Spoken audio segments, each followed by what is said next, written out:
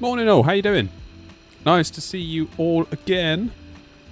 Welcome back to Heathrow. So today, for those of you that don't know, we're starting our European capitals tour. That is basically going to all of these countries on the map, and you have to do it in order.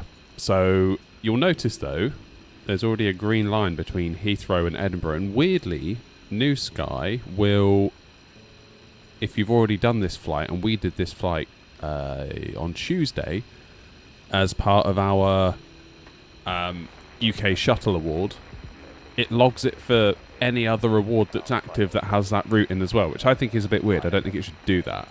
So in the spirit of completeness, we're going to start at Heathrow, do this flight again to Eddie, then Eddie on to Keflavik, and that's probably what we're going to get done today. Then obviously it goes on and on and on. Like, Grumpy's done a hell of a job with this. I mean, look at all these routes he's put in. Obviously Nook all the way back to wherever that is, EKVG, where is it? Vagar? Is that the Faroe Islands? I think basically you put that one in to kind of just break up this massive route. Then we sort of go on EGNM, Oslo, Helsinki, Berlin. Never heard of that place. Essenboga. Then Athens. And so on and so forth. And it just goes on and on and on and on and on, and it ends back at Gatwick.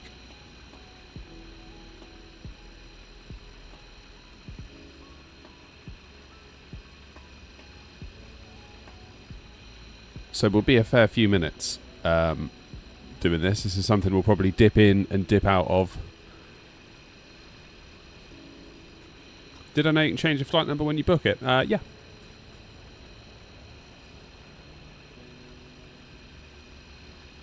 Oh wait, and that won't count it, you mean? Is that what you mean, Philip? Hey, Nourish. First chatter in Twitch of the day. But yeah, we're going to do this route again. Heathrow to Eddie. And it's actually quite quiet at the moment. Where am I? Let's go and have a look. That's in radar. Oh no, there's a few more on the ground. There's literally only me and one other when I first joined. I'm on 509. Someone's next door to me. That'd be Ellis. Yeah, starting to get a bit busy. You never know, we might get some ATC in a minute. As for the route up, we've got Scottish Control on. And then, what's going on at Eddie? Is it 06? Yeah, 06. So, Unicon to start. Hopefully, Scottish will stay on for us. You never know, though. Looks like people are taking off 27 left. People are landing 27 right, which is weird because Simbrief told me to go 27 right, but we'll change that ourselves. We'll fall into line and do a 27 left. That's fine. Morning, Gnome. Someone passed the coffee. Oh no, what's happened, Gnome? Is it one of those days, is it? I need fingers and toes crossed today, by the way, you lot. The car's in the garage. For a, I'm not entirely sure what it is still. Cheers, Vix. It needs a rocker cover. Anyone know what that is? Hey, Brim's putting in the hours. Good to see it. Yeah, MOT, and then it needs a rocker cover, apparently, because it's weeping oil. And then the oil's sort of flowing out over the engine and going down onto the manifold, where it then burns. I said to the guy at the garage, I was like, does that have to be done? He's like, well, yeah, pretty much, because yours isn't all that bad, but I've seen one worse than yours, and it ended up catching fire. I was like, oh, better do it then. No worries, Bobby. There's plenty of time. We're not going anywhere yet.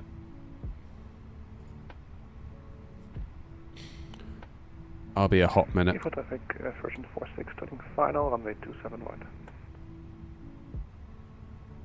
Oh, I finally wrapped my pedestal Ta-da! Here it is. And I've got my new 3D printed mount on. There is going to be a video on the channel where I go through how it all works, but it does seem to be working rather nicely. So that's good. 10:30, Bellis.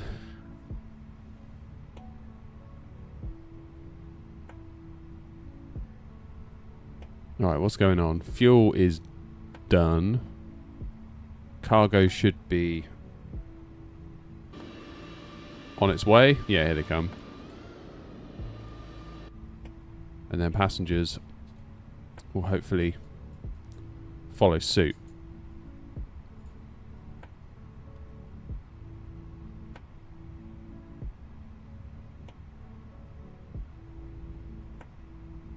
Bobby, to answer your question, sometimes I don't know where I'm going until the day.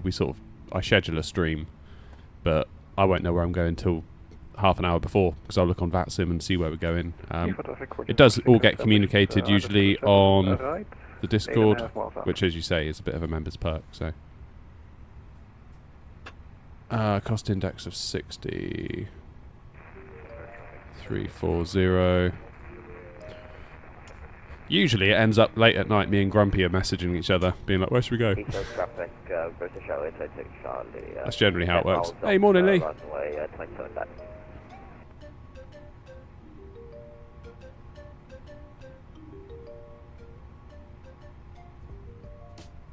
I need to remove this song from the playlist. I really don't like it. Every time I hear it, I'm like, oh, bloody hell, it's this one again. Don't like it.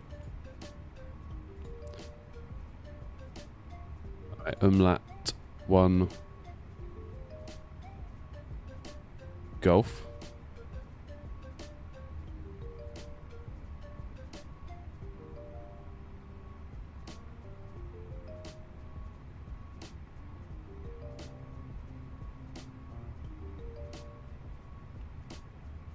Then into Eddie, we're expecting 06 on, you guessed it, in pit 1 Echo. 24 degrees already in the shed this morning. Literally just got the shed fired up and already it's like very hot.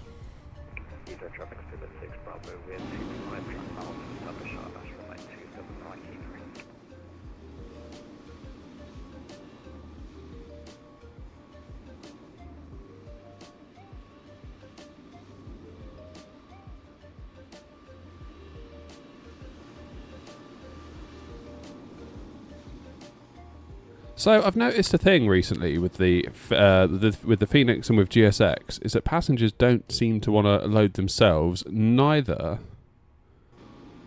do the cargo doors shut themselves once the cargo lot are finished. Unless they do this time.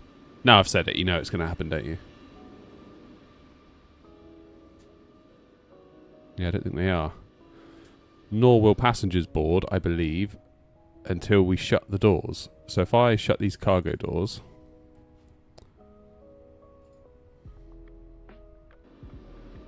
There they go. Traffic, British Airways 76 Charlie, 7 miles out of runway 27 left.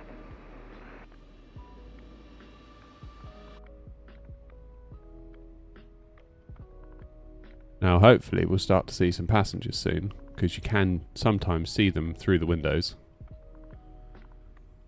Although maybe not today for some reason.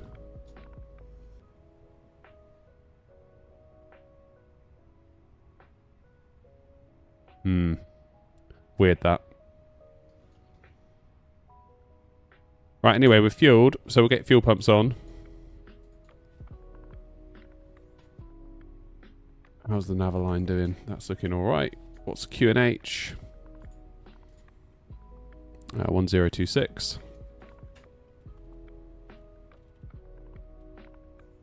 Lots of high pressure at the moment.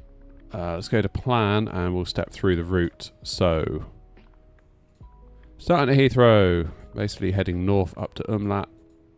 And we continue north, Welling, Elvos. That's near Manchester, isn't it? Trent. And then in Pip.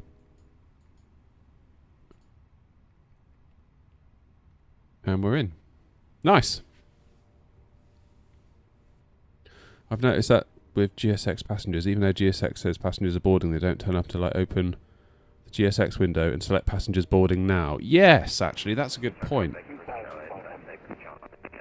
2,500. Passengers boarding now.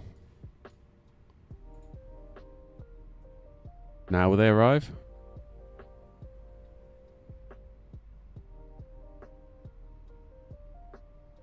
Don't know what's going on there then.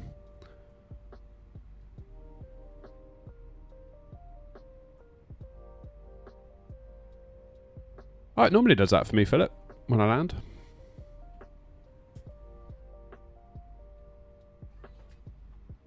Here we go. I can hear them. For traffic speedboat 415 overhead Auckland 6,000. Oh, you can see them like, walking through the bridge. Joining you left, There's that insane realism again. Brilliant. So good.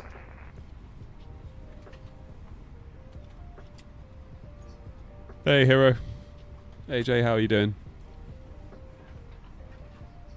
Good morning. Good morning. Hurry up and get on. Hello. Hello, hello. Welcome, welcome. Take your seat. Shut up and sit down. Time to go. Sit down. Right. Charts. Above 3, below 6, above 4, below 6, and 6. Hello. Hello.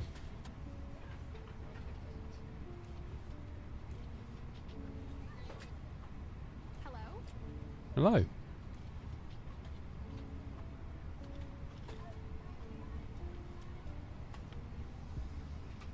Right, come on. Here we go. 6 in the window.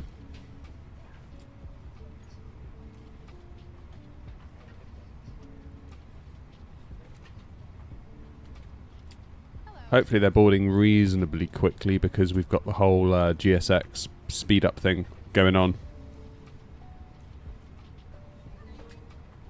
Hello, Lee. Hello. This way. Welcome. This way, Lee. Come on. Get on. Sit down, Lee, for goodness sake. Got a schedule to keep. Welcome on board. Did I hear about the Air India crash? What are my initial reactions? Yeah, of course I heard about it, and just very, very sad. I have no reaction beyond that. May I see your boarding pass? Yeah. Just very sad. Hello. Eastern traffic speedboat 6 Bravo, establish on left 27 right with speed 160 knots until 4 via main key track. This way. This way, Lee. Come on. 42.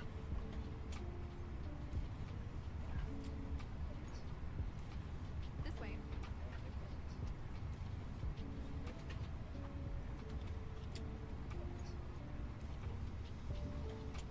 Welcome on board.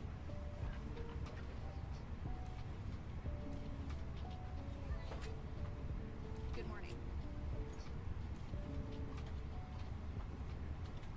I know it increases realism, but I really don't like waiting for GSX.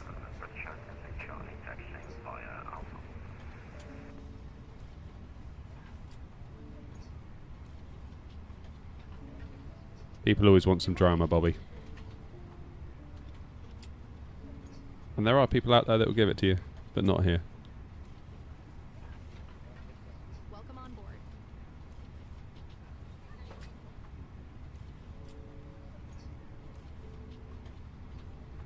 Right, let's get that APU fired. Hello. In the interest of time, then we can hopefully get going. Because I think New Sky gives us 10 minutes either way. Morning, Roy. The summer is magic. The summer's hot, and I don't like it. Not to put too fine a point on it. Bravo 5 miles 27 right. I don't like it. I'm too hot. I don't like it. Massively overrated, Welcome summer. on board.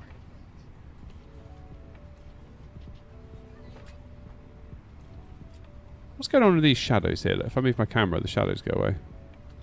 Welcome on board. That's weird.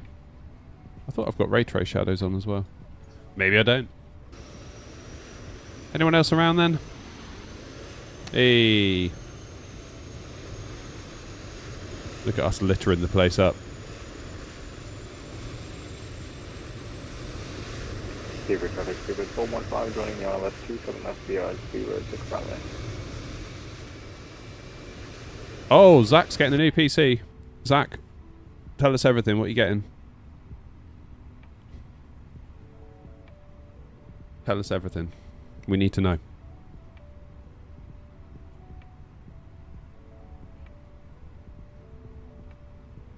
Ah, Gnome, of course. Keflavik 6 Bravo, landing runway 27 right. Yeah, don't blame him, Brim. A dog's struggling as well. Zebra traffic, Zebra 415. Definitely struggling. 11 Heathrow approach just came on. Like, it's not wild, the heat, but it's hot enough. Oh, Heathrow approach on 119. 730.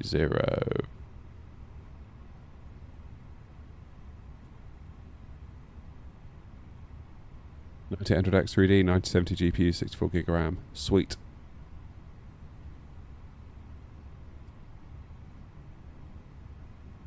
What is the ATIS saying? Because apparently we have an ATIS. Nothing yet. Might need a minute. I guess we can always tune at 1288080.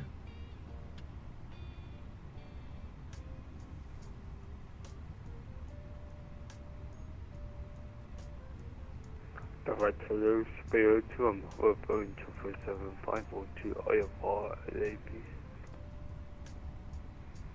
Precision level, flight level 70, data link clearances are available, surface wind variable 2 knots, visibility 10 kilometers or more, no clouds detected, temperature plus 24, dew point plus 14, QNH 1026 hectopascals.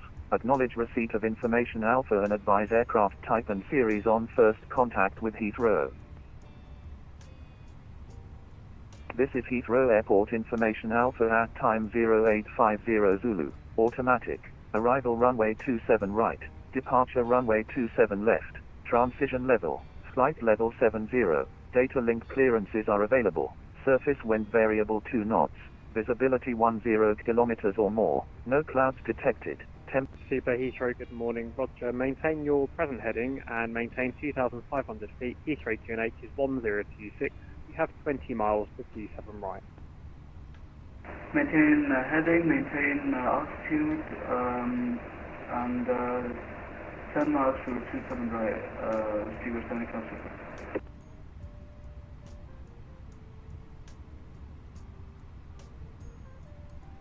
What are we supposed to call him? Heathrow Director, isn't it? Yeah. River 785, turn right heading 180 degrees. Turn right heading 180 degrees, 075 Super.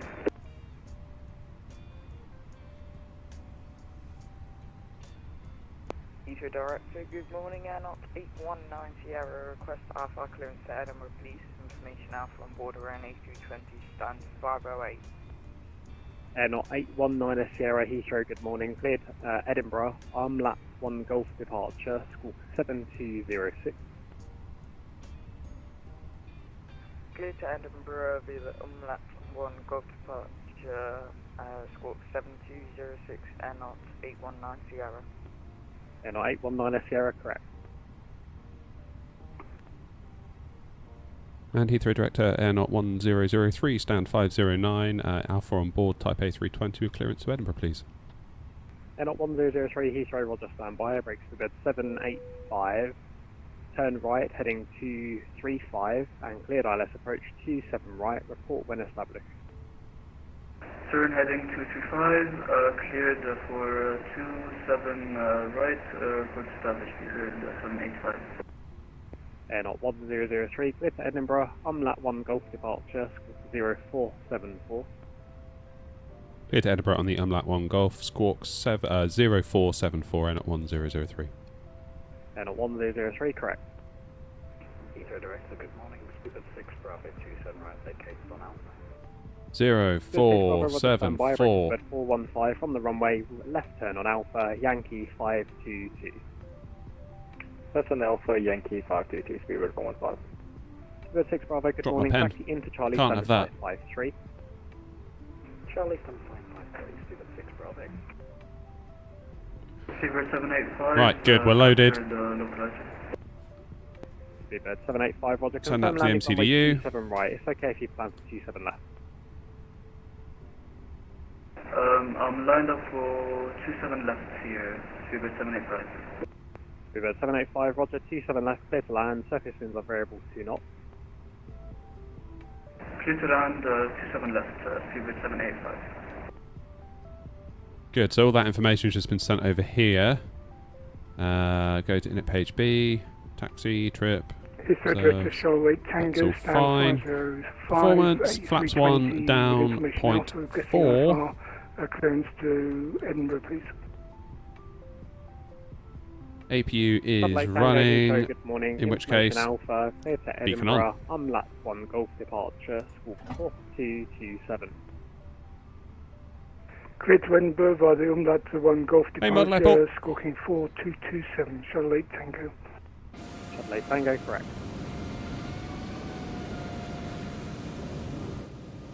Heathrow Director, good morning. Quality 2-3 Delta, Oban 603 with Alpha, requesting to go into Edinburgh as well. So 737-800. everyone's going to Eddie. Quality 2-3 Delta, Heathrow morning, clear to Edinburgh, umlaut 1 Golf departure, squawk 3217. Clear to Edinburgh, umlaut 1 Golf departure, squawk 3217, quality 2-3 Delta. Quality 2-3 Delta, correct. Departure check completed. Bypass pin inserted.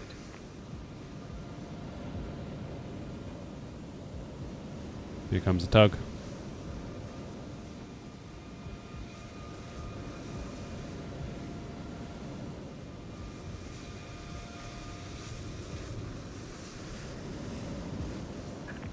Locking gear.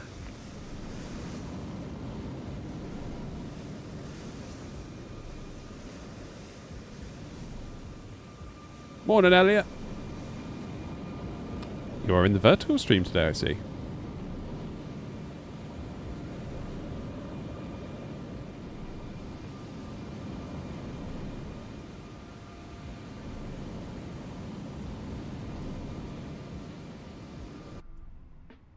Happy days. Good. Right, let's get ourselves yoke cammed up. Heathrow Director AirNOTT 1003, stand 509, ready for push and start. AirNOTT 1003, the QNH 1026, stand 509, push and face to the south. QNH 1026, push and start approved, facing south, AirNOTT 1003. That's going to be nose left, tail right. AirNOTT 819 Sierra from Heathrow. Go ahead, AirNOTT 819 Sierra. AirNOTT 819 Sierra, how long till you're ready to push? We're ready to push now, AirNOTT 819 Sierra. We'll just stand by, break AirNOTT 1003 from Heathrow. AirNOTT 1003. Hello, have you already started the push? Literally this second, I'm afraid. Roger, that's fine. Are you using GSX? AFAM. Roger. AirNOTT 819 Sierra, hold position, QNH 1026, company traffic push in or call you back 3-4 minutes. QNH 1026 will hold position due to company, AirNOTT 819 Sierra. Sorry. I'm not sorry. Bluebird 785, welcome to Heathrow. Taxi left turn on Bravo, then Delta, stand 564. Left on Bravo, Delta, stand 564, Speedbird 785. How's it going, Jack? Heathrow Director Charlie Tango on stand 505 with information Alpha, request push and start. Shuttle 8 Tango, QNH 1026, stand 505, push and face east. Push and start, facing east, Charlie Tango.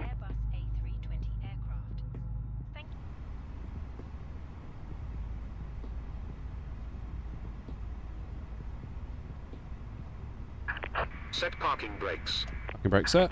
Unlocking gear. Auto brakes max.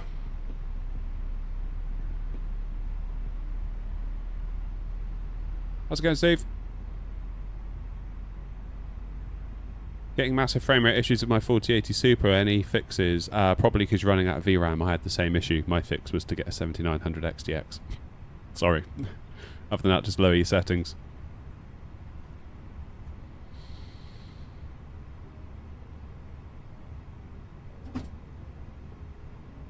Okay, engine number 2.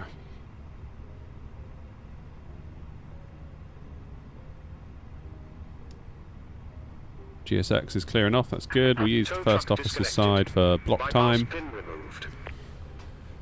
I normally, my flow would be to leave the fuel pumps off until we're fueled, and I don't really turn the APU on until about a few minutes before we're ready to push.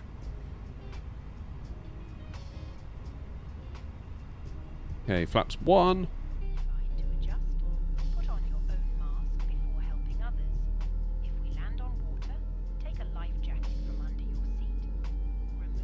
AirNOTT 819 Sierra, after the company 320 taxis away left hand side, stand 508, push and face south. Start approved, face south after the company moves away, AirNOTT 819 Sierra. Timber 785 Super, can you just give me taxi instructions? Timber 785, slightly unreadable there. The taxi instruction was Delta, stand 564. So Delta 7564, 0785 Super, thank you very much. AirNOTT 1003, ready for taxi. 603, QNH 1036, crest push and start. Two stations, quality 23 Delta, roger standby, break AirNOTT 1003, taxi Alpha and hold at Lomond. Alpha, hold Lomond, AirNOTT 1003.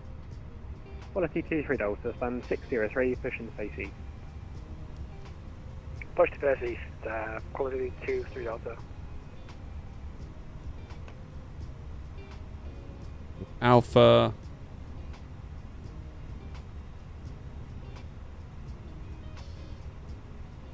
Lomond, that's all the way down the end. Nice. We've got ages to go yet.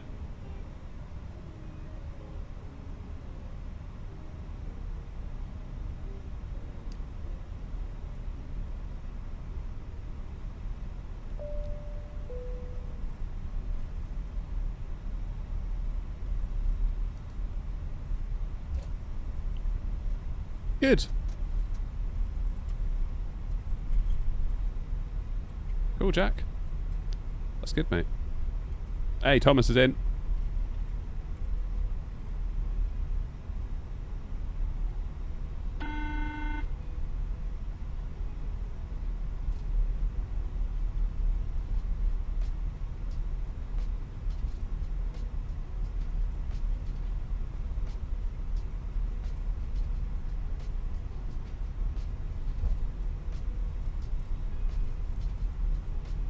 .2 degrees now.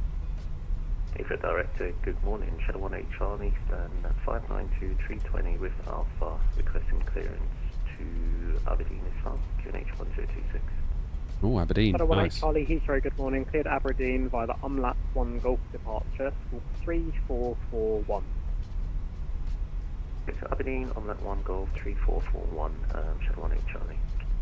Shadow 18 Charlie, correct.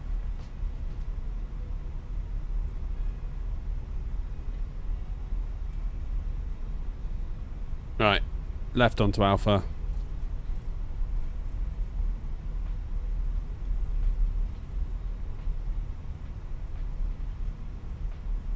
And Director Shadow 18 Charlie, fully ready for pushback and startup. Shadow 18 Charlie, stand 592, push and face south. 592, push and face south, Shadow 18 Charlie.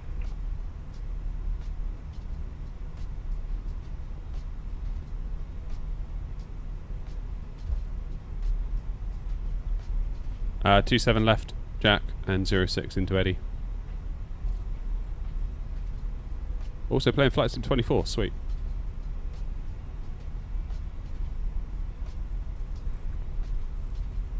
Speedway 2 Bravo, if finalizing on stand 542.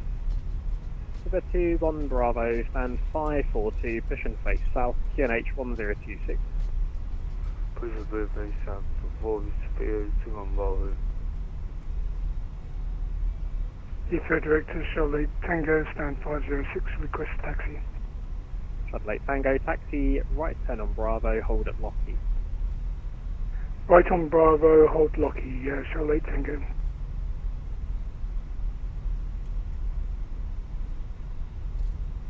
It's a simple taxi at Heathrow normally, but it is a bit boring, isn't it? At least like Gatwick, it's kind of, you know, Quebec Alpha, Lima, Papa, or Alpha November. Quality 2-3 Delta, request taxi. Quality 2-3 Delta, taxi Sierra, hold at Sierra 1. Sierra, hold Sierra 1, quality 2-3 Delta.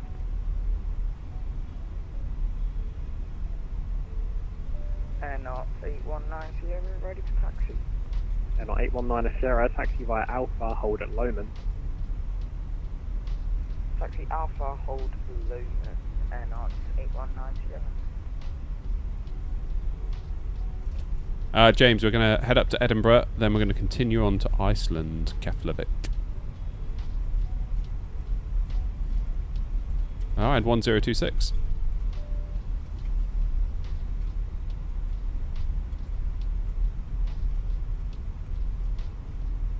What's going on in my frames?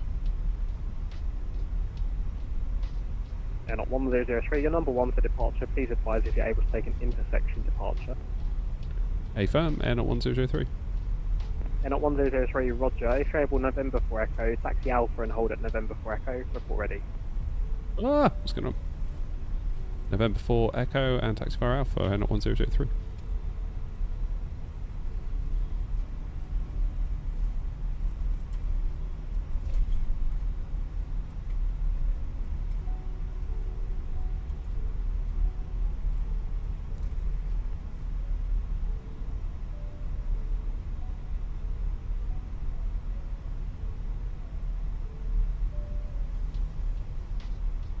Director, just confirming that as November 4 Echo, AirNOTT 1003. AirNOTT 1003, A firm. If you are able, November 4 Echo, hold at November 4 Echo, please advise if unable. Roger, okay, that's fine, 1003.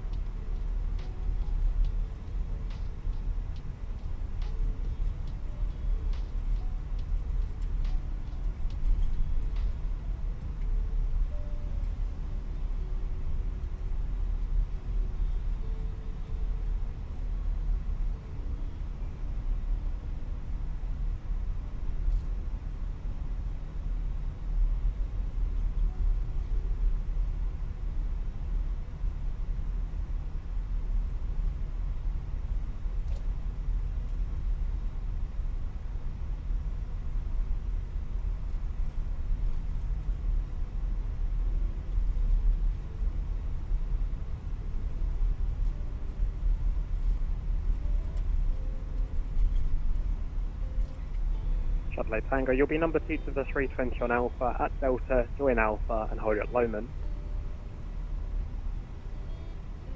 Switch to Alpha, hold Lomond, Charlotte Tango.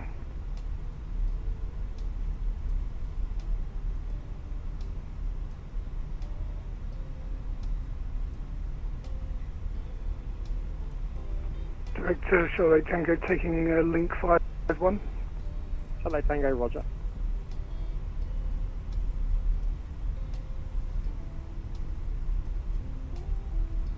There's November 4 Whiskey. I would try and reconfigure my plane to do a flex departure based on the new runway length. Struggling to find what I need.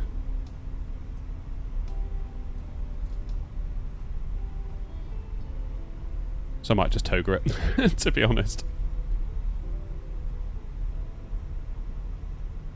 Here we go, November 4 Echo.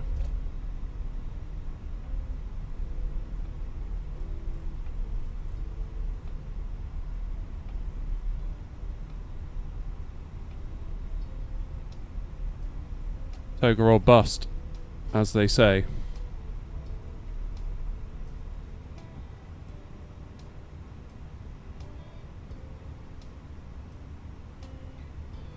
2702.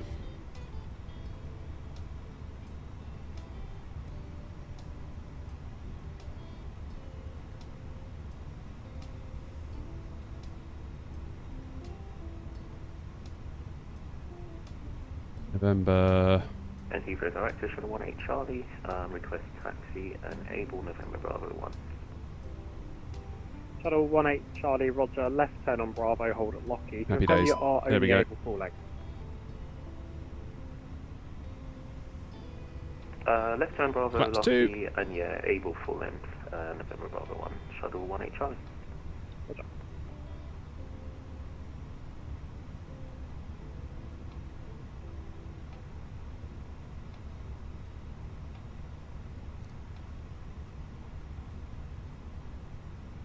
AirNOTT 1003 holding November 4 Echo. AirNOTT 1003, roger, report ready for departure. Yeah. Ready for departure, AirNOTT 1003. AirNOTT 1003, from November 4 Echo, 27 left, clear for takeoff. The last known service winds were light and variable. By November 4 Echo, clear for takeoff, runway 27 left, AirNOTT 1003. Quality 23 Delta via Sierra 1, line up 27 left, caution 1 intersection, departure ahead at November 4 Echo. Via Sierra 1, line up 27 left, copy the traffic, quality 23 Delta. Speedo 21 Bravo, request taxi, we need to full length. River 21 Bravo, roger, taxi left turn on Bravo, hold at Lockheed. Bravo, hold side, okay, what? Speedo 21 Bravo. AirNOTT 819 Sierra number 3 for departure, taxi Alpha and hold at November Bravo 2 Echo.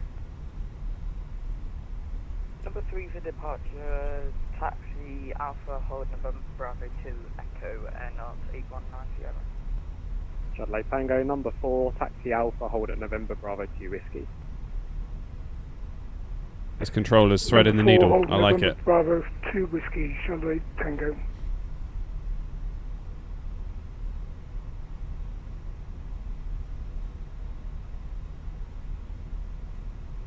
Not loving those stutters though. Ugh. Clear for takeoff. Charlie, taxi via link 28, hold at November Bravo 1. Link 28, hold at November Bravo 1, and we picked up a QNH at 1025, confirm. Shuttle 18 Charlie, I've got no information on my controller here, but on the ATIS I think it's 1026, just confirm 1026.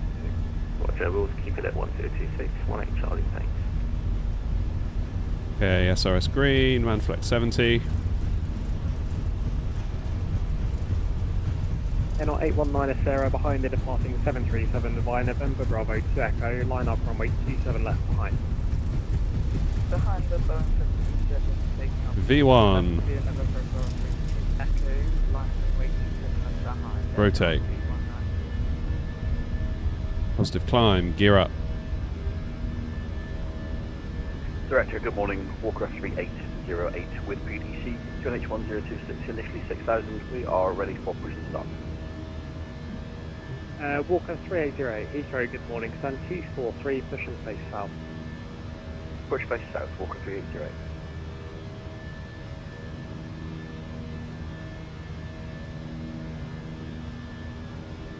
AirNOTT 1003, report your passing altitude. 1,400 feet, AirNOTT 1004. 3. AirNOTT 1003, roger, maintain 6,000 feet upon reaching.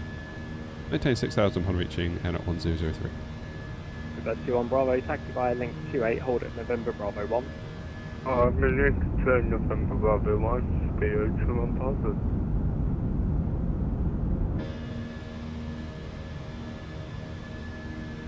Happy days. Edinburgh, here we come. Heathrow approach, good day, EV103, this is 7,000. EV103, Heathrow, good morning. Report your passing level and aircraft type. Information Alpha is current.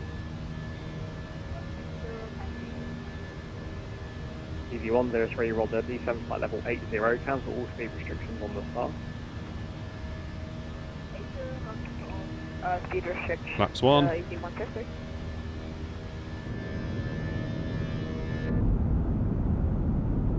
Quality 23 Delta, 27 left, surface winds are light and variable, clear for takeoff.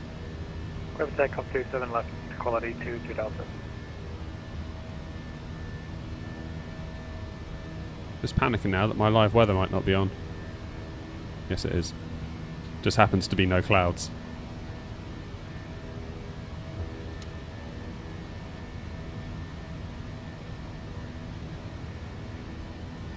Flaps away. Just following those flight directors. Lovely. Tango behind the departing 320 from your left-hand side by November Bravo 2 Whiskey. Line up 27 left behind. Line up behind the aircraft to my left, 27 left behind, sorry, Tango.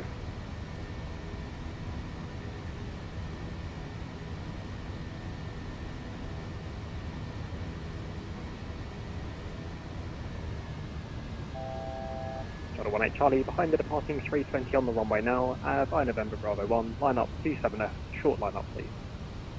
Behind the departing A320 on the runway, line up behind, short line up, 27 left, Shuttle 18 Charlie. There we go. We'll let autopilot take it from here, shall we? AirNOTT 1003, fly heading 325, climb now, flight level 140. Heading 325, climb now, flight level 140, AirNOTT 1003. Easy 103, fly heading 120 degrees.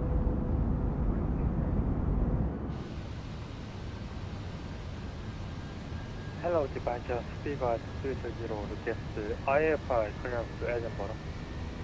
Aircraft is the 772 and 305. Ribbit 320 Heathrow, good morning, Roger, standby, break quality 23 Delta, report your passing altitude. Sorry guys, I realise I'm being quite a bad host at the moment, just focusing on this departure. I will catch up with all of your lovely messages very soon. 140, quality 23 Delta. AirNOTT 819 Sierra, 27 left, surface winds are light and variable for this takeoff. Good takeoff 27 left, AirNOTT 819 Sierra.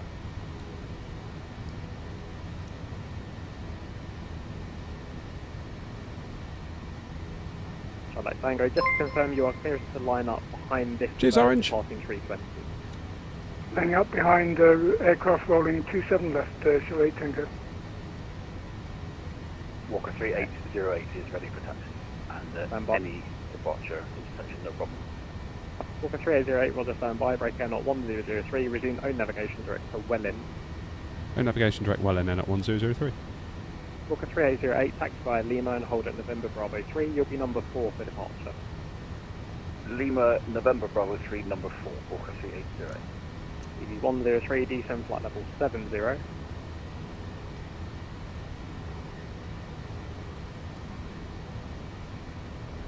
AirNOTT 1003, there's nothing further now, monitor advisory 122-8, have a good flight, bye-bye. 22.8, thank you very much indeed, AirNOTT 1003.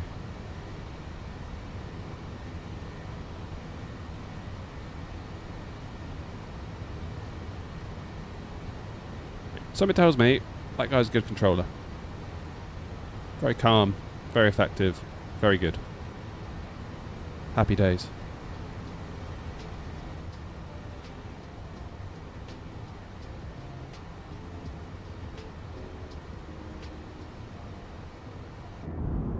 Placing traffic right now, 552, pushing back, stand 6, facing south. Hey Macabell, how are you? Right, what have you all been saying? I feel like there's been loads of messages, and I've not been able to reply because I was busy. People saying about VATSIM, yes there is an exam, talking about Xbox. Yeah, there is a, so the Thrustmaster HOTAS T-Flight 1 I think it's called, that white stick that I was reviewing on the channel around the launch of Flight Sim 2024, that's an Xbox compatible stick, and yeah, not bad for 90-ish quid. Oh! I thought we were going to crash then. Do you see the sim lock up? That was a bit worrying. Very well, thank you, Macabell. Would I prefer a 5070 or 7800 XT for MSFS 24? I mean, given that they both got the same amount of VRAM. Oh, hang on. What does the 5070 have now? I can't remember. Is the 5070 16 now, or is that still capped at 12?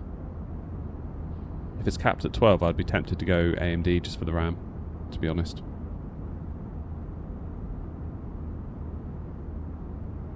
Gamer Clark's in. Good morning.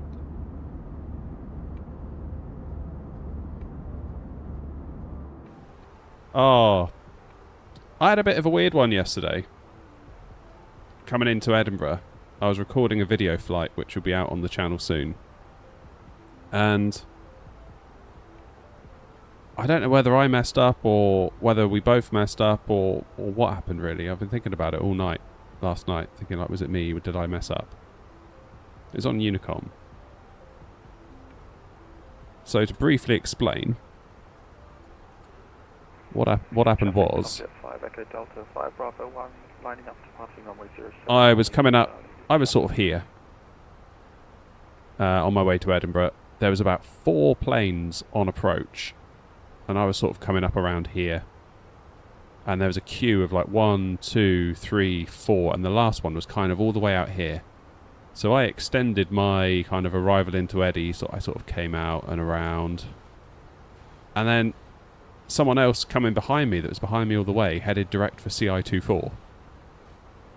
And I was at 3,000 feet all the way from here, basically, just kind of trundling around. Got in touch with Tower, made my final call that I was, going to direct CI24. Got in touch with Tower. And then, like, at the last minute, I noticed this EasyJet plane kind of coming towards CI24, and I was like, it looked like they're about 5,000 feet above me.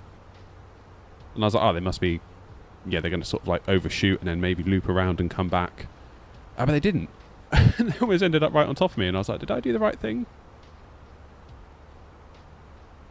I guess I could have gotten out of the way. But I just didn't think for a minute that they were actually going to commit to, like, coming right in on top of me. Like, I had a TCAS warning and everything. So I don't know. I don't know what to make of that. Losing traffic, runner 552, taxiing Bravo. I felt like I was just trying to follow the flow that was already in place, rather than doing that very same thing to those in front of me. I guess we'll never know.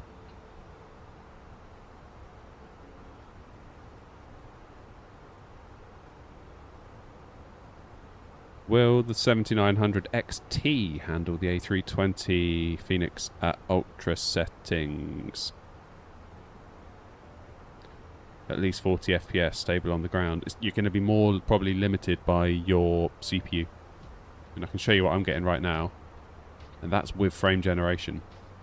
So cut that in half to get the actual number. So about 40 in the air. But yeah, I can't guarantee you 40 on the ground. Like, that's the dream. I see people on Facebook that have got like 5090s that don't even get that because their CPU won't let them. There's no rule on 122.8 and that's the problem. Yeah. Dominic's, this is 24.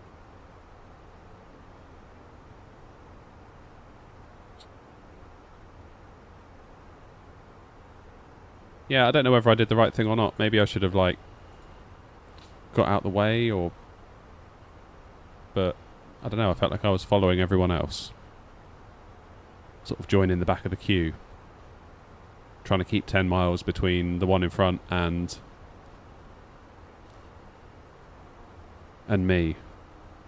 And then all of a sudden I just see this plane come, and I was like, oh my god, like TCAS goes off. Dan, well, the controller, there was no controller, it was Unicom. There was a tower controller, and I got in touch with Tower, and then I hear the tower controller saying, you're to the other guy, you're right on top of another plane, you probably want to go out around and contact me again when you're... Yeah, it was a weird one.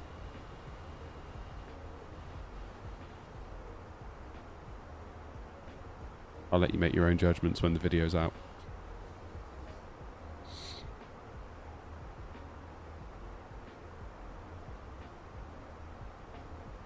I was trying to think if it's the other way round. If I was coming into CI24 and I could see a plane that had joined a queue of other planes and was sat at 3,000 feet for ages inbound to a waypoint, and I was coming down like a rock. I don't know. Nice enough guy. There's no trouble about it. I messaged him afterwards to be like, hey, sorry if there's any problems. And it was like, oh, I thought I recognised your voice, blah, blah, blah. So, yeah, like, no problem.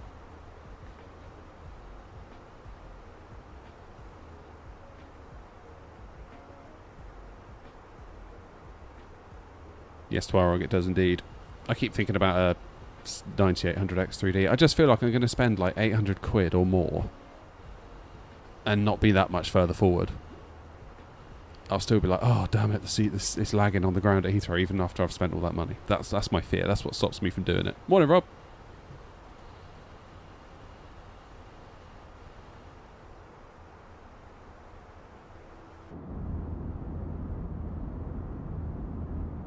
Has your card arrived yet?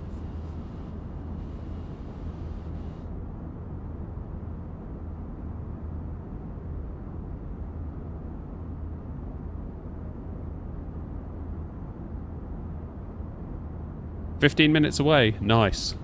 What did you get? Did you get Founders? Or did you get a thingy? An AIB?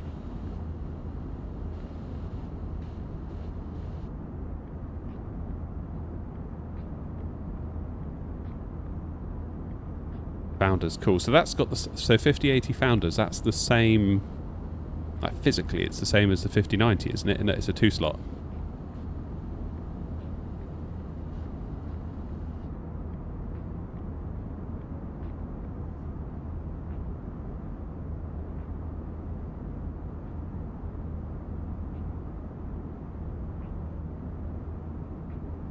Nice, yeah, that's cool. I mean, I'm happy for you, Rob, but it's probably not going to be as good as my Hellhound 7900 XTX. I'm looking at it now.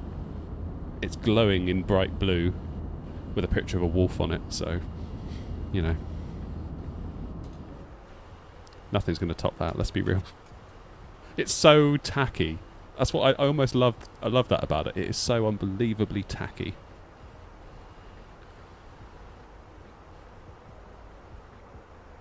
Just like the bright blue, like the stupid graphic of a wolf, like snarling. It's like, yeah, graphics. I adore it.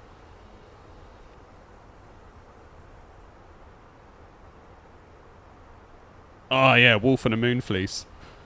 I'm part of a Facebook group that like spots people wearing those. It's so funny. There was like a mother and son wearing them, and it was like, you know, mother and her cub searching for food. Like a picture of them in the supermarket.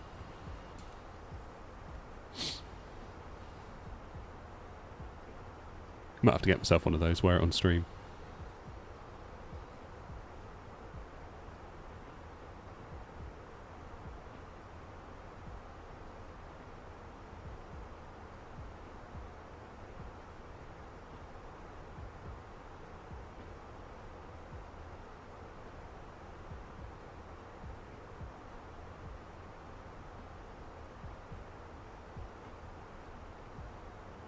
You got the 5700X. Is that in CPU, Macabell?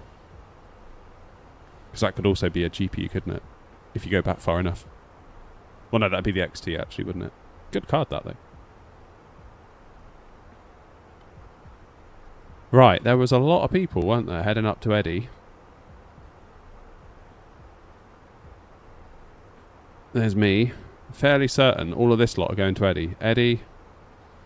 Eddie. Eddie. Eddie. Eddie. Aberdeen.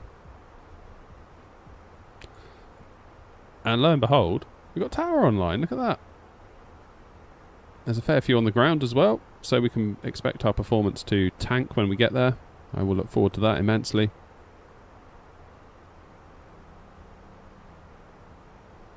Hey, Gino.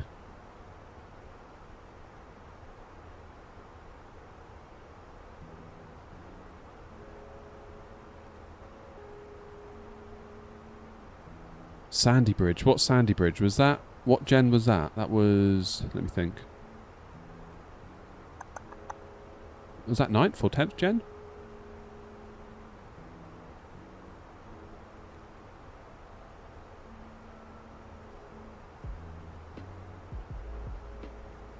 Second gen? Second gen i7? Or 5 or whatever. I've got a first gen i7 up in the loft. Nahalem, was that the code name? Nahalem?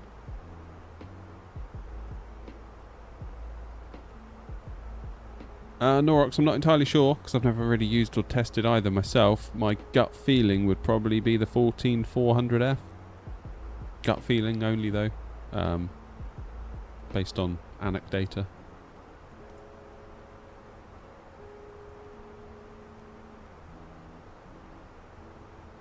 Gina, we're going up to Edinburgh now, and then we're going to go from Edinburgh, hopefully, to Iceland. We don't have any scenery for Iceland. So we're going to have to make do with the default. I did think about buying some, but then I'm going to end up just like spending all my money on bloody scenery and have no money left. I'm supposed to make a profit here, not spend it all on scenery.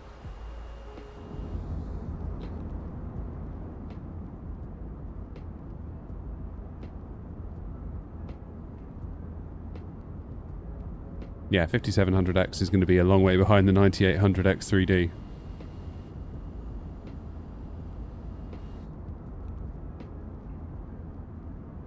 Yeah, Jack, you have to kind of, well, not necessarily the next stream. We might kind of park the tour and, I don't know, do some Ryanair ops or something. But yeah, the next time we revisit this European Capitals tour, then yeah, it will be from Iceland, and then we'll go to Greenland. I'll show you the route. My Airlines, AirNOTT, Awards, Euro Capitals. There we go. Heathrow to Eddie, that's what we're doing now. Then Eddie to Keflavik, Keflavik to Nuuk to Vagar, Vagar to Oslo, and it just goes on and on and on. So much so that I don't think... Oh yeah, does it all fits in this list eventually. But yeah, Grumpy Grumpy went to work on this one. I mean, look at all those routes. I'm very grateful to him for doing this, because I wouldn't have the time to set all this up. So we've got Grumpy to thank, and he also wrote all the descriptions and all that sort of stuff. So any problems, take it up with Grumpy.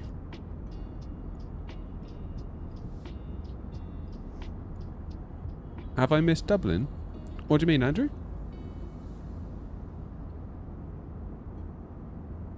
Departing Dublin to Edinburgh. Nice one, Dylan. See you there. Yes, Elliot, I am. Amazing. However, it does tend to kill my PC. What does New Sky do? So New Sky is a piece of software that hosts the virtual airline. So for example, like, get yourself a New Sky account, download the app, and then you can just search to start joining virtual airlines. And these are all the ones that are on here, like Osprey, British AV Geek. They're on here. There's us. We're on page 1 now. I was so pleased when we got to page 1, but now I don't know how far we are. New Sky Academy doesn't count, not really. Lufthansa 1, 2, 3, 4, 5, 6, 7, 8, 9. Oh, we're nearly in the top 10. We're number 11. And it just goes on and on and on. And there's all these airlines you can join. So once you've got yourself an account, you can apply to join all the different airlines. And it logs your score. So for every flight, you'll get an out of 10 score.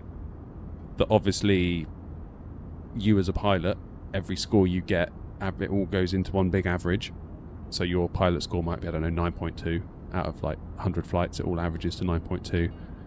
But then every flight you do for each airline contributes to the airline score. So you see our score here is 9.19. That's because of all the pilots that have ever flown for us, all the scores they get totted up out of 10, and then it gets averaged out. The idea is that airlines can compete with each other, but it's not done directly with money. Because if you imagine, like, how many pilots have we got? 149. Whereas if you compare and contrast us to Osprey, Luke's got 1,156. So, therefore, they can do more flights. And obviously, you know, more money in the till. So rather than just like the biggest one wins, New Sky is planning to do it. I don't know if they already have done it, but they're planning to do it based on profitability. So it doesn't matter if you do 1,000 flights or 10 flights. If the profitability across those flights is better on the airline that's only done 10 flights, then that airline comes out ahead. That's how small virtual airlines can compete with the big ones. So as the owner of the airline, I can hire and fire. So people have to apply to join. I then get a little message up here in the top. This little envelope will have like a number 1 on it if someone applies. The only rule we have is that we have to have a pilot score of above 8.0, because that just kind of signifies that you can go point A to point B and generally get there okay, and you sort of roughly know what you're doing. Stuff happens though, like people have absolute shockers sometimes, but then so do I, so I don't really hold it against people. I know some airlines might, because like if you were to crash a plane, then that's like a $2 million loss on the airline, or sort of, tail strike is like a $2 million fine, that sort of thing. It just generally keeps you flying at your best, because we're being this, New Sky is logging this flight. So for example, if I didn't have my strobe light on right now and I'd forgot to put it on at Heathrow, it would be saying that we are like, what are we now, 24 minutes into the flight. It would be saying, you've had your strobe light off for 25 minutes. There's a fine of either a points fine, so it might take off 0.5 off your 10 out of 10 score, so you're down to 9.5, or it might fine you some money. If you do a tail strike on landing, it'll take some points off your score, and it'll probably fine you, so your economics for the flight are upside down. There's 2 ways you can do flights as well. So if you go to like my flights, you can go, these are all the flights I've been doing recently. You go to book a flight, you can choose a free flight or a scheduled flight, and you've got free and scheduled for both passengers over here and cargo over here. In an ideal world, if you want to please the virtual airline the most, you would choose scheduled for either. So you would go to scheduled passenger. I'm only joined to my own airline here, so it comes up for me, but if I was on Osprey would appear here. I'll go to AirNOTT, and it then tells me of all the scheduled flights that we have that can be flown. Now, there are more scheduled routes. For example, this route here, let's take this route as a good example. Heathrow to Bergen. A320neo is available to be flown. That's because at Heathrow right now, there is an A320neo, at least one A319, and at least one 738, because as the airline owner, I have to lease airliners. And each time I lease an airliner, that puts a monthly cost onto the airline. Therefore, I need to try and balance the amount of airliners that we have with pilots that are willing to fly routes. So let's say there's one 737-800 at Heathrow. Someone flies that on a scheduled route from Heathrow to Bergen. This 737 will then disappear from being available at Heathrow and will become available at Bergen once it's landed there. Now, the pilot that flew it there could then turn around and fly it back. Or it might be that someone else wants to fly a flight and it's like, oh, I see there's a route from Bergen to Edinburgh. I'll fly that 737 from Bergen to Edinburgh. That 737 is now at Edinburgh. And then it will light up at Edinburgh that it can be taken on a route somewhere. So the plane is where you leave it. I did put a load of 777 freighters at East Midlands, but then people flew them everywhere and never brought them back. So sometimes, a repositioning flight might not be the worst idea occasionally. But if you're ever confused about, where you want to go, sometimes I sort of think about what I'm going to do, and I kind of get like analysis paralysis almost.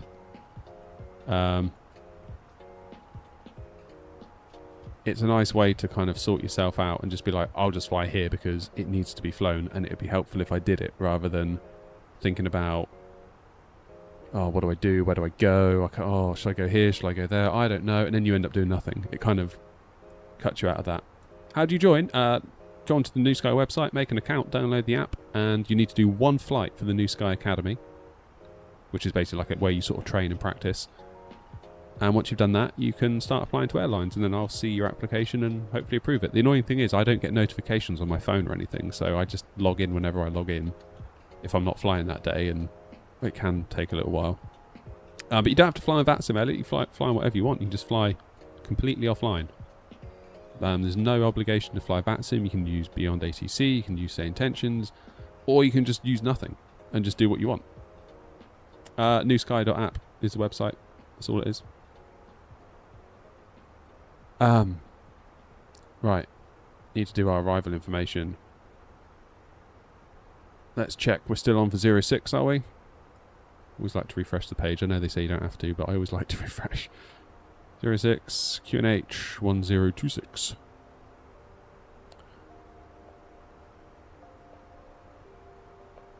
And our landing weight is going to be 60.9 plus 3.7. So that'd be 61.6, 64.6. Check out the maths on me. Low auto brake's not going to cut it, but medium will. Medium auto brake set. Let's go to our performance page, go to the arrival. QNH was 1026 and the temperature is 17 degrees. Wind is 030 and 6.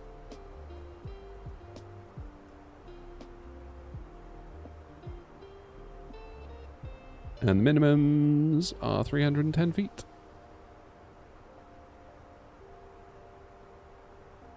It's done. Now the plan to get us into Edinburgh.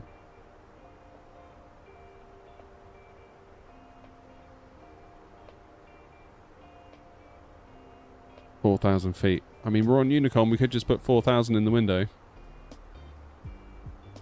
We do have the 737. We've got lots of airliners. But if there's a route that isn't on our schedule, because like obviously I have to create the schedule, or Grumpy helps create the schedule as well. Grumpy does an awful lot. Hey, Grumpy is also called Wasp on YouTube. You might see him in the chat, but I call him Grumpy. If there's something that's not on our schedule, like some people say, oh, I'd love it if I could fly from New York to Miami, but it's not on your schedule. It's like, fine, do a free flight, and then just select our airline, and then you can go wherever you want. Give yourself whatever number you want. Type in where you want to go from, where you want to go to, what aircraft you can take. Only difference is on a free flight is the airline gets slightly less money, but I'm not really worried about that. The plane isn't where you leave it.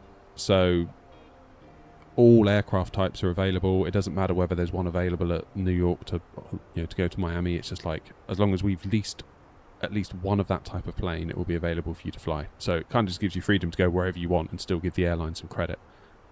But in an ideal world, it would be a scheduled flight that you do. But, I'm not perfect. I can't really talk. I quite often just do a free flight because I want to go where I want to go that day for the stream or whatever. And, yeah. There is a little hack you can do. Like some people, like I've flown in a Ryanair livery on the stream, claiming to do Ryanair ops, but actually I'm logging all the flights as AirNOTT. So we get money for the airline. Don't tell anyone. But yeah, it just adds another layer to the simming. Adds a bit of purpose to it.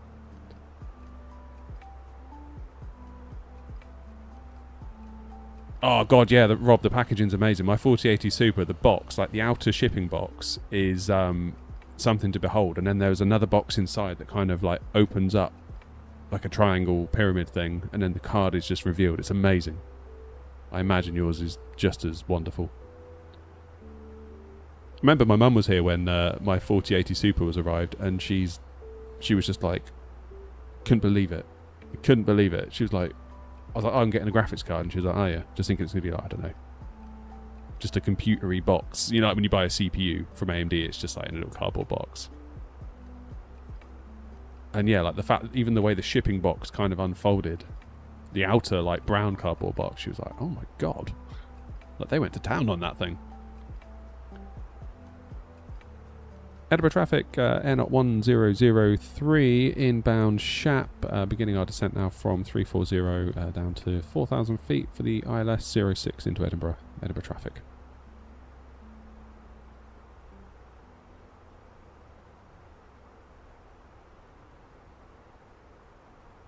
Yeah, so I've got Easy in front.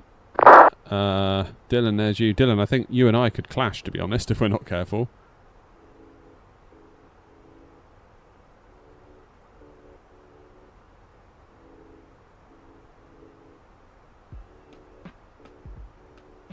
Yeah. Because we are heading pretty much for the same place, aren't we?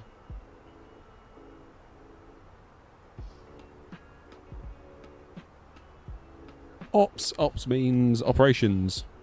So You can hold. I was going to suggest the same thing, but if you're happy to, I'd appreciate it. Because I've got to get to Iceland before the stream ends. And when I say the stream ends, before school ends. Thank you, mate.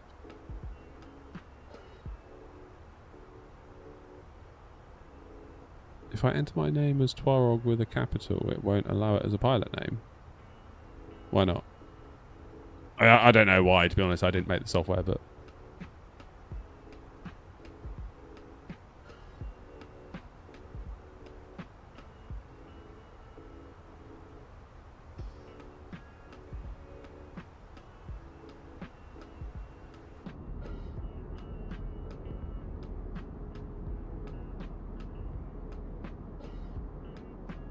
That's a new one.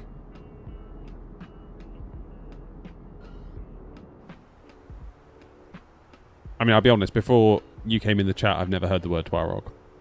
So I don't know if there's like a hidden meaning to it, that it's been put on a list of offensive usernames, I don't know.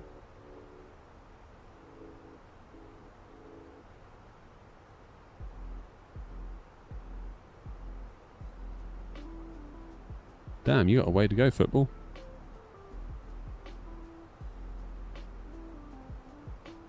Welcome in, Fafa.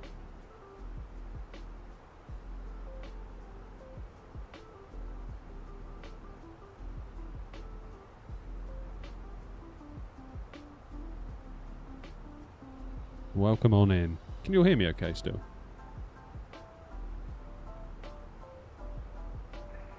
Edinburgh traffic, quality 23 Delta, descending on a flight level 3608, 80 miles from Abbey. We'll maintain 270 knots in the descent. It's a Polish cheese.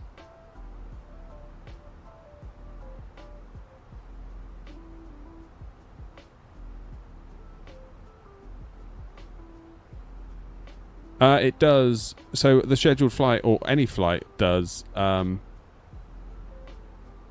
New Sky does come with a flight plan. So you choose your flight, and then you can. I mean, we can't now because we're in flight. But here, over by actions, there's a little clipboard icon. You click that, it will load you into SimBrief, and based on your departure and arrival, it will make SimBrief do you a flight plan. And based on the cargo that New Sky and passengers that New Sky is put on the flight, it will inject that into SimBrief as well.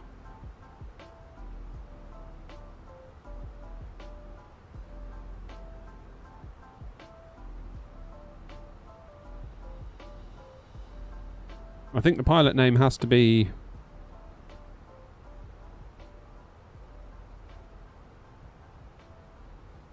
Oh, I don't know. I don't know.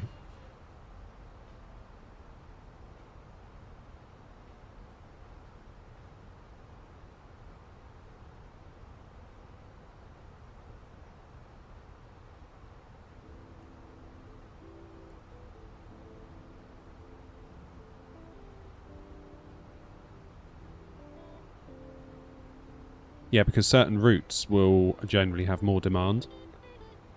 So if you were to do a cargo flight from, I don't know, Bristol Airport to Edinburgh, well, guess what? There's not a lot of cargo that moves between Bristol and Edinburgh, so that you're going to end up with a flight that is quite empty.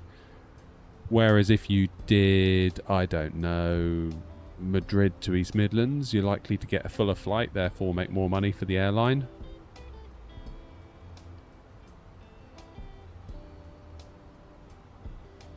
Oh, nice one, Twarog.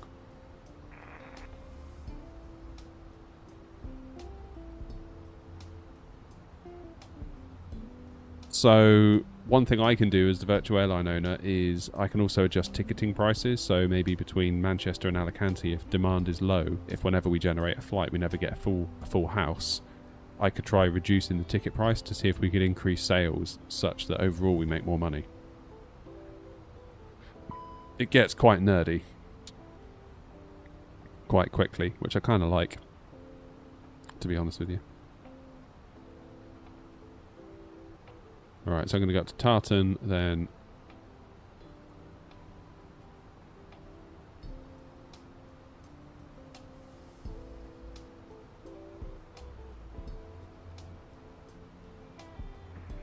Edinburgh traffic, quality 2-3 Delta, descending out of flight level 250 by the MPIP, 1 Echo, arrival 06, descending flight level 70 by MPIP. Hold at Tartan at 070. Let's have a look. Oh my word.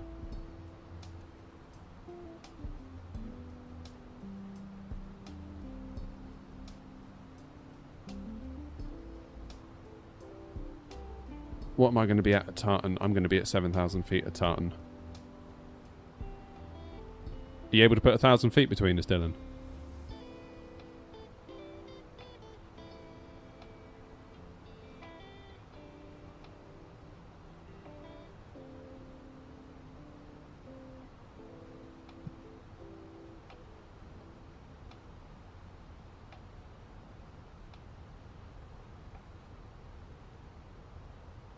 Yeah, I'm just going to basically try and follow easy in front, because if I try and go straight ahead to try and miss Dylan, I'm going to potentially cut up easy as well.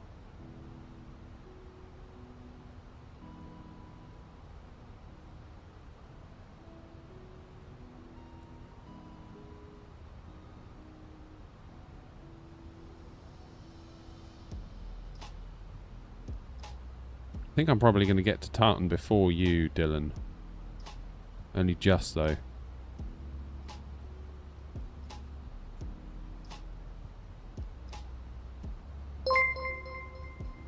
Cheers, Cameron. Thanks, mate.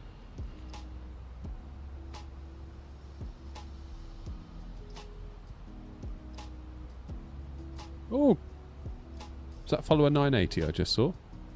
20 followers to 1,000. Sweet.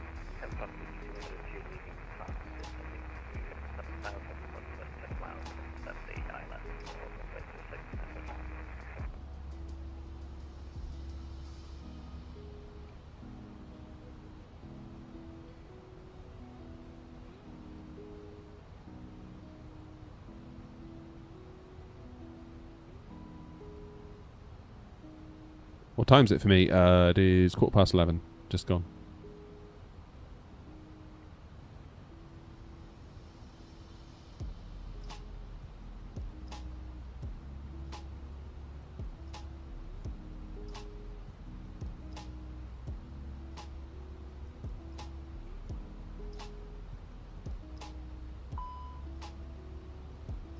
Okay, let's lose that speed brake. Oh, it's going to be tight, Dylan. Edinburgh traffic, quality 2-3 Delta is 7 miles from Exeter, flying 230 knots.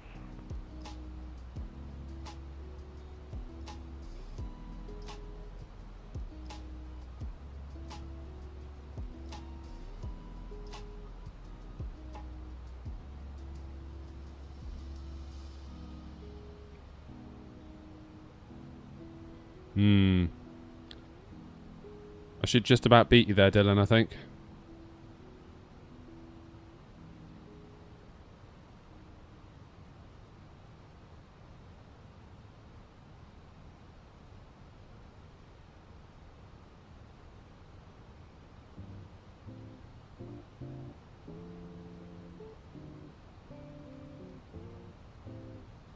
More drag required, I think.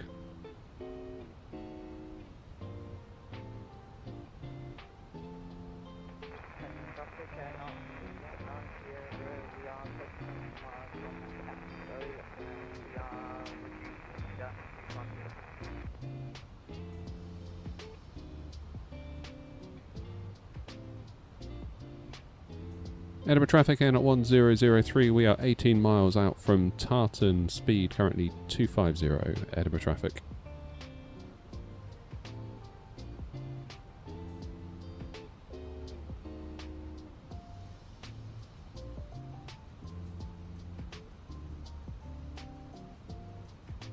Halifax to Amsterdam. You know, I was watching a Steve Marsh video. I don't know if any of you watch Steve Marsh.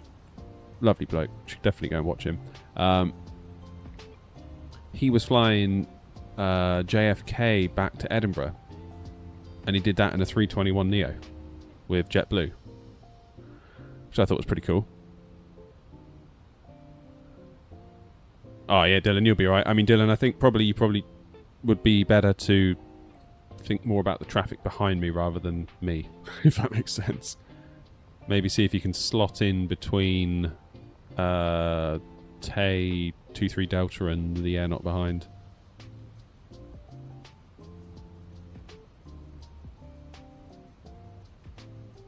Right. Lights on.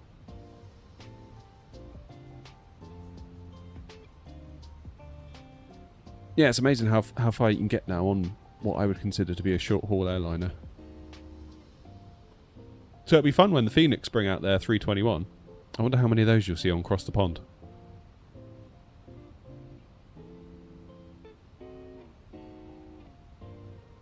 Will do, Rob. I'll have a look when I'm landed. Looks like it, Philip. Yeah. So I did... I haven't done anything special here at all. All I did was 06... input 1 echo via TLA. But even though you put via TLA, it's basically ignored TLA and wrapped you round via TART and then brings you out. I must admit, I did think that was unusual when I saw it.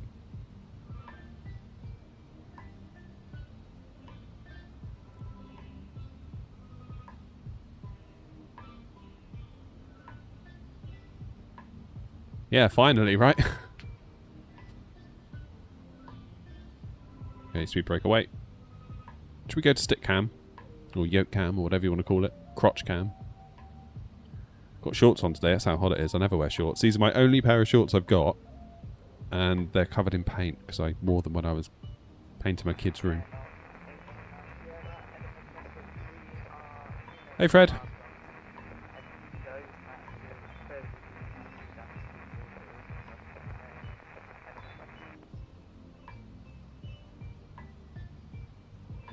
Easy turn in on base.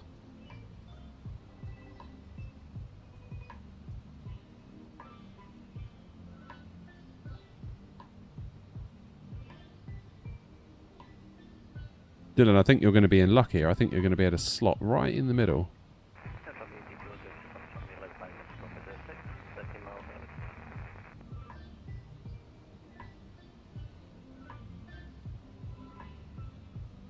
Edinburgh traffic, AirNOTT 1003, we're 7,000 feet, currently turning at Tartan, reducing speed to 230, Edinburgh traffic, for 06 arrival.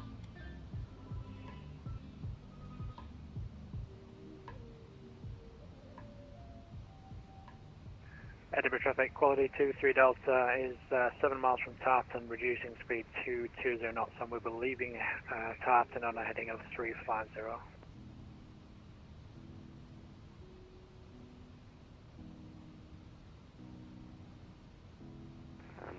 Edinburgh traffic is 31 Bravo, directing to Alpha Golf, Papa Echo Delta, Acpet.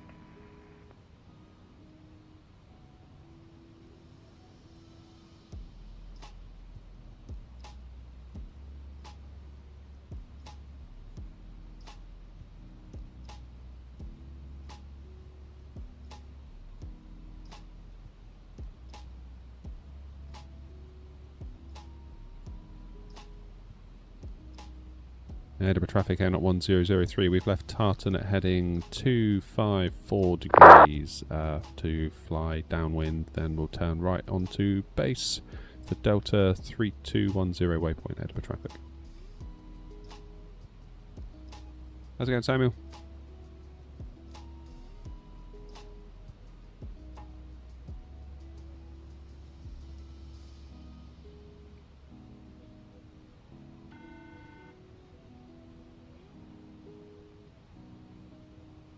And 819 Sierra, the traffic will be planning a hold on Tartan due to traffic.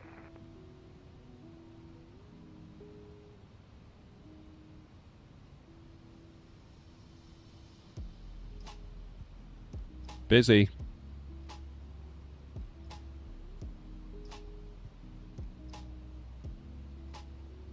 What's the QNH here? 1026 still.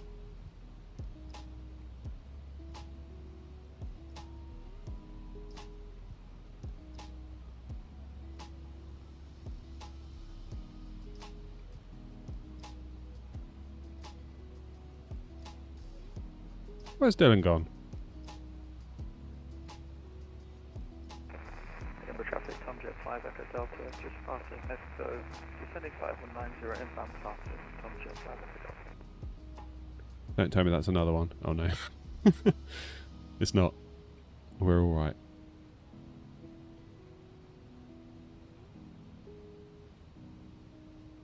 Right, is quality 23 Delta going to cut in front of us then?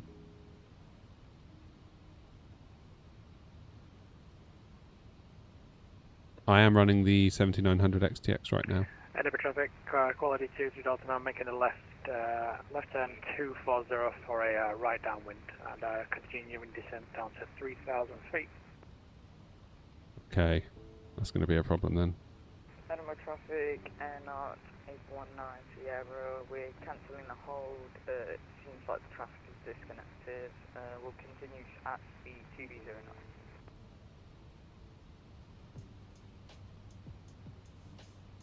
Edinburgh traffic AirNOTT 1003 turning base for runway 06.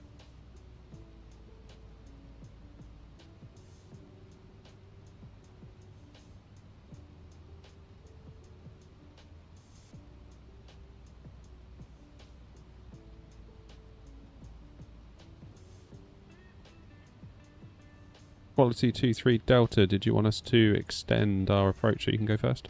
AirNOTT 1003. No, mate, you're good to go now. I've got you on my TCAS. You're 10 miles in front, so you can make the approach and we'll slide in behind. Roger, thanks. AirNOTT 1003.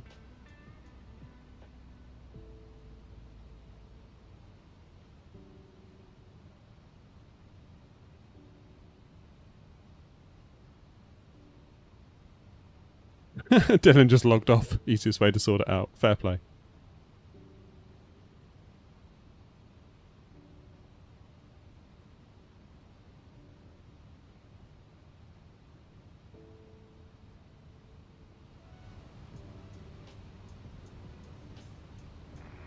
Traffic AirNOTT 819 over, we're going to be leaving Tarpon heading 005 to traffic and then we'll be shortly making a left turn for base Edinburgh traffic. Okay, let's go speed 200. Keep things moving.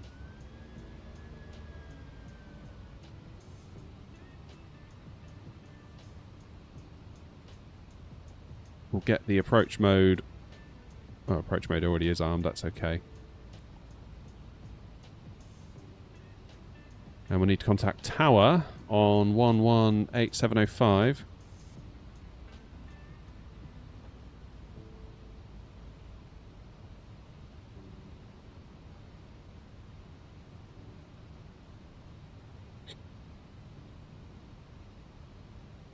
And Edinburgh traffic, AirNOTT 1003, flying right hand base for 06, speed 200 knots, Edinburgh traffic.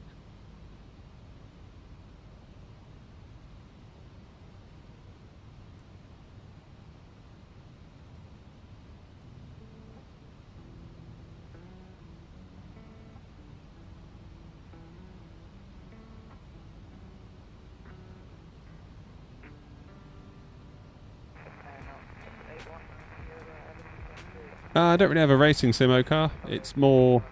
I've got a Logitech G923, but I wouldn't call that a racing sim.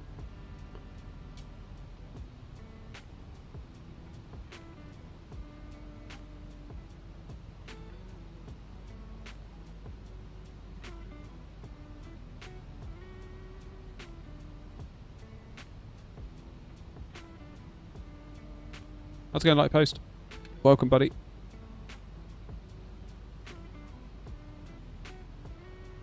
How many miles out? We're currently... Edinburgh traffic, quality 23 Delta, 4,000 feet, turning right base, 06.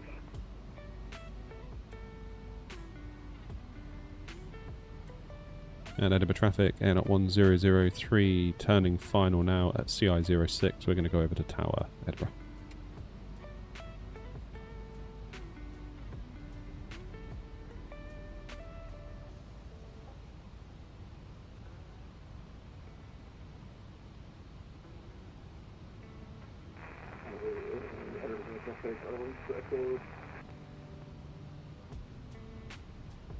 Easy 69 Echo in the for taxi. Easy 69 Echo, taxi holding point Alpha 1, production. Giving way to a Scottish 320 from the left, taxi holding point Alpha 1, runway 06, via Echo 1.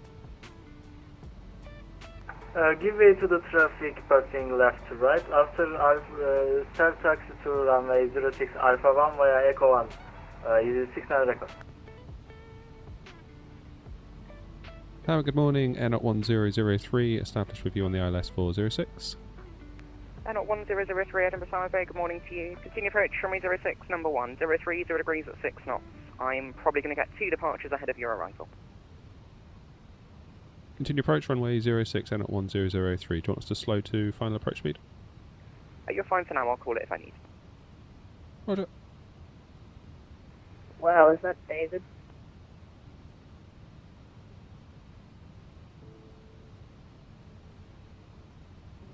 Did I just hear that?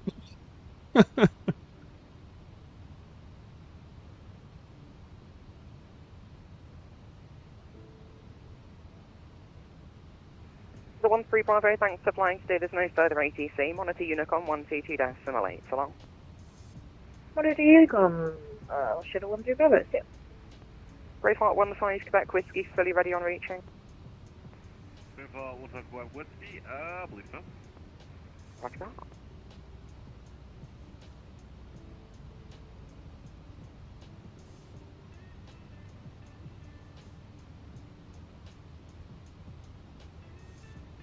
Okay, 160. Braveheart 15 Quebec Whiskey, traffic AirNOTT 328 miles, via Alpha 106, cleared takeoff, 030 degrees 6 knots. Cleared takeoff runway 06, Braveheart 15 Get down. Quebec Whiskey, traffic 8 miles.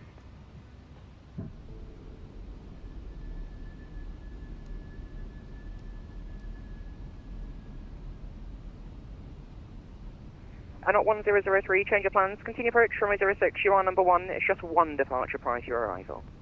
Continue approach 06, number 1, AirNOTT 1003, thanks.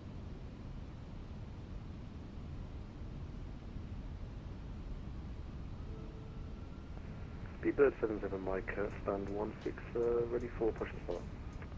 Super 77 Mike, Edinburgh Tower, hello, Archer. Stand 16, push, start approved.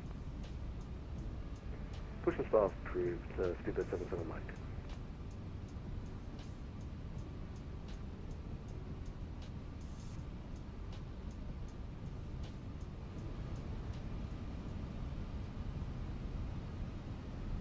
Okay, I'll stay 160 till 5, just to try and help out those behind me.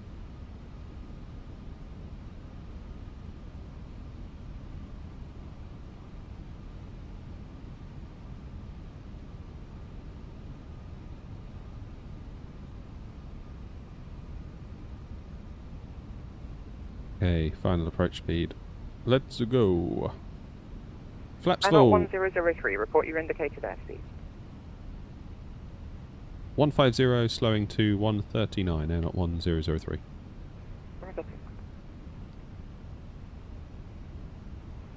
Enemy target, good morning, quality 23 Delta ILS 06 at 11 miles with speed 180 knots. Quality 23 Delta Edinburgh Tower, good morning. Continue approach runway 06, number 2, 030 degrees at 6 knots. Traffic's in AirNOTT 320 on the 4 mile final, slowing their final speed. Roger, continue approach number 2, quality 23 Delta.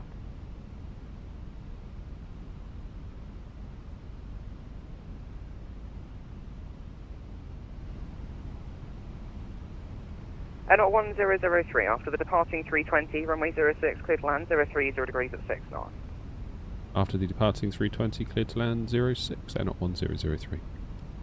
Braveheart 15 Quebec Whiskey, no further ATC, check mode Charlie, and Unicom 122-8, so long. Water train, back to ATC, 128, check Charlie, Braveheart 15 Quebec Whiskey, bye-bye. So long. Easy 69 Echo, behind, arriving AirNOTT 320, 2 mile final, via Alpha 1, line up runway 06 behind, and be ready for immediate. Behind the landing traffic, line up runway 06 and Roger is 69 Echo.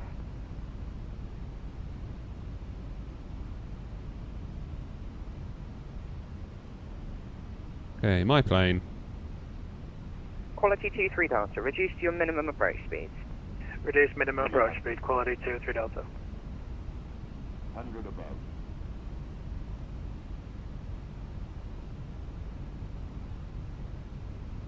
200. Minimum. Continue. 100. EG6 9 Echo, hold position, cancel the line-up clearance, hold Alpha 1, acknowledge. 50. Holding Alpha 1 is 69 Echo. 20. Retard. Drive.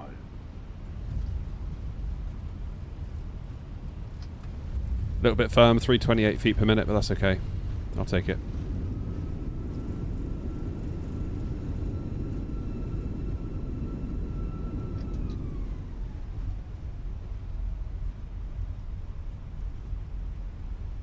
EG6 9 Echo behind arriving 737 on a 4-mile final, via Alpha 1, line up runway 06 behind. Behind the landing traffic, line up runway 06, behind is 69 Echo. Quality 23 Delta, 06, planned after vacating AirNOTT 320, 030 degrees 6 knots. Clear to land runway 06, quality 23 Delta. Right, we're off. AirNOTT 1003, welcome Edinburgh, taxi stand 10 via Foxtrot 1. 10 via Foxtrot 1 and at 1003.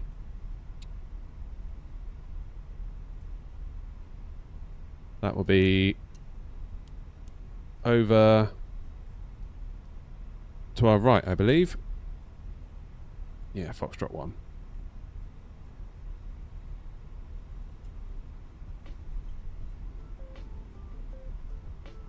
Just going to double check the charts.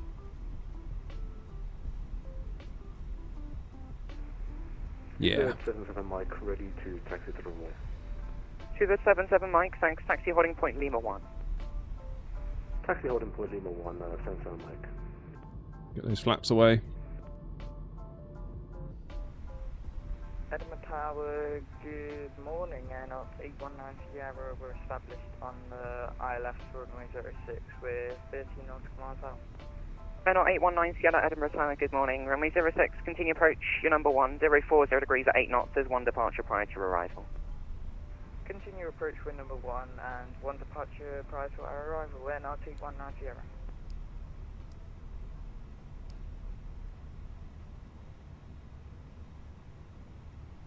Here's stand 10.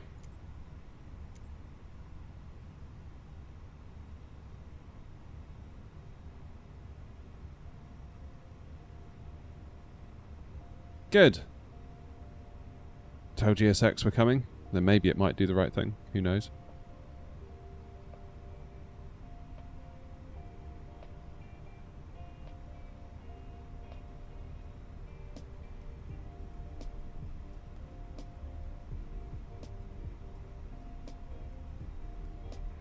Quality 23 Delta, taxi stand 208 via Papa 1. Taxi stand 208 by Papa 1, quality 23 Delta. To the 77 Mike, give way to 737 at Charlie, taxi holding point Alpha 1, runway 06. Give way to 737 at Charlie and taxi to on Alpha to Alpha 106, speed at 77 Mike.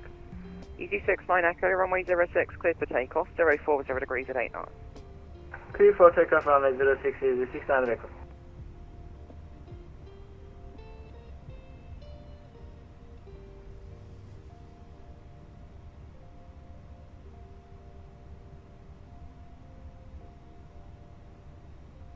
What's that, Butter? Okay. We're here. Landing system off. Flight directors off. We will disable our predictive wind shear. Flaps are up. APU is not fired yet because I didn't click the button properly because I was busy. That's annoying.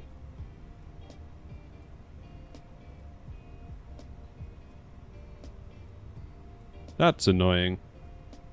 Still. Edinburgh Tower, good morning, Tom Jet 5 Echo Delta with you, established on the ILS 06 at 11 miles. You can do some plane spotting. Echo Delta, Edinburgh Tower, hello, Roger. Continue approach from runway 06, your number 2, it's 040 degrees at 8 knots. I'm just going to get 1 departure between you and the one ahead. Continue approach from runway 06, Tom Jet 5 Echo Delta. AirNOTT 819 Sierra, runway 06, clear to land, surface wind 040 degrees 8 knots. Runway 06, clear to land. Struggling with stutters in Flight Sim 2020. You're probably CPU limited, to be honest with you. Unicorn also to the 69 record, thank you, brother. Okay, AP is now available. 77 Mike, fully ready on Engines reaching. off. Fully ready on reach in 77 Mike. Roger. Cheers, Von. Tomjet 5 Echo Delta. Reduce airspeed 160 knots, maintain until 40 ME. 160 knots to 40 Right, let's see what we got. 5 Echo Delta. Average touchdown. Get out. Wasn't that bad. In fairness, it was kind of average. Alright, fine. Alright, New Sky, whatever. Still, we made nearly 17k for the airline. So that's alright. That's alright. Right, 11:45, we need to get to Keflavik. So, my airlines. AirNOTT. Let's get them deboarding. The quicker they deboard, the quicker we can get them out of here. External power. Turn those off. Turn the fuel pumps off. Tomjet 5 Echo Delta, change your plans. Reduce now your minimum approach speed. Minimum approach speed, Tomjet 5 Echo Delta.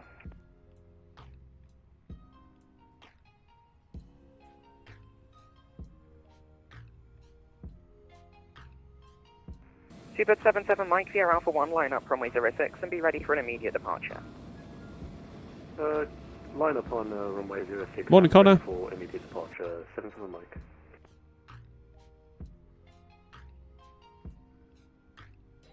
Right then, let's get our flight planned to Keflavik.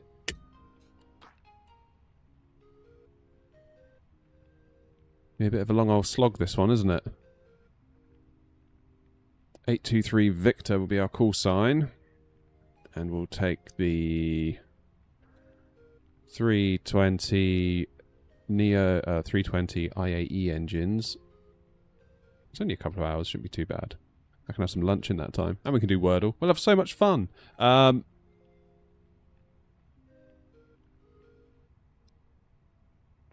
Seabird 77 Mike, runway 06 to immediate takeoff.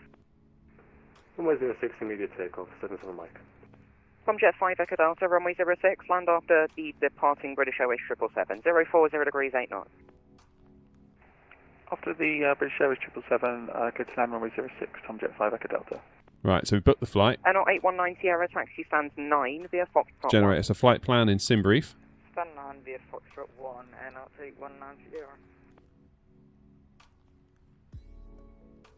In return, show 8 Tango, established localizer runway 06, 13 miles. Shuttle 8 Tango. Oh look, we've got tower at Keflavik. Morning. Continue approach runway 06, your number 3040 degrees 8 knots. Continue approach, show 8 Tango. Initial altitude Seabird 2400. 77 Mike, thanks for your help. There's no further ATC. Monitor Unicom 122.8. So long.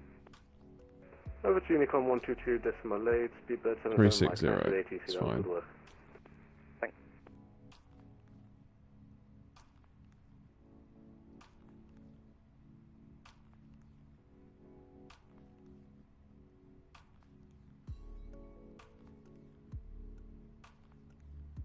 Call sign AirNOTT. Let's file that. Let's reconnect to VATSIM with our new call sign.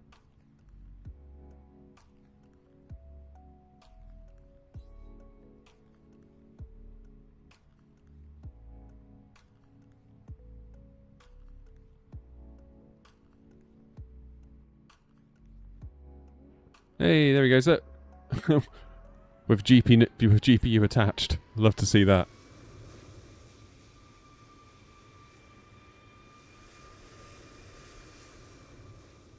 Yeah, Chris, it's a funny one at the minute. Hopefully VRAM usage will get better. Edinburgh Tower, this is KLM 212. We were disconnected. Now we are back on stand 106. Airbus A330 with information call requesting Alpha to Stuttgart. Roger. Tomjet 5 Echo Delta, taxi stand 15 via Lima 1. Stand 15 via Lima 1, Tomjet 5 Echo Delta. Busy, busy. Second for KLM 212, KLM cleared Stuttgart, Tower 6 Delta departure, squawk 5403. Squawk 5403 and Delta departure for KLM 212.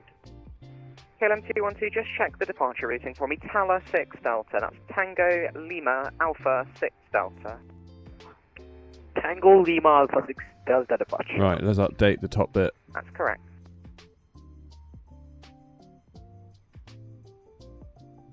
Happy days. Good late Tango, runway 06, clear to land 040 degrees 8 knots. Good land, Charlie Tango. Right, we're deboarding, about 100 left. I'm going to leave you for Tower, some good day. plane spotting, 53 Bravo Sierra, stand 1 Bravo with information. Go. and I'm going to make a quick coffee while we're waiting for this. I'll see you in a minute. 53 Bravo Sierra, Edinburgh Tower, hello, Roger. Clear to Dublin, Gotham 1 Delta departure. Squawk 5663, the QNH is 1026.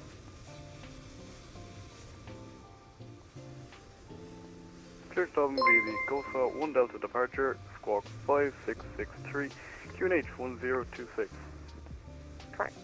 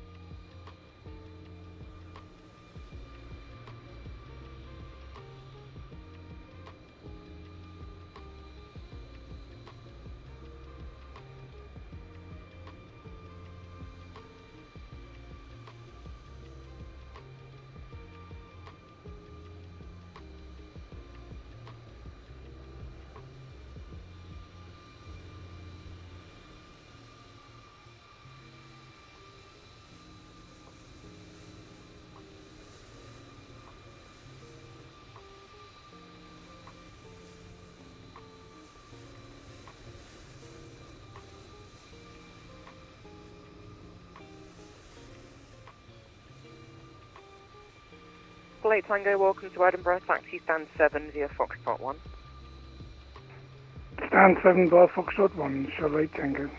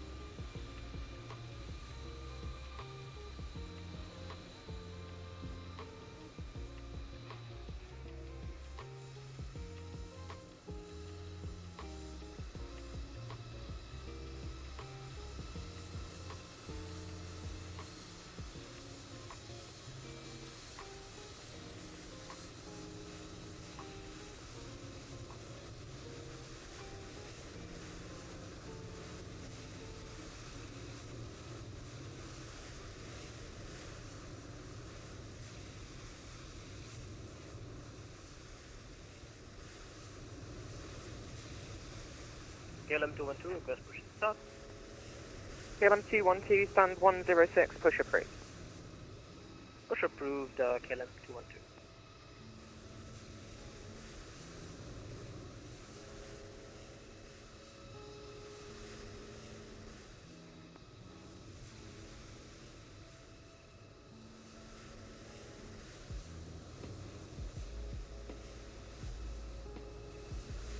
Edinburgh Tower, jump zone 53 Bravo Sierra, stand 1 Bravo, requesting start up and push.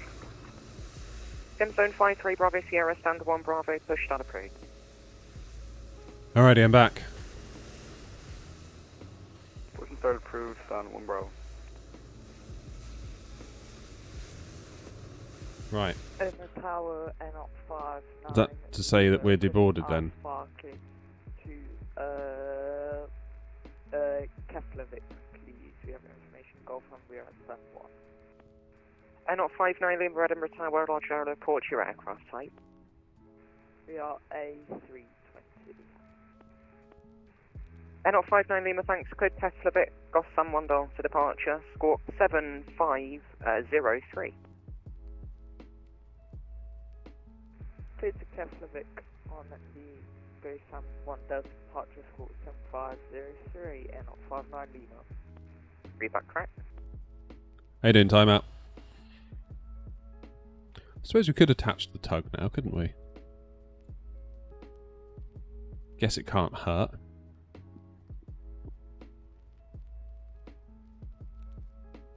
Tower Charlie Tango on stand 7, shutting down. Thank you, service bye. For late Tango, thanks for flying so long. Hello, Captain. We are ready for pushback.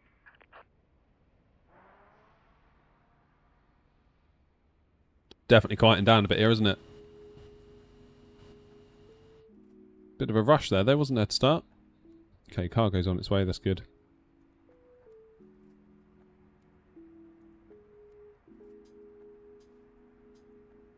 Departure check completed. Bypass pin inserted.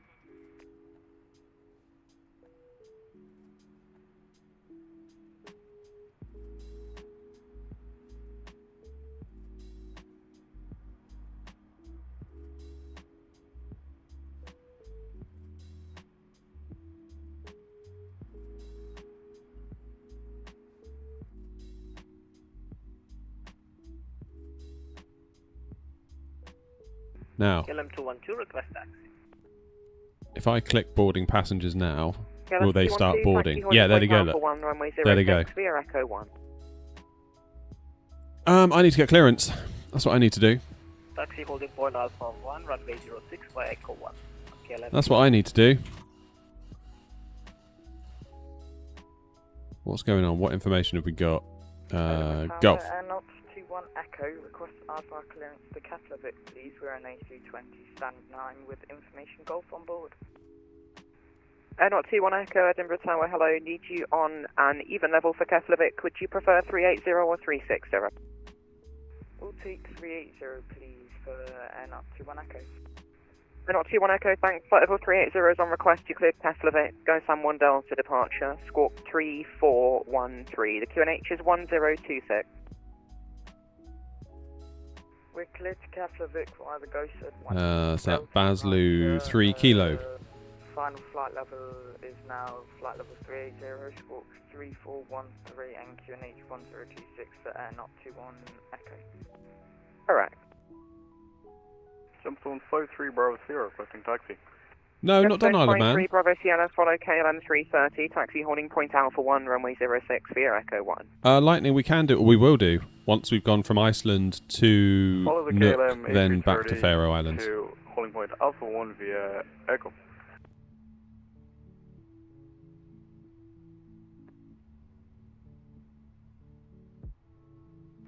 Tower, hello, speedboat 320, final operation on runway 06. Speedboat 320, Edinburgh Tower, good morning. Runway 06, clear to land, 040 degrees 8 knots. Clear to land, speedboat 320. Good. Plane is loading up nicely.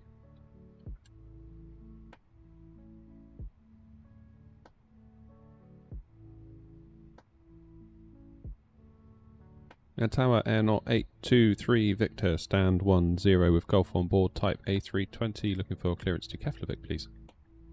AirNOTT 823 Victor, Edinburgh Tower, good morning. Hello again. Clear to Keflavik, go San Wandel to departure.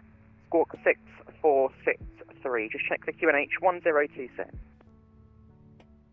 Clear to Keflavik on the Go San Juan Delta departure, squawk 6463, QNH 1026, AirNOTT 823 Victor.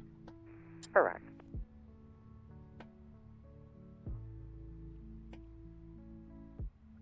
6463 off. So ATSU, AOC, flight init. Init data request. So obviously we've got our old plan in here. Heathrow to Eddie. Edinburgh should go up there. And then BIKF, B-I-K-F, Keflavik is in there. Go to the init page. Do an init request.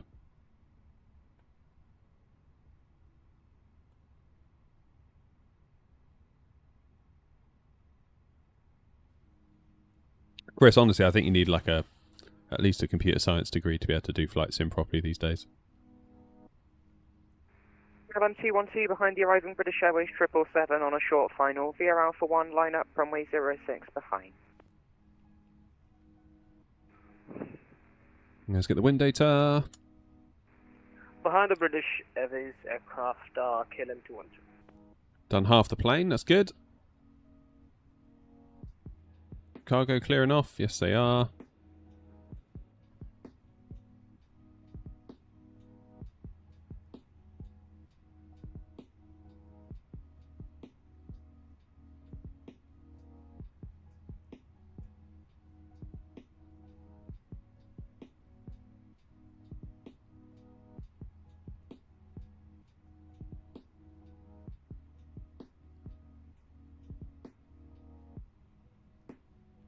Right, let's have a quick look at charts. Out of here on the GOSAM 1 Delta departure, 6,000 feet required, so I'll put 6,000 in the window. No higher than 6.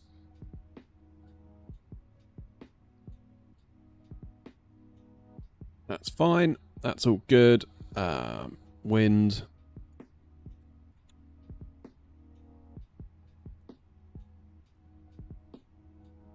Zero 06 and 19, Jack.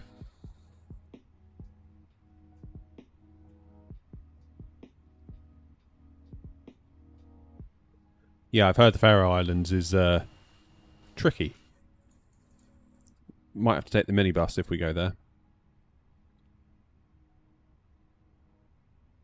Right, go some 1 Delta. Wallop. What's going on in Iceland currently? Because there was tower online. Runway in use 19. Expect ILS or RMP approach runway 19. Sweet. Well, we'll plan for 19. We can always change it, can't we? Tower KLM 212 is ready for departure. Roger. Where's ILS Zulu 19? There it is.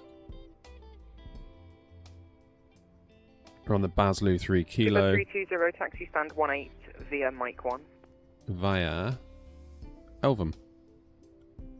Taxi to stand 18 via Mike 1. If we're going to plan. KLM 212, runway 06, clear for takeoff, 040 degrees 8 knots. Good for takeoff, KLM 212. Out of here, then we head on up. Gemstone 53, Bravo Sierra behind departing KLM 330. And via in. Alpha 1, line up, runway 06 behind. Line up behind departing A330 via Alpha 1. We are programming the flight computers at the moment. Is what we're doing. We're just waiting for the final 20 passengers to get on board. We'll shut the cargo doors. When are Phoenix going to come out with their update?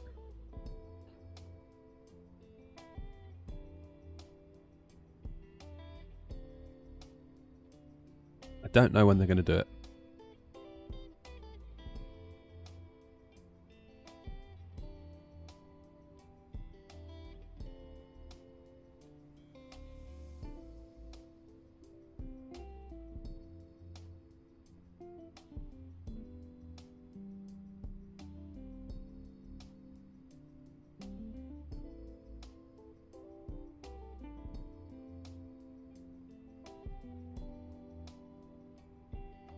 Edinburgh Tower, good day, Renault 3502. Come on, last 2. No 3502 Edinburgh Tower, hello, Roger. Continue approach runway 06. Plane is the number 1, A320. 1 mile ahead, 040 degrees 8 knots. Okay, send that to MCDU. Departure 06, dry, sync the load sheet, sync the weather. KLM 212, no further ATC. Calculate. Salam. Send that to the MCDU. Bye-bye. Init page B is looking complete Tower, and reasonable. Echo, ready for push and start. Stand Flaps 3. AirNOTT 21 Echo, stand 9, push start approved. Push and start approved. Stand 9 now. 21 Echo.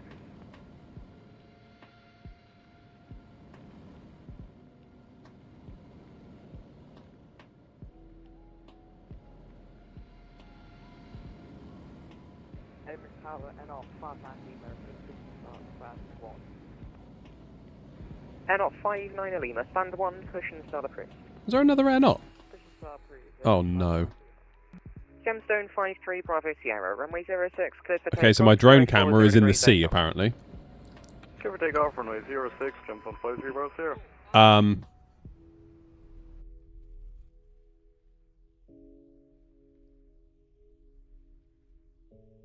Tower, I've got no idea what just happened to my sim then. I don't know if you saw me go flying. We saw some helicopter maneuvers, it was quite amusing. I'm going to reboot at the gate. I'll see you again in a minute. 823 Victor. See ya. It's done it again! There I go. All because I went to the drone cam. It's a bit extreme, isn't it? There I go, look.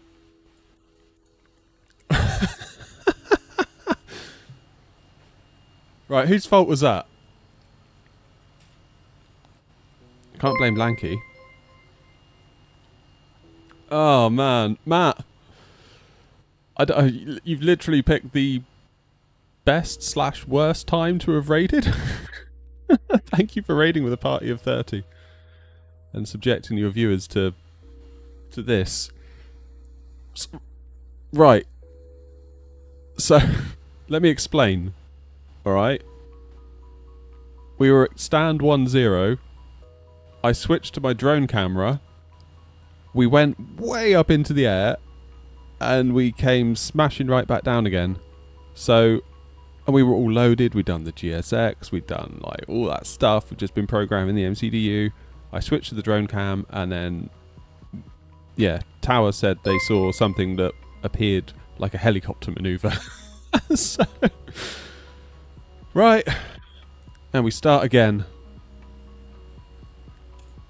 Goodness gracious. Well, welcome everybody. Thank you for coming along. Oh man, sucks to be me right now.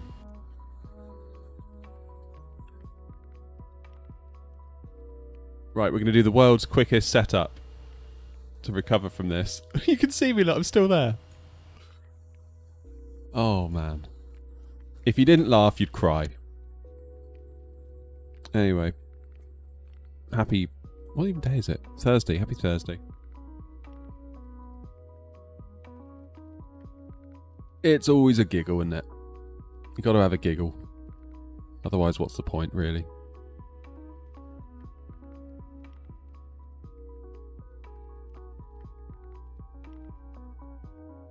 Off to work. Have a good day. Cheers for the raid. Appreciate it. Appreciate it, Matt. Oh, and I apologise in advance to your viewers that you sent over here. They don't deserve this.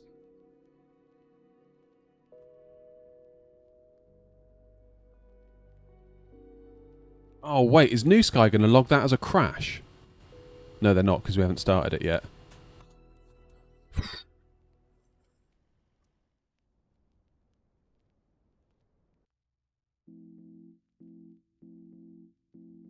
Right. Right. World's quickest.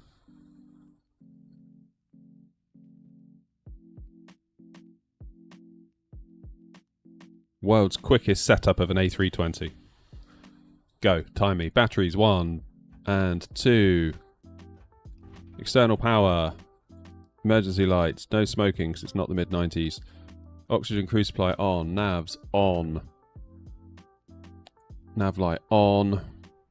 Let's quickly go to our EFB, get the flight plan from SimBrief. We'll go to, mass and balance, load the aircraft. We're going to do it instantly because we're not going to muck around today, not after that.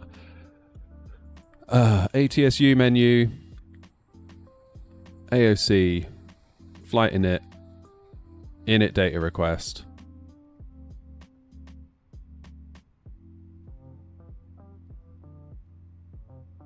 Then init page, init request.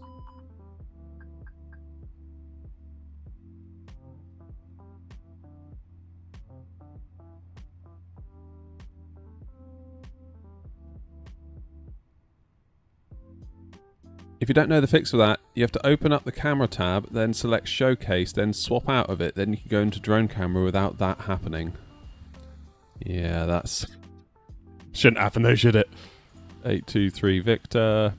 Cost index is 60. Cruise level is 360. Wind.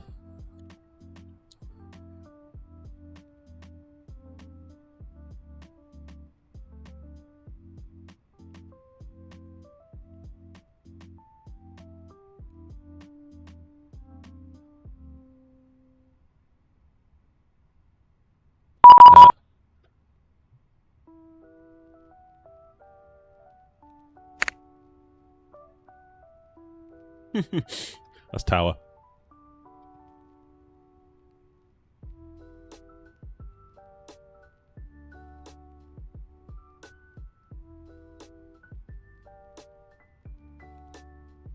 Tower giving me clearance, now I'm back. We've got to wait 7 minutes for IR line. Oh man, really? Is there not a quick wait? Is there a way to buzz past that?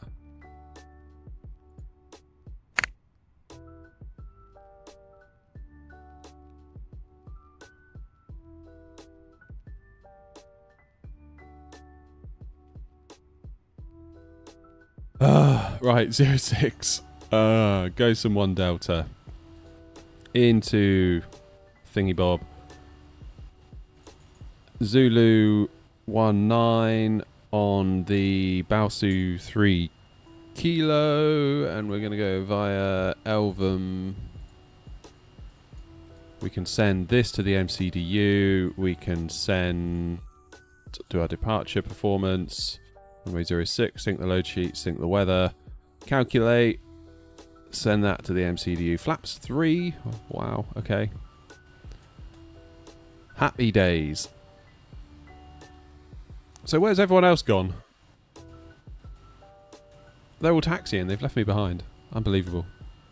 It's like an episode of Top Gear or the Grand Tour, isn't it? It's like somebody breaks down, they just all leave.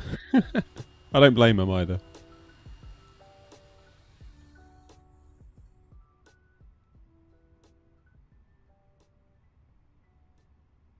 Oh, cheers, Quacks, for the workaround anyway. I appreciate it. Brilliant.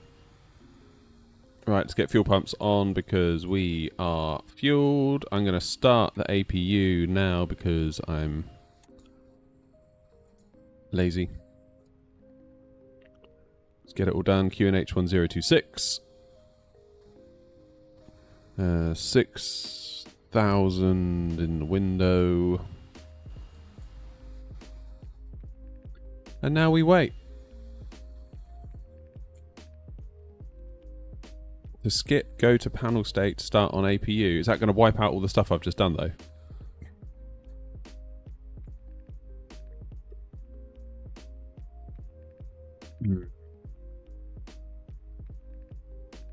I don't want it to like reboot the plane and wipe out all the work I've just done.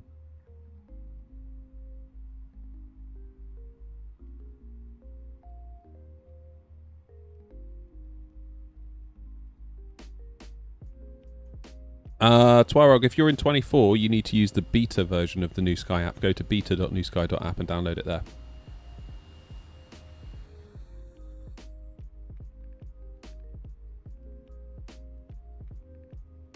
Go to failures and select IRS. It will do it instantly. Really?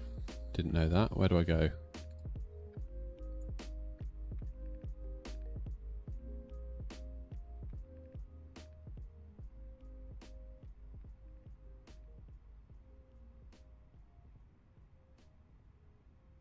I'll tell you what we'll do. I tell you what we'll do. We'll do Wordle while we wait. We haven't done Wordle yet.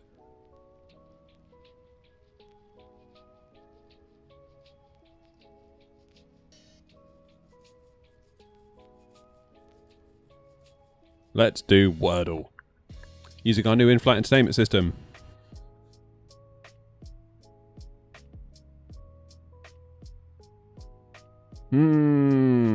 Right, one of these days it is going to be early and I'm going to get it in one go.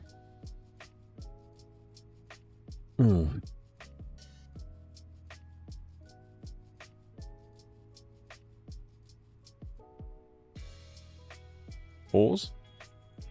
Oh, why did I do that? The R is obviously not going to be right, was it? Because the R. But we've got an O and a U. Can't be P, though. Something... Urus? Or... Oh, I don't know.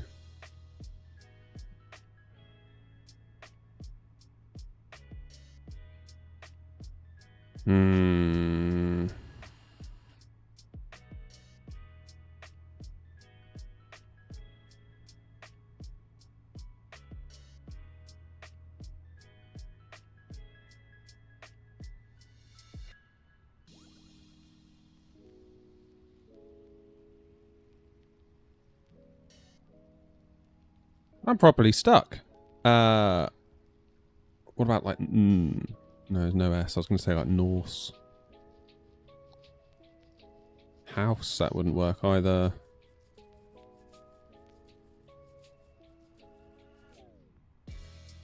Q and a U is out because QUR, that you wouldn't have anything with that. Like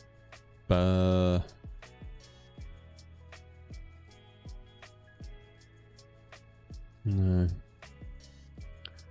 Any thoughts? Obviously, if you know the actual answer, don't say it.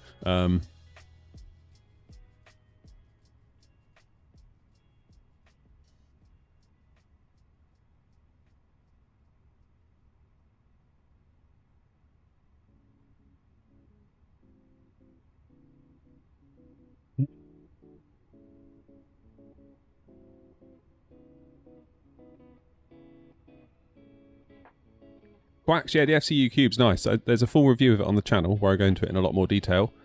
It's not full size, is the only thing. So if that's like a deal breaker for you, then obviously that's going to be a deal breaker for you. For me, I be honest, 6 or 2 3s, really. It's like, obviously, I'm not in a real A320 simulator here in my shed. And actually, space is at a premium, so the fact it's a bit smaller, kind of like. Obviously, your mileage may vary, though. Oh, OG. We've had to restart because reasons. Right, we're 1 minute away from IR line, then we can get gone.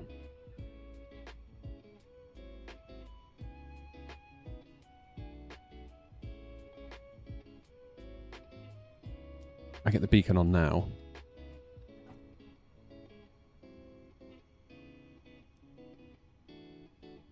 Then by the time we hopefully figure out Wordle... I'm really struggling with this word. What on earth could it be?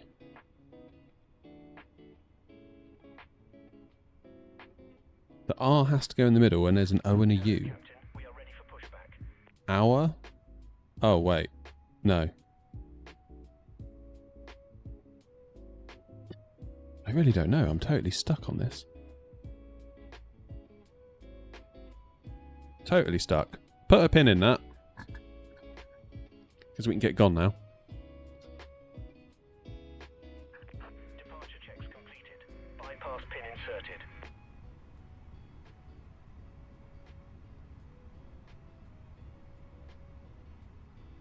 Alright, 118 705.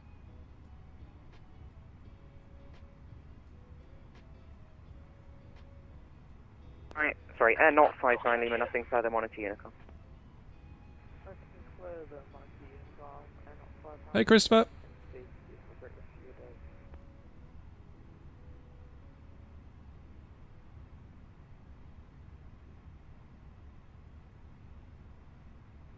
Alright. Edinburgh Tower, AirNOTT 823 Victor, back again, stand 10, ready for push and start. AirNOTT 823 Victor, Edinburgh Tower, hello, welcome back. The ground's just logged on. Give me a few seconds, I'll call you back, 2 minutes at most. Roger.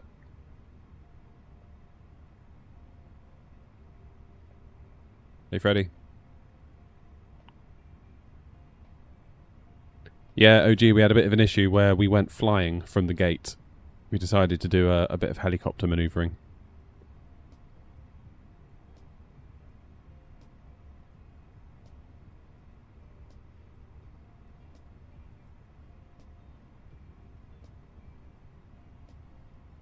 Everything up top's looking alright.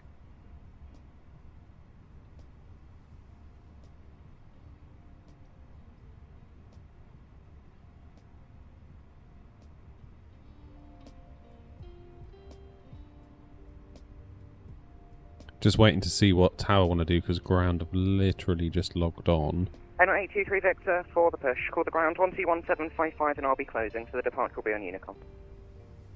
Over to ground, thanks very much indeed. AirNOTT 823 Victor. So long. All stations Edinburgh Tower now closes. The service continues on the ground with Edinburgh ground 121.755. So long.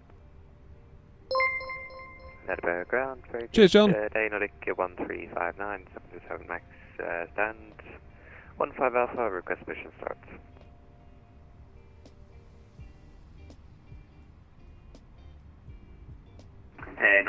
How you doing, Deckers? Good afternoon, standby.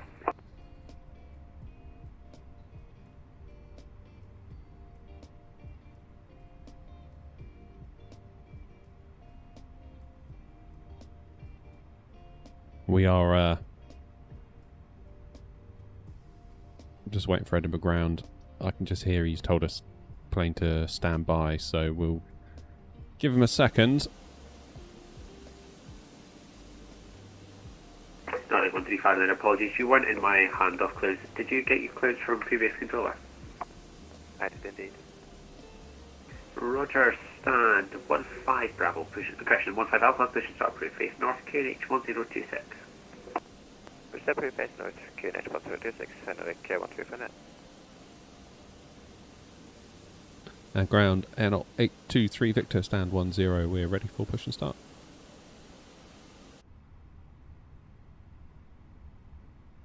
AirNOTT 823 Victor, ground, good afternoon, stand 10, push and start approved, straight push, QNH 1026. Push and start approved, straight push, QNH 1026, AirNOTT 823 Victor.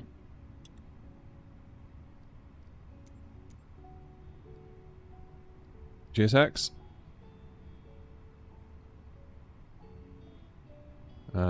Straight push. Release parking brakes, please. Commencing push. All engines clear.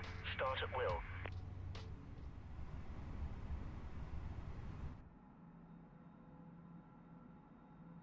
Cabin crew, arm doors and cross-check. Right, we're going. Finally. 20 past 12. We're going. Start New Sky, otherwise there'll be hell to pay. Imagine doing all of this and like forgetting to start New Sky. Ladies and gentlemen, please observe the cabin crew member closest to you as we are about to demonstrate the safety features of our Airbus. Oh, cheers, Lily. Sorry about the helicopter antics. That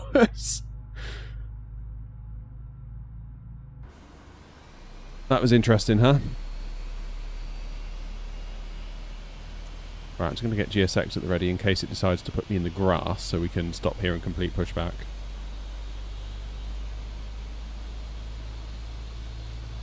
Is it showing any signs of stopping?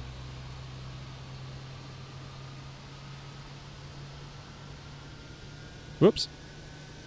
That was a bit abrupt, GSX. I thought you were going to slow down a little bit there. Maybe I should have let it carry on. Who knows? You can tell my trust in GSX is at an all-time low. Right, let's get to Keflavik. Please set parking brakes. Parking brakes set. Unlocking gear. Auto brake max. 6,000 in the window, QNH 1026. Arm the speed brakes.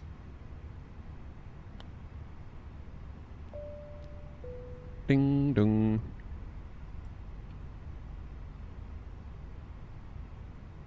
And we're ready to rock and or roll.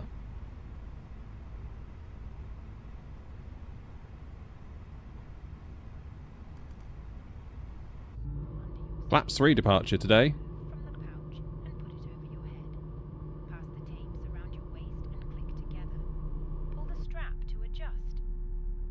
Is that moving over there? It is, look. That thing is moving. Tow truck disconnected. Bypass pin removed. That's crazy detail. Left is clear. Right is clear. Damn.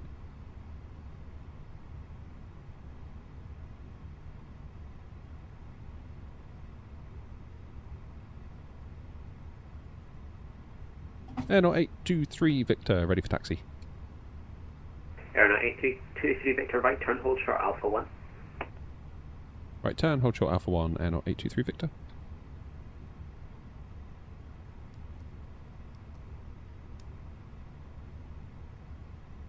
AirNOTT 823 Victor, apologies, could you give me a radio check? Read you 5, AirNOTT 823 Victor. Roger, thank you. 823 Victor, thanks.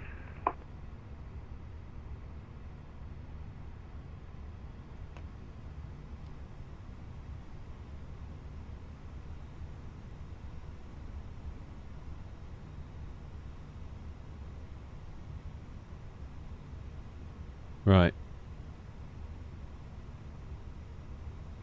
Nice, easy, slow little turn to get us back on that line. I just didn't trust GSX to not put us in the grass there, you know?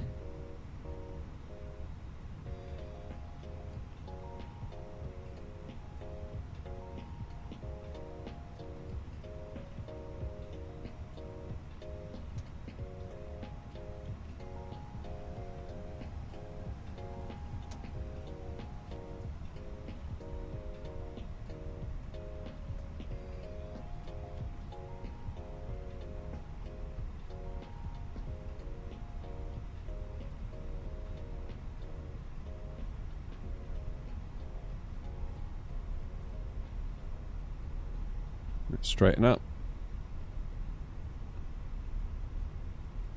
And we're going to hold at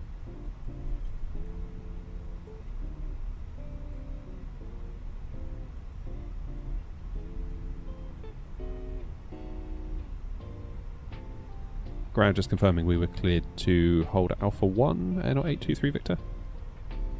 Yeah, 823 Victor, A firm. Roger, thank you, and 823 Victor.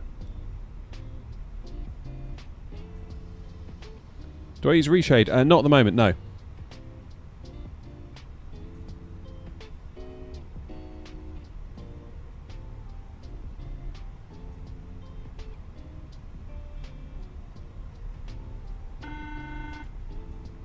That'll be the cabin.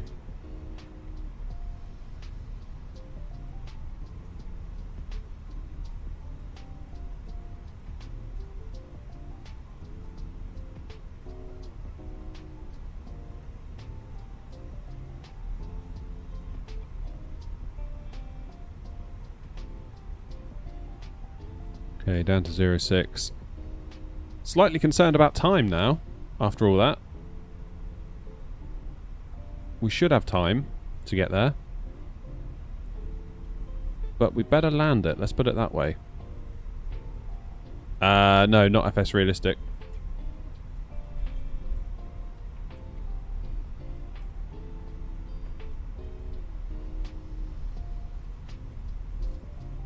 Here comes KLM. Is that an A330? I think it probably is.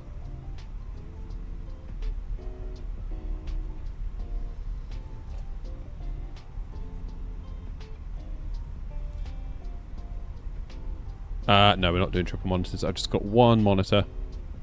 And AirNOTT Gear 1359, ready for taxi. AirNOTT 1359, taxi Lima, hold short Alpha 1. Taxi Lima, hold short Alpha 1, AirNOTT Gear 1359.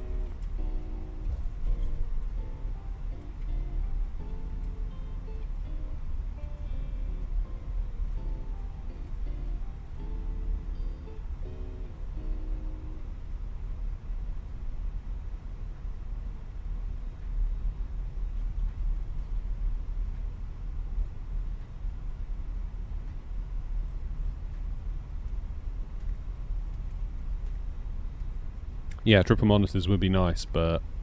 AirNOTT 823 Victor, no further ATC monitor advisory 122.0, no traffic to in effect.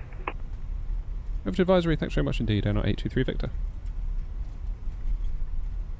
Rikia 135, just to confirm, you said Lima, then Alpha 1 or Lima 1? Alright, we're on our own now.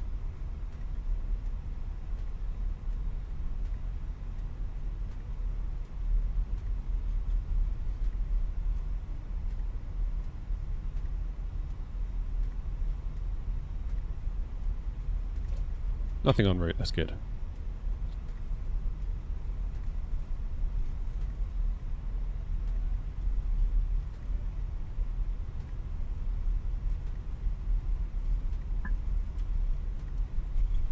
Let's go to Iceland.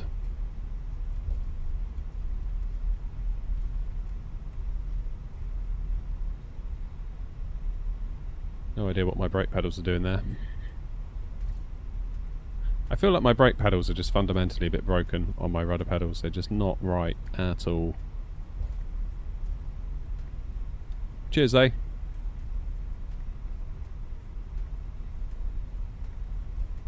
You're nearly at altitude, Flipnack.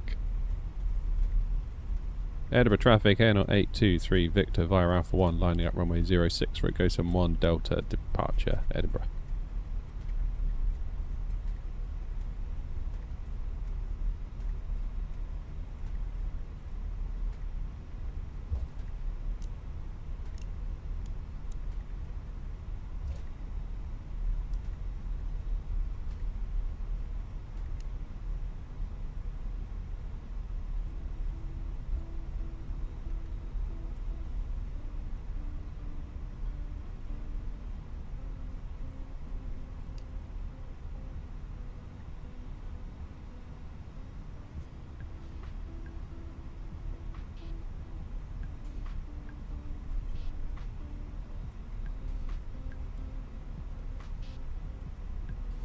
Yeah, separation shouldn't be an issue at the very least, I suppose.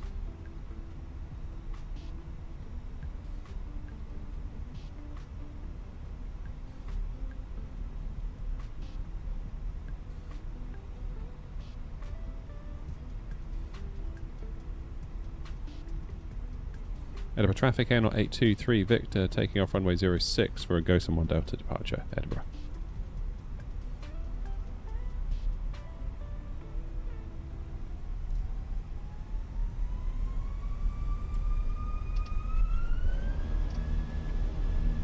SRS green, Manflex 65, auto thrust blue. My phone is ringing in my pocket. That is not good. It's gonna have to wait. It's gonna have to wait. I can feel my phone going.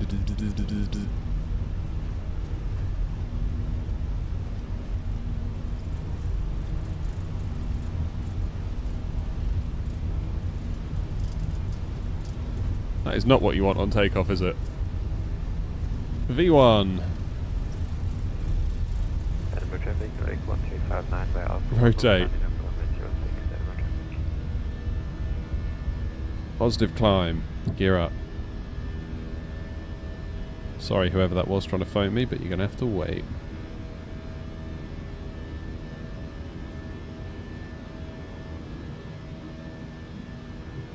I got a funny feeling it's going to be the garage telling me what a terrible state of affair my car's in. So it's in for its MOT and a rocker cover for the engine. Whatever the hell a rocker cover is, I don't know what a rocker cover is. But I suspect it's expensive, whatever it is.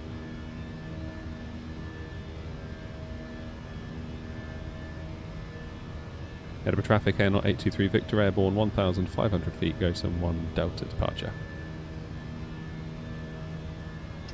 Levers into climb. Dip the nose.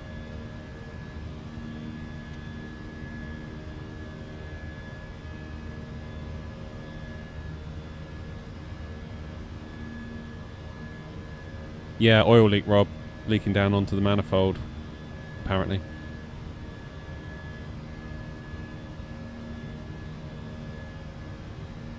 Surprises me that the top of the engine is sealed with plastic.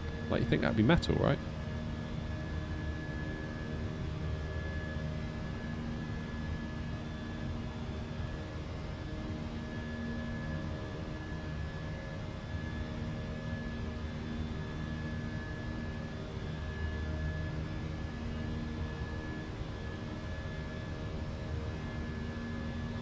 Edinburgh traffic, Keflavik 1359, departing runway 06. Laps 2.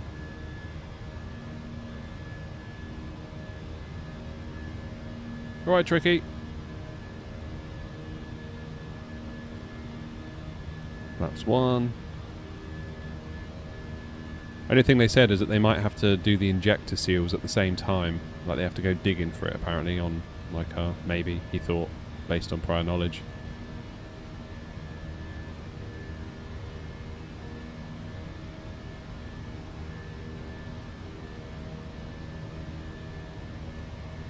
Laps away.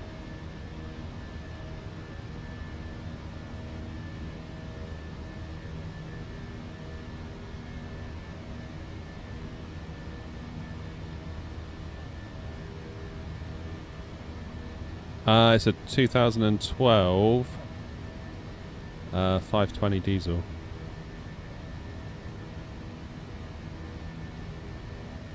Lovely when it was new, but it's definitely showing its age now, and I'm just not as into cars as I used to be, so I've got no motivation to change it or upgrade it or get a newer one or whatever. Mostly because I just don't want to spend the money. They're just so horrifically expensive now compared to what they were when I bought them. If I wanted to spend the same amount of money again, it would be horrific. Okay, autopilot on.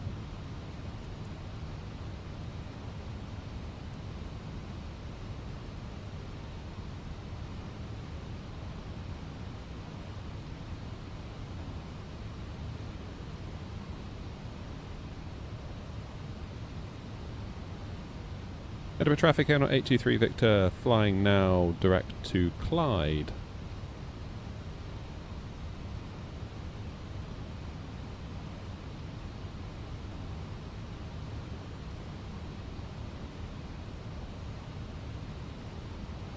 And Edinburgh traffic, AirNOTT 823 Victor, inbound Clyde, climbing now flight level 360 Edinburgh.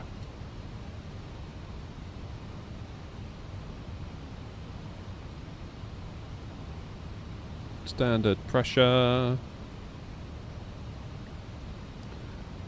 Disarm the spoilers.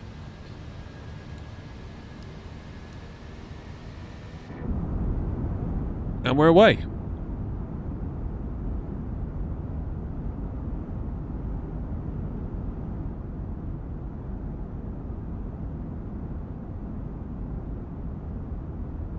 I look forward to that car hospital.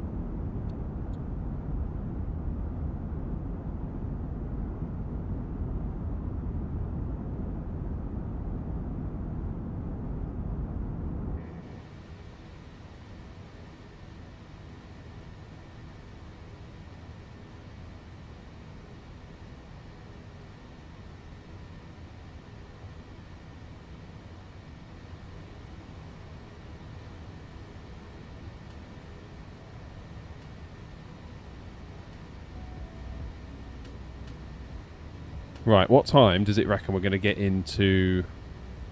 Yeah, 2:30. We should be okay for time, just. We'll have no time to do anything else afterwards. I'll have to land, taxi, and then go. But it should, provided I don't have a go around, it should be alright.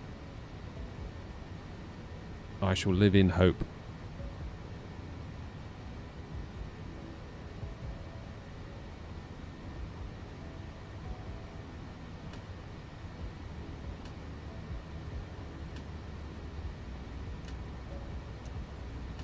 Okay. Let passengers out.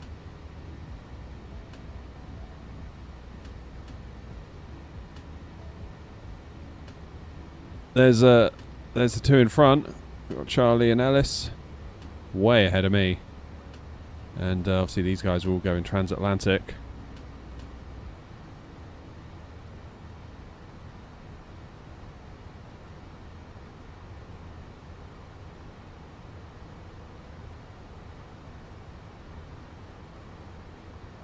And it looks like this lot's all gone offline.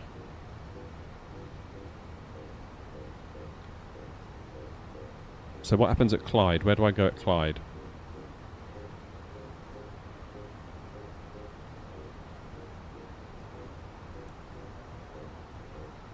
So we're going to cut across basically the Nat tracks.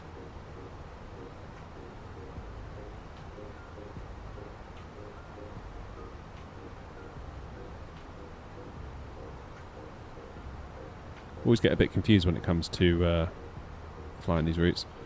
Right, I should really go and phone the garage back. I'm going to disconnect from VATSIM just for a mo, just in case there's a problem and I'm on the phone for ages. I will leave you with some nice views, and I'll go and see what the damage is on this bloody car.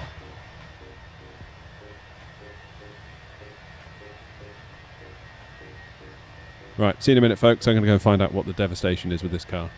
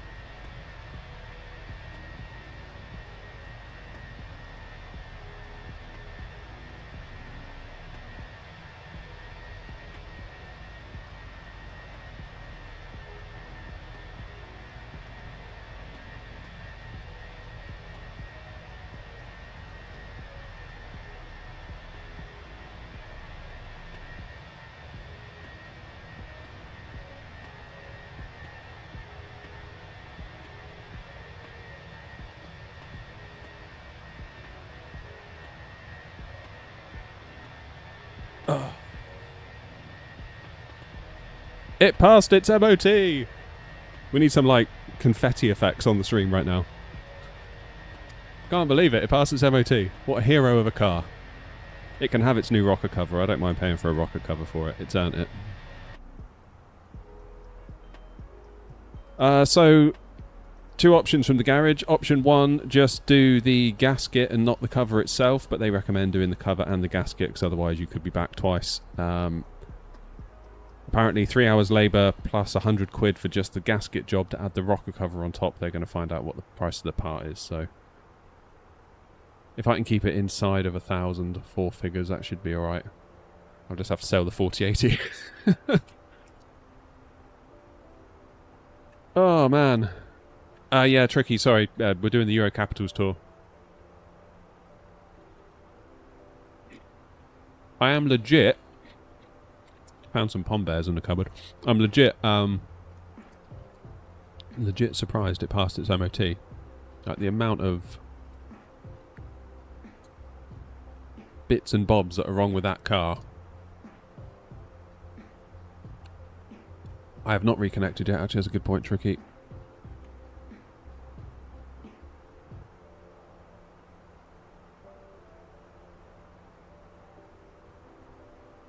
Where am I? Bruce. Got to be somewhere around here, right? Can't believe it passed its MOT. 13-year-old car. That is not without its share of issues, let the record show.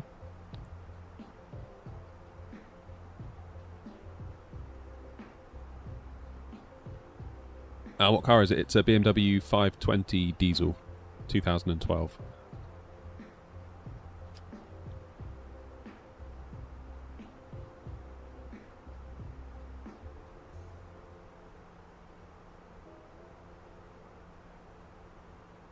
Yeah, there I am. It's funny, we bought it before we had kids. Morning, Thomas. We were both working, earning decent money, full-time. All we had to think about was ourselves. Basically, like, the extent of our dilemma was what holiday should we go on this year? Like, we had everything we could possibly want in terms of material stuff. And we were like, F it, let's buy a car. Saved up, bought it. And kind of hoped that it would last us. And it kind of has. Like, we bought it, it was... Well, how old was it? Like 14 months old when we bought it? So someone had bought it and chopped it in. Apparently the guy, according to the garage, the dealership, he bought a 5 Series from them and decided he wanted a 7 Series. So I was like, fine, I'll let him lose a load of money on it and I'll snap that one up. Immediately got £1,000 off the asking price. Only because I asked. I was like, oh, we don't normally do that. I was like, oh, well, I won't buy it then. He was like, okay, we'll do it. It's like, cool. Great negotiation, buddy. That guy's going to go far at that dealership, I can tell. Mileage, it's coming up on 150k, James. So it doesn't owe us anything. It was on, I think it's like low 30s when we bought it. Spent a lot of time on the motorways, apparently. Which again was music to my ears, rather than being ragged around country lanes or whatever.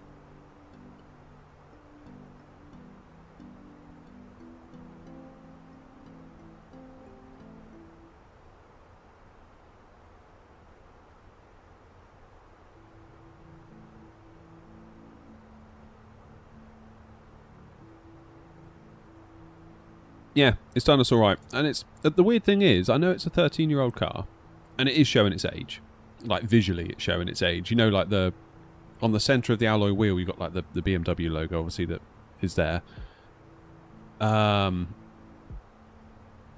don't know where those have gone. They just appear to have either fallen off, or there's just, like, this kind of grey outline of the BMW logo that, I guess it's like this metal bit that clipped on. That's all gone. The front headlight leaked, so we had to have that replaced with an aftermarket one. The back the biggest problem we had with it was back suspension. The back air suspension on that car has been a pain in the arse. When we first bought it, obviously the dealership, it was like an approved used BMW from a Pucker BMW dealership. They obviously give you 12 months on it. Even if the car itself is outside of warranty, they'll put 12 months on. And literally like 13 months out of, 1 month out of its 1 year that they gave us, we were driving along and it came up with a level control fault on the screen. I was like, oh, bloody hell, that sounds expensive. And then all of a sudden you start going along, you like bouncing around. And what it is, all the air suspension, the airbags in the back had just gone and just let all their air out. And then you're just sort of bouncing around on what's, whatever they are, like the bits that bang together. Went to BMW and we're like, look, what do you reckon? They're like, oh, I don't know. Sounds like a lot of money. And they sort of gave us the runaround. And then it dawned on me, a friend of mine, acquaintance of mine, had set up a dealership, like a car repair centre. Like, you get those like Bosch service centres? Good guy, good mechanic. And I suddenly was like, of course, I'll take it to him. Turned out the back headlight, the gasket that goes around, the seal that goes around the back headlight, that had been leaking. The water had been tracking down into the well inside the bottom of the boot where the spare wheel would normally go, but of course we don't have a spare wheel. That's where all the batteries are for the car now. And also where this little solenoid is that controls the power for the air compressor that pumps up the bags. So all that happened is the water had just started filling up, and then it touched that solenoid, went psst, and then the compressor stopped working. And then, obviously, the airbags never reinflated. So I think it was like a 10 quid solenoid to fix that. And then he just sort of like reseated the gasket around the light where it meets the bodywork. Never had a trouble since. Then, going along again, get another level control fault. I was like, oh, you're kidding. I thought, oh, the light's probably leaked again. It hadn't. It turned out the airbags had just developed holes, and the compressor was just constantly filling up the airbags, just constantly, and it overworked itself and died. I think that was like £1,300 to get a new compressor and 2 new airbags on it. It was really annoying, that. The compressor alone from BMW would have been 1,500 plus airbags on top, and again the mechanic was like, look, don't get the genuine ones. Like, there's aftermarket ones. I can get you a compressor for 400, a couple of airbags for 150 a piece. Yeah,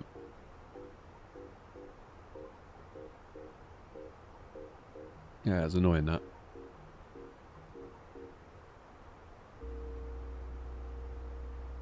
Do you use miles in UK? Yes, Jack, yeah. As soon as you go on the continent, no, it's kilometres. What else went wrong? We had the EGR valve that went.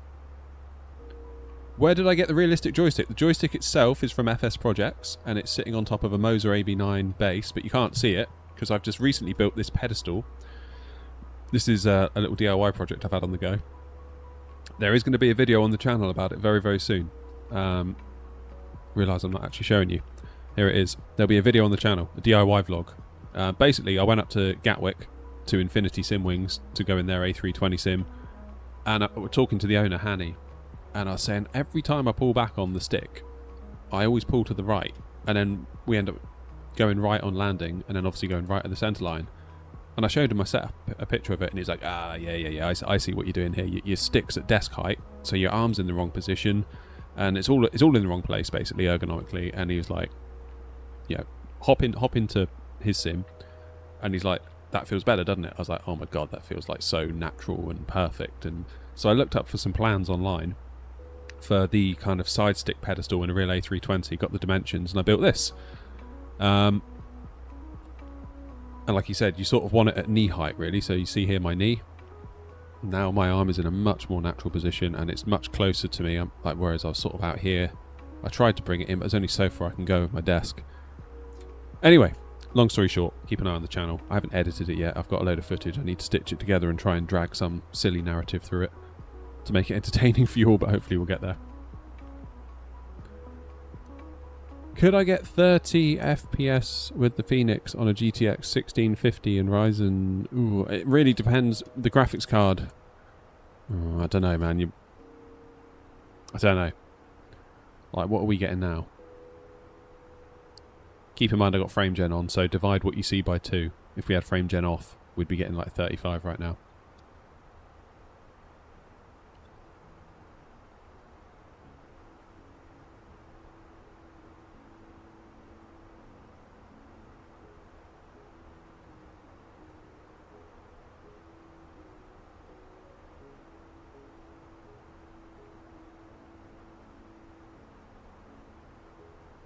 Fell through the taxiways again. Oh no. I don't know if we're going to Paris actually. I don't know what Grumpy did for that. Grumpy, what have you been doing? Airlines, AirNOTT. Where is Grumpy? I haven't seen Grumpy in a while. So Grumpy set all this up for us. LFPO? Where's LFPO? Is that Paris Orly?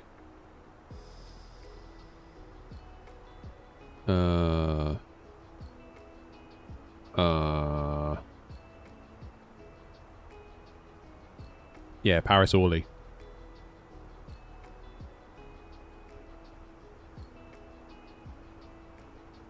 I know it's a graphics card and I will replace it with something much better, but just wondering. Best thing you can do, Nike, or Nick, however I'm supposed to say that, apologies.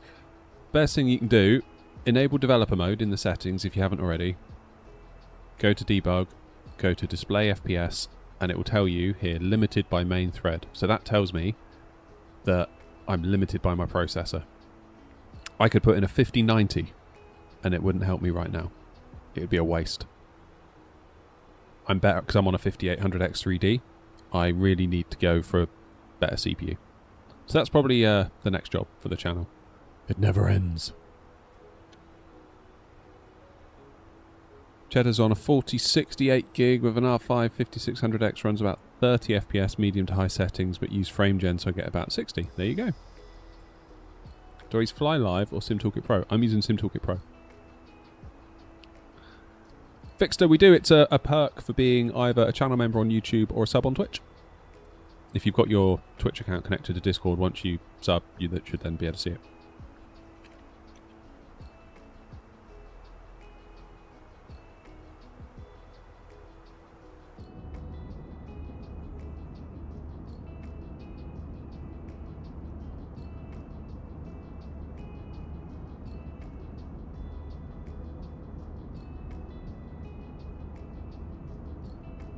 Alright, there's me. God, we've still got a fair way to go yet, haven't we? We've barely left Scotland. Hey, Craig, how are you?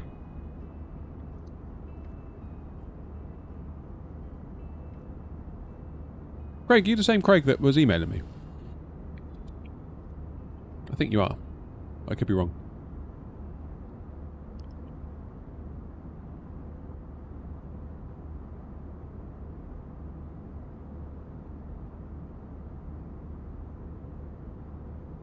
Ah, is you? Sorry. I know you sent one follow-up email and I haven't replied to you yet. I only spotted that this morning. You got lost in the through the net, unfortunately. I do apologise.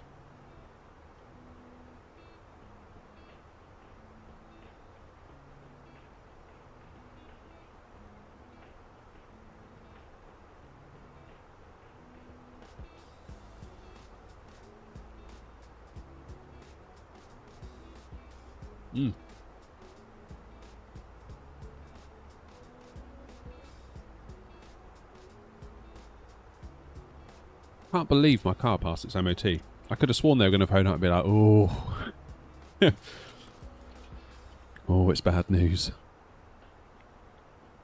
Trouble is, because the age of the car, you're going to get these troubles, you see. And I'm like, oh yeah, okay, fine.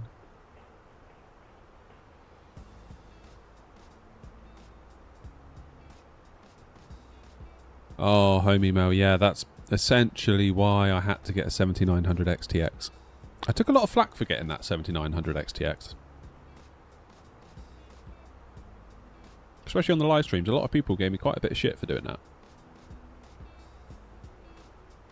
I don't really understand why they were so upset by it. It's like, it literally solved my problem. Now, I shouldn't have had to buy a 7900 XTX. My 4080 Super that cost £1,000 should have been enough. It should have been fine. I know it's only got 16 gigs of RAM. Again, should be fine. Maybe by sim update 6 it will be fine, but I've got a channel to run, I've got a business to run. Because this is essentially a business now. I know like we're having fun here and it's great and I love it. I adore all of this. But, getting down to brass tacks, it is kind of a business. And if I don't stream effectively and if I can't make videos effectively, well guess what? It's all for nothing. So I sort of had to put my business hat on and be like, you just got to spend the money, dude. I know you don't want to, but you've just got to do it. And hopefully we'll earn it back over time. Same when I had my 4070. I don't know if any of you guys were around. I had a 3070 in my 5600X rig. And I upgraded it to a 4070. Looking back, I shouldn't have done it, but I did. I got caught up in the hype. And the sim would crash. Constantly. And the advice was you need to roll back your drivers to a driver, 2 months ago. But that driver was released before the 4070 was released. Therefore, when you try to install that driver with the 4070, it's just like, oh, we don't recognise this card. So I was like, oh, alright, fine. Has to go back. Found it less smooth, Craig, did you? That's interesting. I mean, the sim, I find generally is just kind of a bit stuttery no matter what I do. The deal breaker for me is when I'm coming into land on stream and then it snaps into like 7 FPS mode because it's run out of VRAM. That was the main one. But if it works for you, Craig, it works for you. I'm not here to tell you you're doing it wrong, mate. Like, do what you feel's best. It's your money, it's your sim.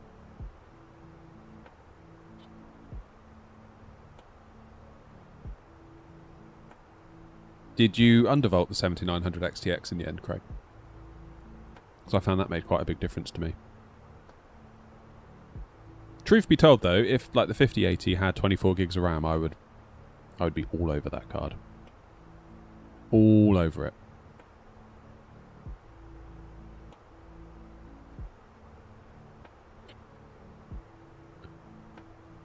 Which is a shame.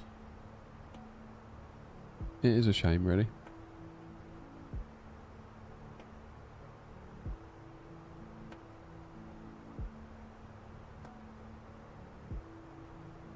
Yeah, I mean, Craig, there might be some mileage in, like you say, if you're happy to go back to 2020, just ride this out and then maybe come back in 6 months' time, at which point the sim might be way better.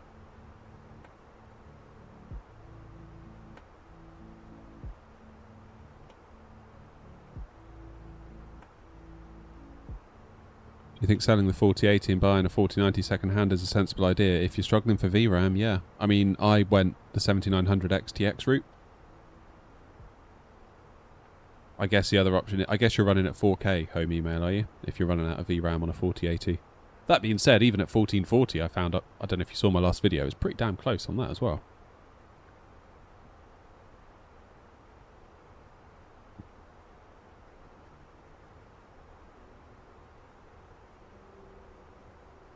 Who knows? Sim update 6, maybe you're at 1440p and you're still running out of VRAM on a 4... That's crazy, isn't it?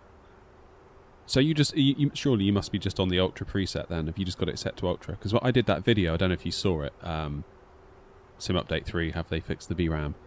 And obviously I did a load of testing at Edinburgh with my 4K monitor. And then I went to 1440. And at the Ultra preset, even then it was like kicking around 13 point something gig. Terrain 200, object 100. Yeah, so if you were to take your terrain down to like 125, that would probably help you out a lot, I would imagine. A lot. And I think you'd struggle to really... Yeah, I never put my terrain to 200. I feel like I'm asking for trouble at 200. Either that, or you could use auto FPS, which is against the EULA, but... Or use dynamic settings.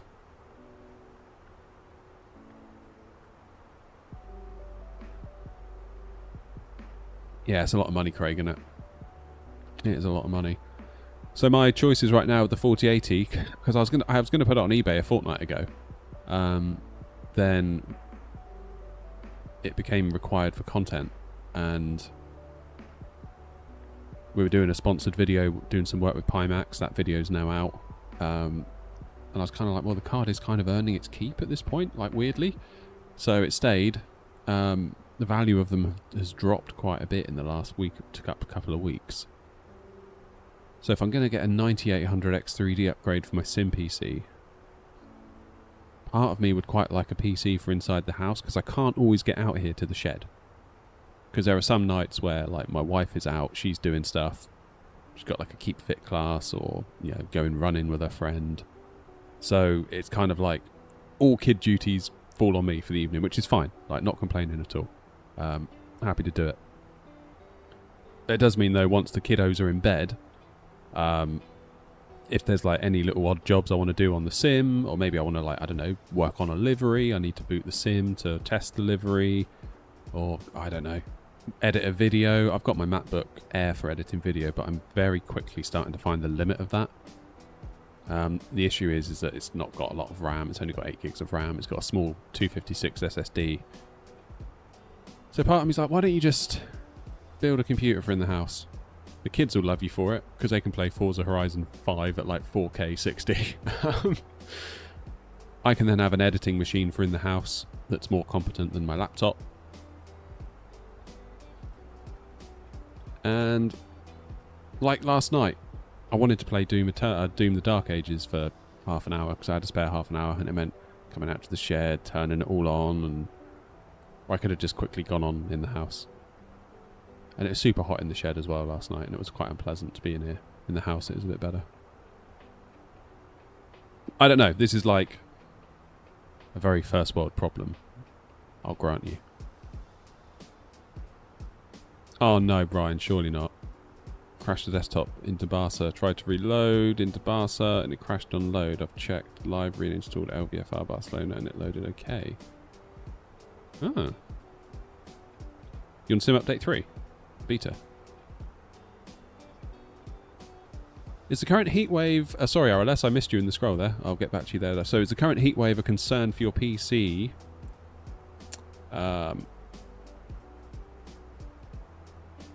Wouldn't want to overcook it. No. Well, I've got an AC.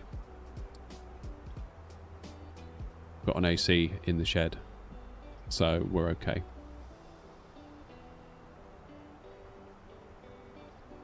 That was the best £300 I ever spent last year. Because the prior summer... God. That was horrific. Absolutely horrific. It'd be like 32 degrees and I'd just be sat in here streaming. Like, God. Wild. What temperature is a heat wave for me? Probably about 15 degrees Celsius I would class as a heat wave. Anything above 13 I start to get very upset. No, it's 25 at the minute, Jack.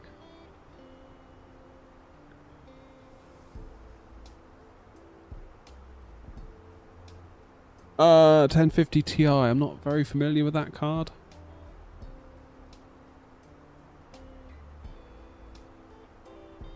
I wouldn't like to say. CPU reached 100 degrees. Sounds like you need to repost your CPU, Bellis. Yeah, I don't know how you cope with 40 degrees in Australia. That is something else. That is something else. The only time I've experienced heat like that was when we went to Las Vegas. And I was genuinely stunned by how it felt on my body. Like, you know, people say like, oh, it's going to be hot in Vegas. I'm like, yeah, it'll be hot in Vegas. I got there, I was like, oh my God. Like, what? I think it was like 44, 45, something. It was ridiculous. Ridiculously hot. The only way I can explain it is the only way I can explain it, I don't know if in the UK, if you go into like a shop in the high street and they've got their doors open all day to attract customers, they have these big hot fans that blow like a curtain of hot air down from the ceiling to the bottom of the floor. And if you stand right under it, obviously it's incredibly hot. And I walked out of the airport terminal and I was like, I kind of paused in the doorway to check my phone or something. And I was like, oh, I'm stood under one of those heaters. I better move. And then I moved and I was like, why would there be a heater? You're in Vegas. And I was like, oh my God, it's the air. It's the actual air that's that hot. That's crazy. Couldn't believe it. Email says, sorry if I sound disrespectful or rude, but do you make a livable wage from this YouTube channel? I'm sure 25k subs does not bring in much revenue. Again, I'm sorry. Don't be sorry. It's okay. It's a really interesting question. It brings in a part-time wage, and I do it part-time. So, yeah. There are months where you do really well. There are months where you don't do so well. So, yeah, pretty much. It's kind of, I'm trying to, the amount of time I put into it is proportional to the amount of money it brings in. You'd be surprised what you can do with 25k subs though, because the sub count doesn't really make a huge amount of difference. Like, I've had videos that go out that just die. Like, they just don't hit the mark. And you think, well, I've got 25k subs. Like, why aren't 25k people watching it? It's like, well, that's not how it works. You're only as good as your last video, really. If you make a good video and you get, like, 1 million views, that might only take you from 25k subs to 35, based on those 1 million people, because a lot of those will be drive-bys. So, it's different. It is increasing, like the memberships on YouTube, the Twitch subs, they're slowly growing, and that's kind of more dependable revenue that you can kind of set your watch to a little bit. Well, not set your watch to it, because obviously people can get fed up and leave, and that's totally their prerogative, I get that. But you can kind of look ahead and be like, okay, so I've got... you can kind of look at like what your expenses are each month, and then you could be like, okay, so if I had X number of Twitch subs or X number of YouTube subs or a combination of the two, that's then my wage. I can quit my job. Whereas if you think, oh, I did really well on YouTube this month, I did like this one video got like $500 in ad revenue, it's like, well, that's great for this month, but then next month all the views might be gone. So then you got to make your next video, and what if your next video sucks? So it's an interesting one. It can be done. Brand deals help a lot, but I'm very, very picky about brand deals because I don't want to completely undermine my credibility by just accepting literally everything and just pummeling you guys with ads. And generally, I'll only accept a brand deal if I like the product to start with. Good example is Tobii with the Tobii eye tracker. They reached out. They were the first brand to ever reach out to me. I'd never experienced working with a brand before. They reached out, and they were so just nice to work with. I was just honest with them from the get-go. I was like, look, you're asking me all these questions, like, what would I charge? What do you want to do? Do you want to do this? Do you want to do that? I'm like, I've never done this. Like, I don't know. And they could have totally took advantage of that and just been like, haha, let's screw this guy over. They didn't. They was good as gold. But my point is, I'd already long admired Tobii at that point. And it was really nice to have a brand that you admire reach out to you, and it was like, yeah, of course I will. Of course I'll do the product review. That would be wonderful. Thank you. Whereas some of the offers, and it's like once Tobii reached out, it's like they kept coming afterwards, like all these other ones. Like, you wouldn't believe the amount of shit that has landed in my inbox from brands that has not made it onto the channel. So much of it. Like, I could have probably turned over thousands of pounds by now if I'd accepted it all. Like, it's just... yeah, all like the VPNs, all of this, like, all that kind of stuff. Like, VPNs, nothing against VPNs, like, in general. Like, VPNs, I think, are a cool idea. But all of these, like, ones that you've never heard of that are just offering you a quick buck, and you just read their script, and it's like, no, I'll need to use your product first, evaluate it, and then... then go from there. But yeah, weird. So yeah, it's long answer short. It's a part-time wage, but I'm only putting part-time into it. My wife and I were talking the other night. We were sort of looking at the numbers, because I've got like a separate business bank account for the YouTube channel, so it's separate from like our actual living money. The accountant helps out making sure we're doing everything right now, which is really nice. That's a huge load off my mind, because beforehand I was trying to do it all myself and like thinking, oh god, I've got to do a tax return, and if I get that wrong, that's like, it's going to be hell to pay. Really big breath of fresh air getting the accountant on board, because And it's really nice as well because, like, sort of I talked him through everything I'd done. I was like, look, from day one of being monetized on YouTube, I registered as being self-employed here in the UK. I set up a business bank account. None of my YouTube money's ever touched my personal money. It's all in a separate little pot. I got this accounting software that does it all. It connects to my bank. I do it, and he's like, brilliant, you're doing it all right. Let me take it from here. Thanks very much. And I was like, sweet. Like, I felt very, very reassured that I hadn't made a mess, because I was so worried I was going to go to him and he was going to be like, good God, man, what have you done? I'm going to have to unpick all of this mess you've made. And there we go. But yeah, we were talking about it, my wife and I, and it's like, I'm always feeling time pressure because I've got Tuesday, Wednesday, Thursday to work on the channel. And then the other days I'm in work. Well, Sunday's my day with the family, but every other day I'm at work. And we're sort of saying, is it possible? And I don't know if this is true, but is it at all possible that I'm putting a glass ceiling on myself by staying in my day job? Because every Thursday, so this evening, I'm going to be like, oh God, I've got so much video to edit, I've got all this to do, and I haven't done this and that, and blah, blah, blah, blah, blah, and now I'm back at work, and the next day I've got back on the channel is Tuesday, which seems like ages away, and I feel like the channel is going to wither on the vine and die while I'm away. So there is part of me that thinks maybe we take a chance. Maybe if I had more time on the channel could therefore grow into that extra time and replace the money that I'd be losing. So, I don't know. Who knows? Jumbo says, hello, I'm planning to buy the TCA Boeing yoke. Is there any cons, or is there something else better for the same price range? Don't think there's anything else in the same price range that's like it. The biggest thing for me, Jumbo, is that... Hang on. Let me switch cams for you. Biggest thing for me, I don't know if you can see if I sort of scoot myself back a bit. Football fans, you carry on, mate, you're good.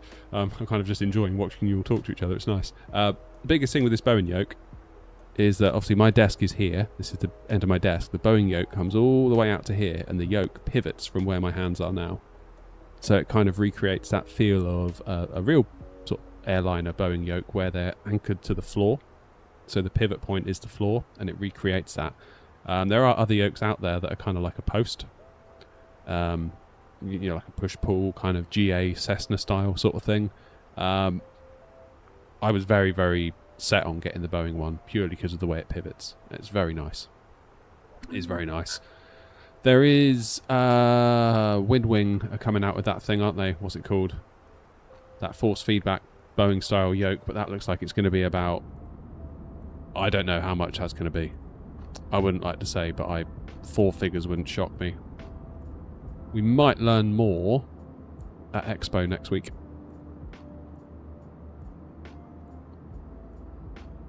Right, where am I? That's got to be me there, right? We're making good progress.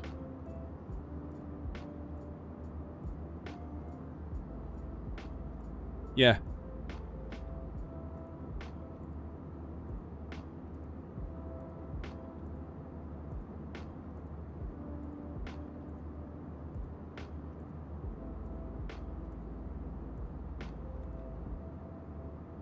You're all talking about Australia. I've never ever been there. If it weren't for the spiders, I'd give it a go. Honestly, like, why are there so many things in Australia that can just instantly kill you? Very strange, that, to me. Like, there's just so many deadly creatures. I've got some family, well, my wife's side, which I guess makes them my family. But we all sort of know they're not. Hopefully they're not watching. I think they're somewhere near Sydney. Sydney-ish. The snakes are well. See, I don't mind snakes as a rule. Like, I almost got bit by an adder last year. Did I tell you guys that? That was sketchy. That was really bloody close. It could have been either myself, my kid, or my dog.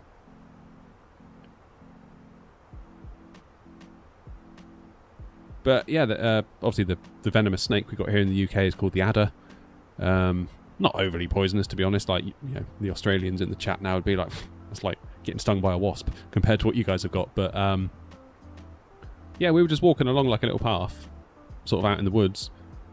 And what's really weird is my kid had just brought home a book from school, like, you know, wildlife in the UK. And we were sort of reading a couple of pages each night together, and we got to the page about the reptiles.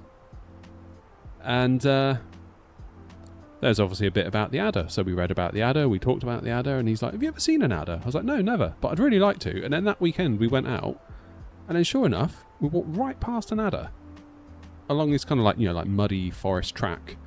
I had the dog on a lead, I had kid next to me, and then my wife was sort of lagging behind, and we turned around. I was like, oh, we better wait for Mum, so we sort of waited.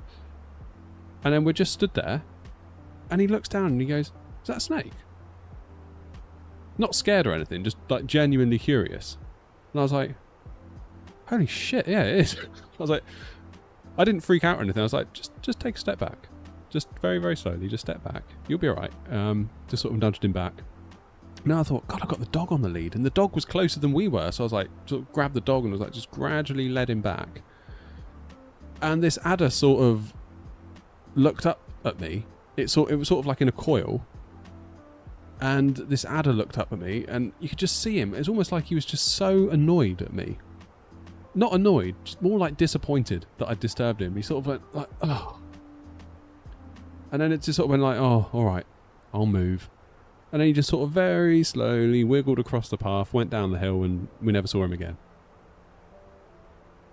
But yeah, that was my experience with a snake. Very, very slow. I thought it was going to like shoot up and go into like that little S position, like they're going to bite you and wriggle away. But it was just, I think it was cold maybe. It was like warming up. There was like this little patch of sunlight where it was through the trees. But yeah, close call that. That could have been a bite for either me, my kid, or my dog. Obviously, probably wouldn't matter so much for me. I'd have been alright. But like, they reckon kids and dogs are not great with adder bites. So, where did I find a thing for the side stick? You mean the stick itself or the thing that it's in? The little bit that it's in, this little black bracket, I 3D printed it, and it's in a pedestal that I made out of MDF. There'll be a video on the channel soon.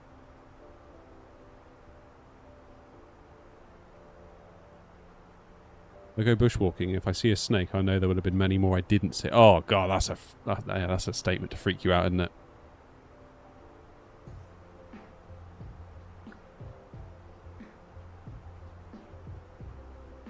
Yeah.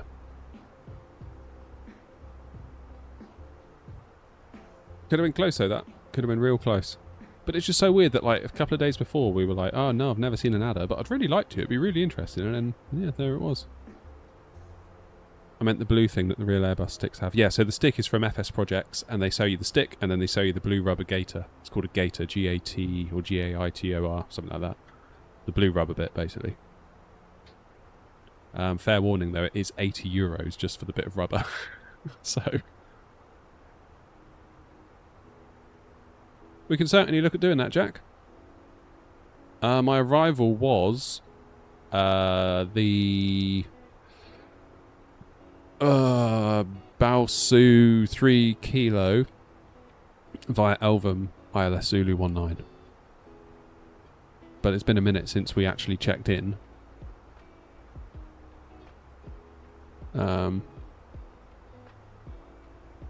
And there's no control on anymore. So we shall see.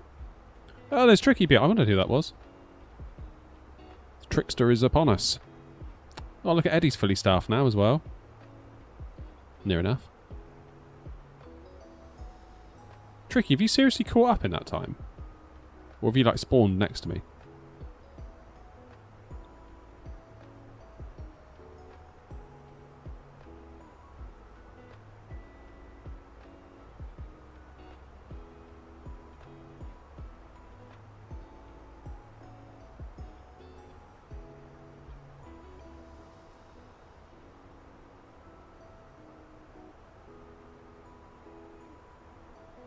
I'm QTR 52X. Where's QTR? Is that you there? Oh, yeah. Where are you going? LA. Damn. You've got a fair way to go, buddy. Oh, nice. Is this, LPPD? This is Ponta Delgada. I've got some mini-build scenery for that. We flew in there once. That's crazy. Where were we going that day? Was it Madeira to Tenerife South, back to Madeira, then to out to Ponta Delgada? It's wild, isn't it? All those people on VATSIM. What an achievement VATSIM is, really, when you think about it. Yeah, we did some VATSIM ops in Australia ages ago. It was really good. The Aussie controllers were very, very good to us. Adrian, one of them was called, I believe. Really nice guy. Helped us out a lot. And would quite often just open up ATC for us. You know, like when you walk through a hotel corridor and like the lights go off behind you, and as you walk forward, the ones in front of you come on. He basically did that for us all the way from like Melbourne up to Gold Coast. It was really cool. But we did a tour ages ago. Where did we go? We went... let's have a look. Where did we start? Is that Cairns up there? CS? Where's Brisbane? What's this one? YBCS. Anyone know where that is? And this was like probably a good couple of years ago. Yeah, Cairns, however I'm supposed to say that. We did that to Brisbane. Then we did Brisbane to Sydney. Then we did Sydney down to, I think, Melbourne. Yeah, YMML. Then we did Melbourne to Adelaide. Then we went... Where did we go after that? Was it Alice Springs? Somewhere in the middle? Where's Alice Springs? Well, we went somewhere. Yeah, Alice Springs. Fairly certain we went to Alice Springs. Then we went to... somewhere up here. Whatever it was called. What's the place up here called? Was it Darwin? No, somewhere else. I'm sure there was somewhere else. No, we ended in Perth, but we went to Darwin and possibly somewhere else. I'm gonna have to load up Navigraph and have a look. What was it called? It's gonna really bug me now.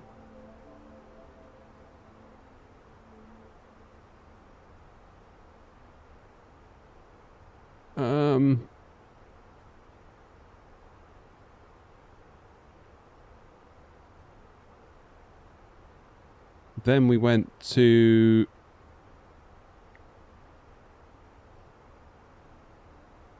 Oh, God, where did we go then? Basically, we tried to end it in Perth. It was a long time ago.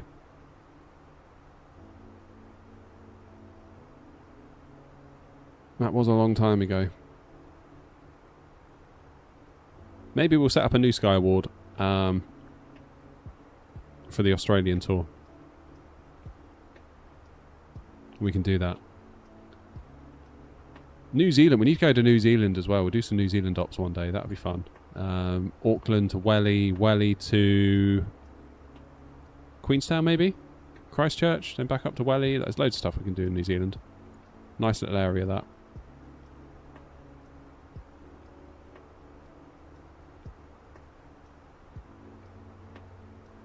Make a video comparing graphics and VRAM usage in 24 and 2020. There'll be no contest, home email. Literally 2020. We were using like 6 gig of VRAM the other day. Oh, what have I done there? 6 gigs versus like whatever it is we're using right now in 2020. Albeit I was on DX11. Yeah, 12.8 now. At cruise. Do the MRM. What's MRM?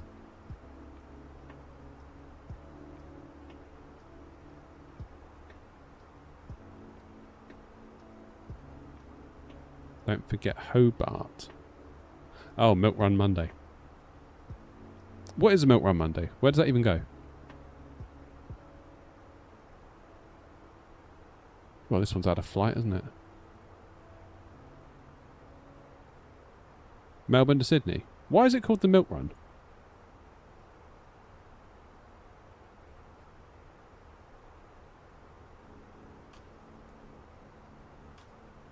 Melbourne, Sydney is one of the busiest, is it?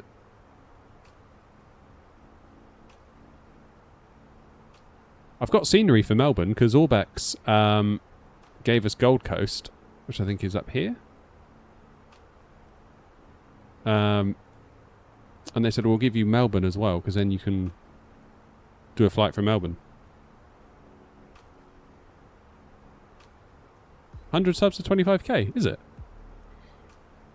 Let's see.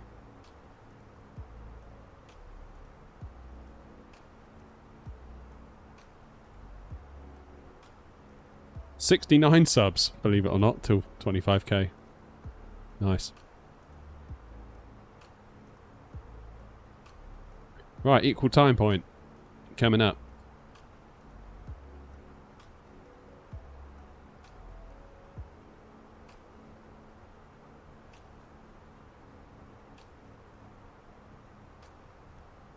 The term milk run for the Melbourne to Sydney route refers to the high frequency of flights between the two cities, similar to how milk delivery drivers make regular repeated stops on a set route. Oh, I always thought Milk Run Monday was something to do with like Singapore to somewhere.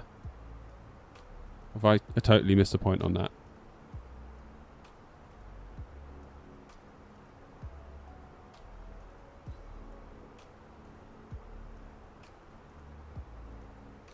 Oh, approach has come online, has it?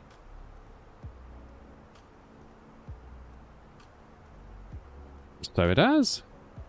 Right, what's the ATIS saying now? Runway in use 19. Good. 119.300. Let's get that in now.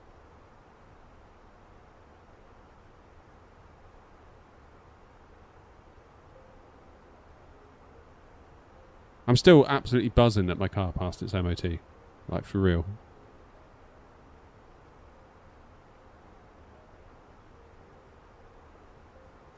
Oh yeah, do what Nightbot says. Hit the like button. It really, really, really helps. Is Australia a popular destination for the UK? Yeah, a lot of people talk about going to Australia.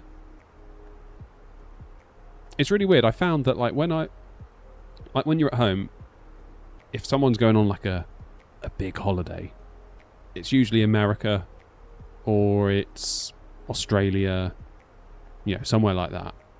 And we talk about these places like, you know, it's a big deal to go to them and, you know, obviously you're doing well if you can afford to go there, that kind of thing. So on and so forth.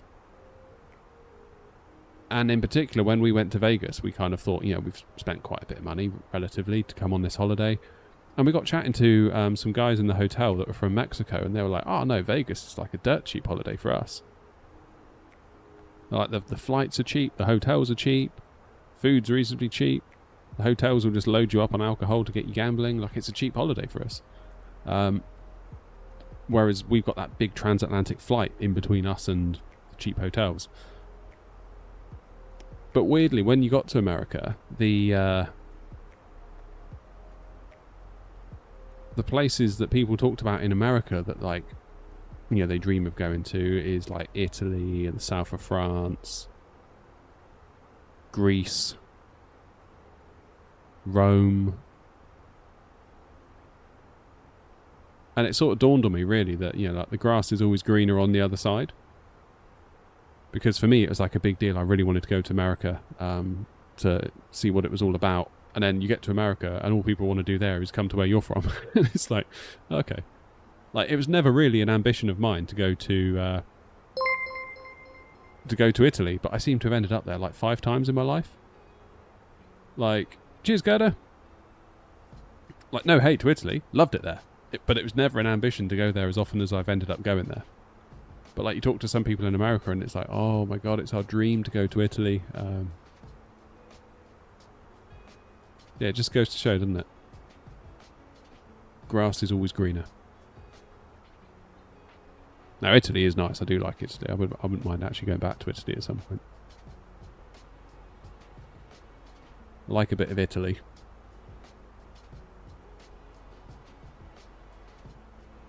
One of my favourite places in all of Italy was in Sorrento. And walking down like the main drag in Sorrento. And there was this little like, there's restaurants everywhere, but then there was this little kind of like metal gate that had like kind of plants all around it. And it didn't look like anything. And there was this like waiter guy stood there, and he was like, you could kind of see us looking around. He's like, hey, you guys looking for somewhere to eat? We were like, yeah. He's like, come through here. And this just like garden, kind of olive garden, whatever. Not olive garden. I don't know what you'd call it. It was a restaurant, but you didn't actually go inside a restaurant. It was all outside.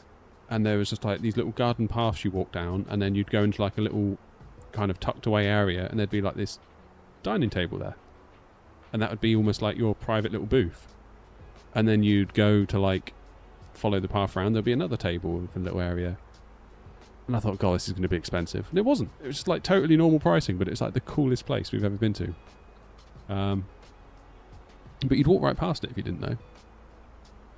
How big is my TV screen? It's 43 inch. 4K, 43 inch, 60 hertz. Which I'm not in love with, to be honest. It'd be nice to have variable refresh rate. Because, as Craig was saying, what made you choose FrameGen? I was kind of testing with it, really. It was the main reason. Just wanted to see what it'd be like. If we had variable refresh rate, obviously the sim right now is outputting over 60 FPS, but we're unable to see any of them. And equally, because it's not a locked 60, if you're not careful, you can either get juddering, as you can see, or, worse yet, tearing. So it'd be really nice if... I was considering maybe getting a 32-inch... 32-inch, maybe even 1440p monitor, variable refresh rate, 'cause you can get those quite cheap. Put it on an arm and sort of bring it out so it's a bit nearer to me. How long have I been in this cruise? We've been airborne for 1 hour and 7 minutes. And we're going to arrive in almost exactly an hour.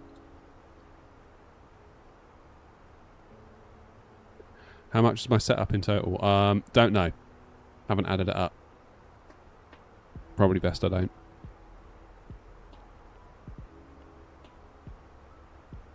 Probably for the best we don't do that. Otherwise I might get sad. And we can't have that.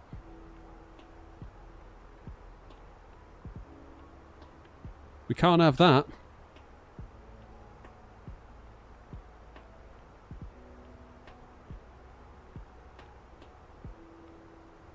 Still can't believe my car passed its MOT, that's wild.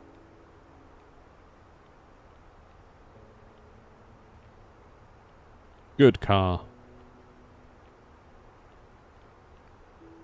I've always loved that car. Except for all the times I get angry at it, but apart from that, I've always loved that car. Yeah, see, Jerry knows.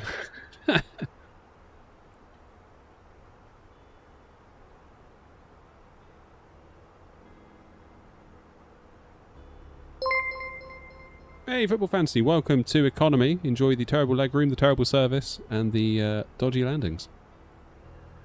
Totally worth it, damn right. You should see the link to our Discord now if you want to come in and join us. If you go into the tab thing, I don't know, you'll have to find it. I don't even know where it is, but I know it's there.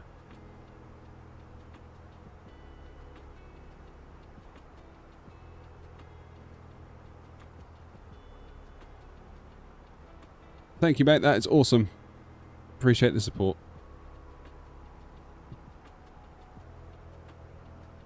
What car and why am I surprised it passed the MOT? You don't look after it. We do look after it. It's just getting old. It's a 13-year-old BMW 5 Series, which has the potential to become a money pit if we're not careful. So every year that goes by that it can scrape by and we don't have to buy another car is a very good result, according to me. I say we bought it before we had kids, my wife and I. You know, what's it they call it? Dinks. You ever heard that term? Double income, no kids. Man, those were the days. Jesus. Like, you should just get our wages and be like, what do we do with it? We're like, I don't know. Everything's been paid this month and we've got this much left. And it's like, sweet. Put it in the bank. And then we bought the car with it.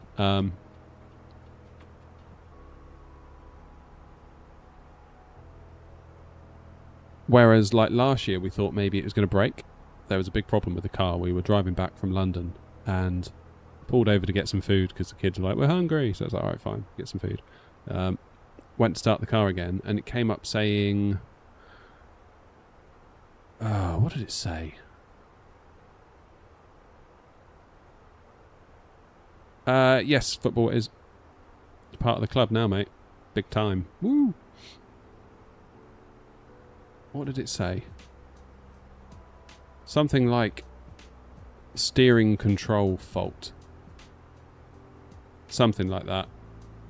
Call you Kai. Alright, nice one. I'll try and remember that. I have to keep a mental model in my head of people's usernames versus what they like to be called versus what their Discord username is that is sometimes different from their YouTube username or Twitch username. I get very confused. It's one of the hardest parts of this job. Anyway, started up the car after we'd sort of got some food and we got that error warning and smoke started coming from the steering column. And what it was, I think it's called the squib. I think is what they call it. SQUIB. And it's like, if you imagine you've got your steering wheel and you've got the steering column, in between that is kind of this device that contains all your indicator stalks. That kind of slots on, then the wheel goes on top of that. And obviously that has a mechanism inside for all the electronics. Like, you know, you've got like your volume up buttons on your steering wheel if you've got a wheel that's like that. Obviously that all needs to get wired through, and that device is what turns to allow the signals to go through, and that basically melted itself. Oh my word. What's happened, Jetstream Aviator? Begging for forgiveness by the quick skim read of that. It's fine, Jetstream Aviator, it was fine. You should have seen me at Edinburgh earlier.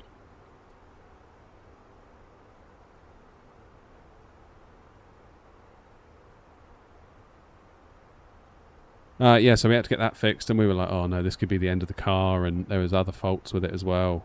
Found a really good garage that actually kind of broke it all down. They were like, it seems bad, but there's not an awful lot wrong, and we can fix it reasonably easily. So we were thrilled with that. But obviously in the meantime, we were kind of the opinion that maybe the car it's time for it to go. And we didn't want to spend BMW money again. We kind of agreed that while it's been lovely to have it, we don't like it enough to want another one, which sounds really weird. But like for years, I really wanted a BMW, particularly the 5 Series. I always thought that was a gorgeous car. Always really wanted one. Like pre-kids, worked hard, saved up, bought it, and I really enjoyed it for the first 2 or 3 years. And then afterwards, like, it kind of dawned on me that it's just a car. Like, it's just a car. That's all it is. And kind of the amount that it cost didn't translate at that point into the proportional amount of enjoyment I should get from it. And again, beautiful car to drive, even now. Like, to drive it around feels lovely. Yeah, that's right, Philip. That is kind of ongoing, but it's manageable. So yeah, sometimes when you jump in it, it says excessive battery discharge while stationary, electronic consumers were turned off. So basically the car detects something's up and it just kills power to everything, so you don't come out to a dead battery, which is fine by me. I mean, the garage are like, well, we could spend hours and hours and hours hunting for it and maybe not find it, but you haven't come out to a dead battery yet, have you? Because the car sort of manages itself. And I was like, good point. Let's call it a day. So yeah, we went test driving stuff, and obviously you get into like these, you know, we went to like a Kia dealership, we went to the Skoda dealership, we went to the Vauxhall dealership, you know, we went around everywhere. And of course, you say to the sales guys, like, actually, you know, we'll be looking at buying something used. And they're like, oh yeah, well, get in the new one anyway, because they think, oh, if we can get them in the new one, then we can tempt them in with like a terrible credit deal, and then we've got them. So they put us in these like brand new. Well, I remember this sales guy goes, "Oh, sit in the brand new Kia Sportage," and I sat in it, and I was like, "Yeah, it's quite nice. It's all right. Yeah, it's, you know, nice car." And I thought, God, I'm going to get back in mine and think, it's old, it's tired, it's crap. I got back in mine, and I was like, oh, I kind of prefer it. And that's like a 12-year-old car, so I was surprised. Basically, all of these cars that we sat in that were like new cars jumped back in ours, and we were like, yeah, we still kind of like ours, actually. And they're so much money. Even like these kind of not crazy luxury brands, a lot of money. Cars have become very, very expensive. Very expensive. So when the garage came back and were like, yeah, we can fix pretty much all your problems for inside of 4 figures, we were like, oh my God, do it, please. Like, and then we get to keep the car that we already like. So every year that it keeps going for now is a good year. I mean, it's weird. I used to drive every day. I would drive everywhere. Like I was the driver, if that makes sense. Like my wife drives too, but I don't know. Like I would drive that car to work every day because you're traveling around for work. Now I can walk to work, so I never really drive anymore, which is weird. I spend more time in the sim than I do behind the wheel of the car, which is a bit weird when you think of it like that. But as a result, I'm kind of just like very much like, I don't care now with the car. Like if it blew up tomorrow, I'd probably go and get a 3-wheeled van. I'd be quite happy with that. We have a 19-year-old Toyota Avensis. Oh, the Avensis is a beast, isn't it? That's what we looked at as well. We looked at a Corolla. We looked at, all sorts of things. Again, all lovely stuff. But just so much money. Even for what is considered, even if you wanted to go and buy like a Ford Focus, what you consider to be like a value-oriented car, still a lot of money. You'd be surprised what you can spend on it.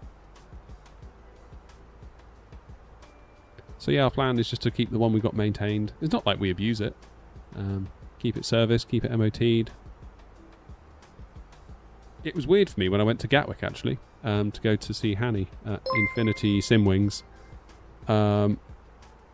Cheers, Mike. Thanks very much, mate. Yeah, it's funny, when I went up to Gatwick to go in the sim at Infinity Simwings with Hanny, obviously arranged it all, and then it dawned on me, it's like, God, I haven't driven the car properly in ages. Like, that was the first time I'd been on a road trip in a long time. On my own as well. Because usually, like, the kids are in the back and my wife's in the passenger seat or whatever. But it felt really weird having not driven anywhere, really, for months. Sort of going around the M25, just on my own. Chilling out.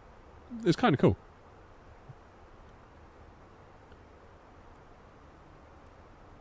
But it does make you wonder, you think, oh, can I still do this? Like, am I going to be really bad at driving? Turns out you can.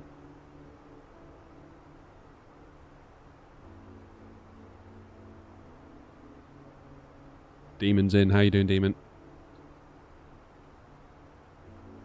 How many Twitch followers are we up to now? Can anyone see and let me know? Oh, cheers for the sub, Rez. Appreciate you, my friend. Thank you very much for the support. Like I say, couldn't do it without you. Couldn't do it without you. Thank you very much indeed. 986. Hey, we're almost there. 14 to 1,000.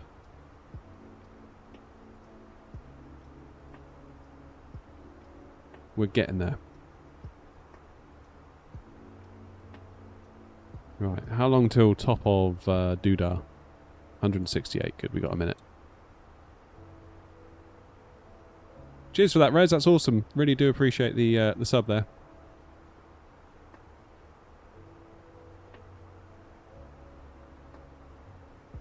Yeah, if there came a day that we had to get rid of the car, I don't know what we'd do, in all honesty. Don't know what we'd do. God, you're way ahead of me. Look at you two, you're almost there. Me and Tricky, look. Slow Coaches Anonymous back here. Tricky, were you doing Stuttgart to Heathrow yesterday morning?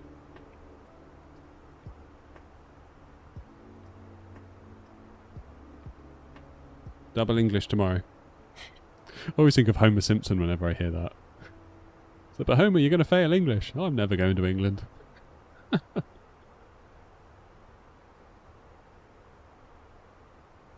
God love him. Have I got time to get a coffee? I've got time to get a coffee, haven't I? And get a coffee. So the plan is, we're here. There's me. We're going to here. Bicf. Narrowly avoiding Burke. I love that airport's called Burke. The plan is, I'm going to get a coffee. Then we need to do Wordle because I'm a bit stuck, so I might need your help. But if you know the answer, don't say it. But you can help me get the answer. That am the plan.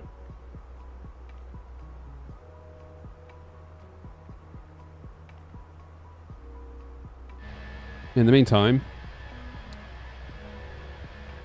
Oh, Shakespeare sucks, Jack. I hated that.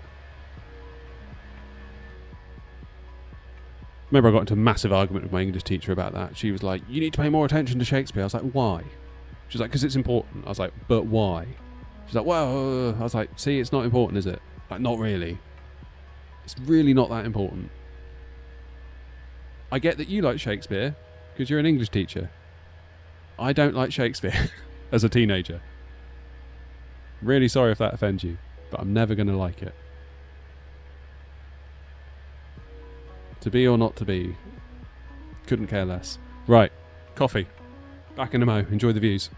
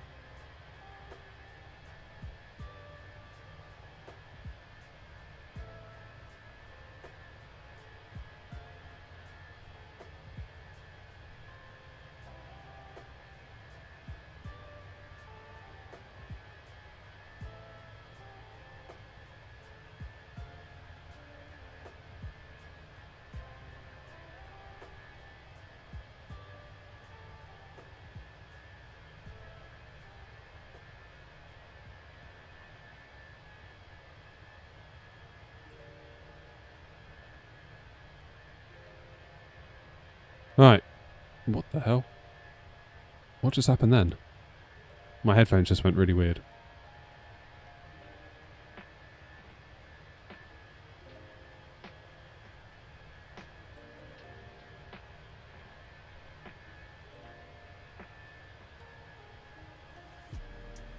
My headphones are going totally weird.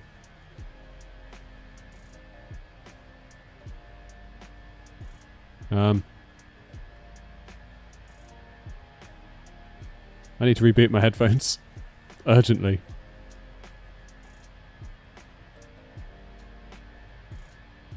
I think I've turned on voice activation.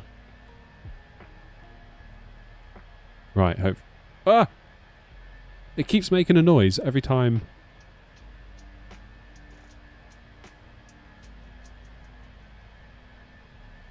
Ah, that's better.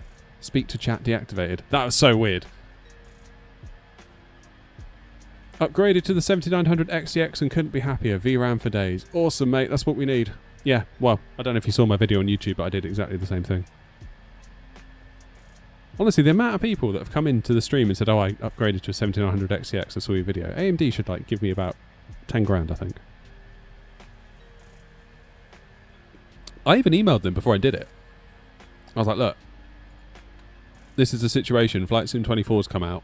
It's quite a big deal. However, it's plagued with VRAM issues. Your product is uniquely positioned to solve the problem at an affordable price. I'm going to make a video. Do you want to be involved in any way? Never heard from them.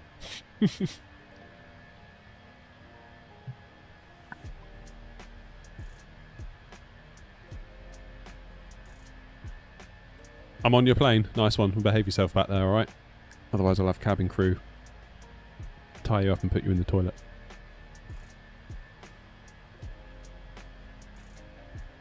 Damn, Bellis is top of descent already. I am still a good... It's got to be a good 100 miles, right? Yeah, 107.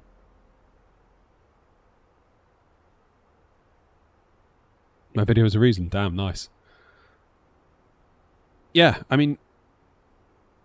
Shouldn't have to, should we? Really? We shouldn't have to be buying cards like that. But there comes a point where it's like... I can't take it anymore.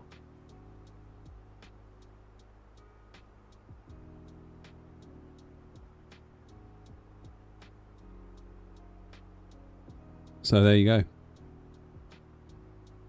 Yeah, we're using 13 at the minute, I think. 12.63. Which is actually okay. On the 4080 Super, that would probably be okay. It's when you sort of get just a little... And keep in mind, we're at cruise at the moment. If we had custom scenery for BIC, which we don't, Keflavik, that might cause us a problem.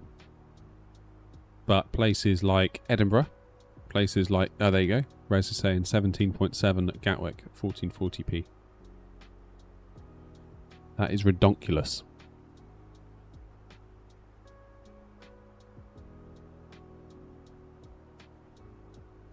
Absolutely ridiculous.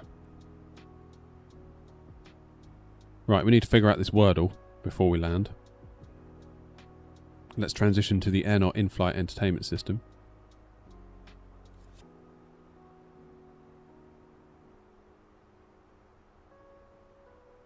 Philip says took him 4 goes. It's quite a hard one. Yeah, I'm struggling.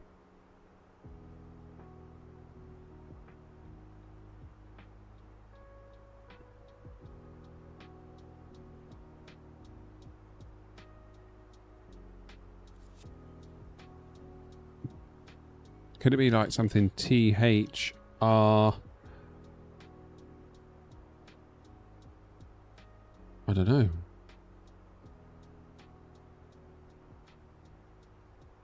Yeah, go to high, I would, with the texture quality.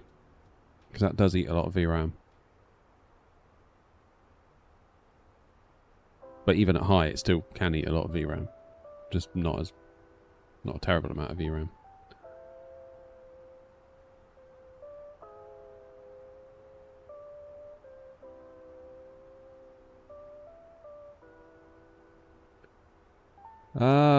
Go on then, Philip. Give us the first letter.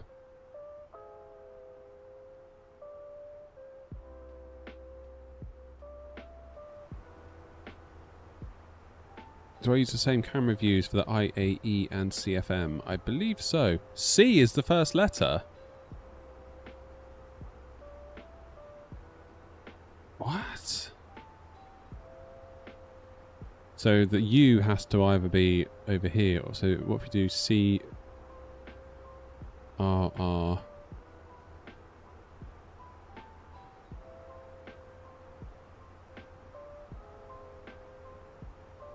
Philip, will you stop making Wordle so hard?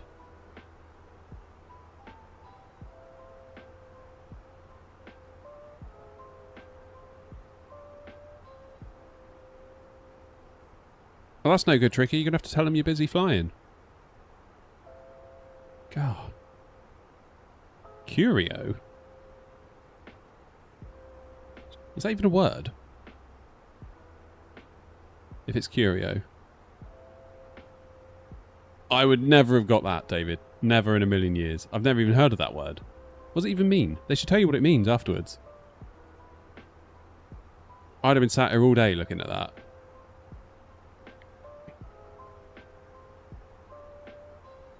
No, I've never heard that word in my life. Never heard that word in my life. Never in my life has a sentence been used, and then the curio happened, or like...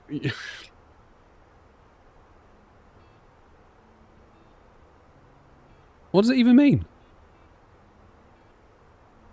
Could be something to do with Shakespeare. Well, I didn't listen, did I, at Shakespeare? That's why it was. I kind of got myself to blame. Oh, that's going to age badly, isn't it? That take on Shakespeare, and then we get nailed by Wordle. Like, there's no point in learning Shakespeare, it's pointless. Instantly fails at Wordle. Do I know why your sim isn't starting up? What sim is it? Hand. It's not 2020, is it? Curio. I read 12th Night. That's the one we read. Curio's a character in 12th Night. I thought you weren't supposed to have names in Wordle.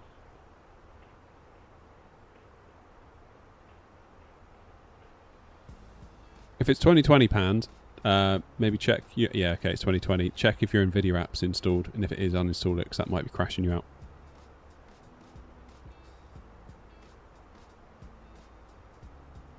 Twelfth Night. Oh man, the irony is stacking up. Literally, I was just slagging off Shakespeare, saying what a waste of time it was at school. And then the very Shakespeare book we had to read at school is today's Wordle, and I didn't get it. Brutal.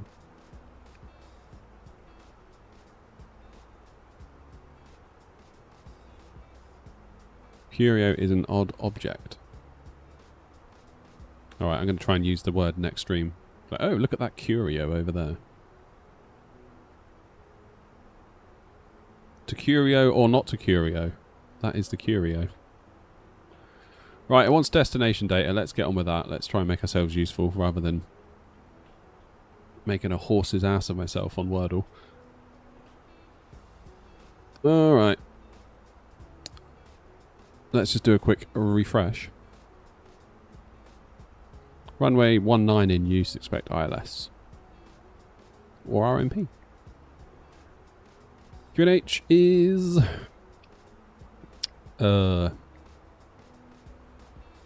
1016.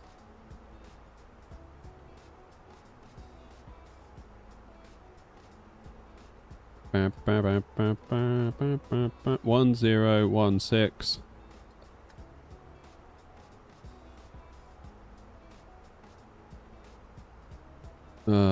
Arrival 9 degrees 160 and 7.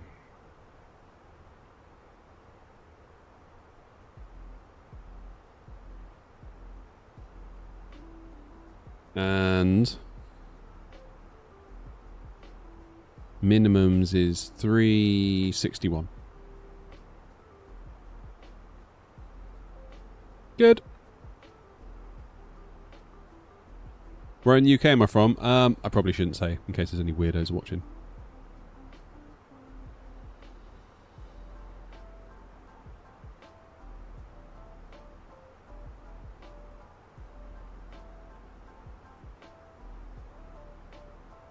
Don't want any randos turning up.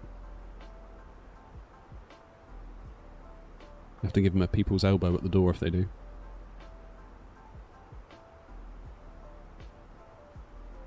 What plane? We're in the Airbus A320 by Phoenix.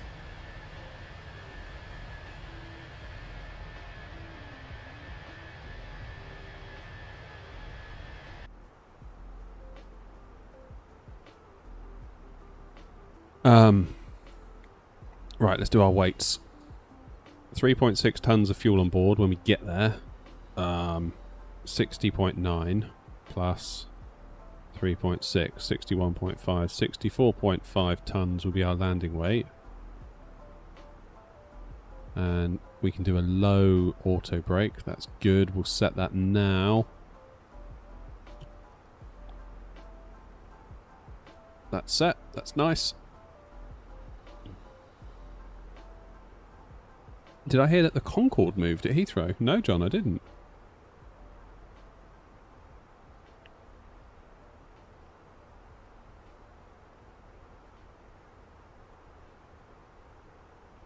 I had no idea. What have they done with it? Have they, like, moved it somewhere else on the airport, or is it gone for good?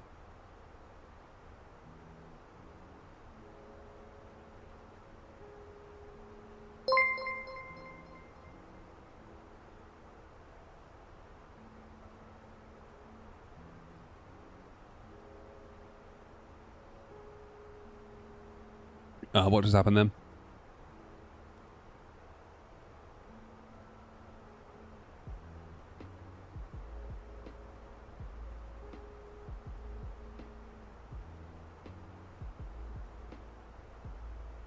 Maintenance? Oh.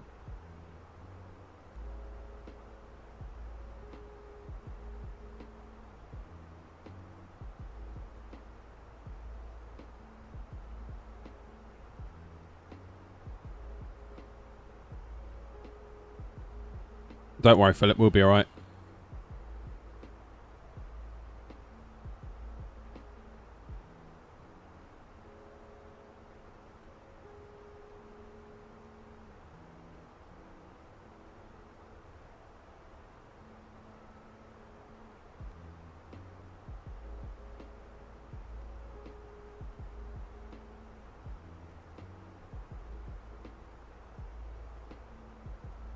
Having said that, 60.9, now we're at 3.7. Oh.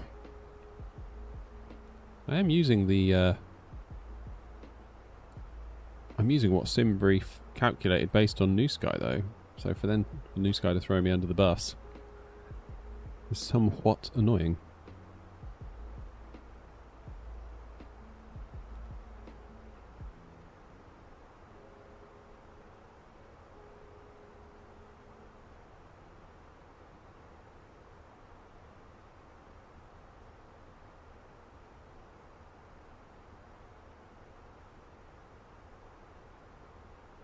Maybe we need to hold.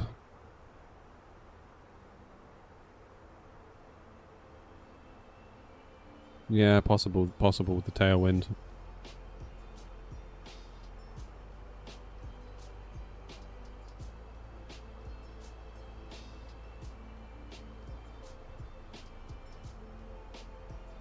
Pan, have you got NVIDIA app installed or no? A74.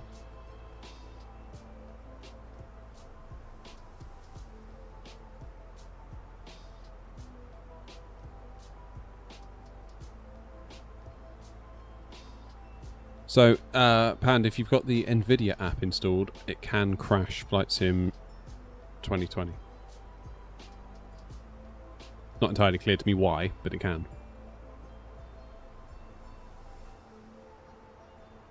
Oh man, that aircon is nice.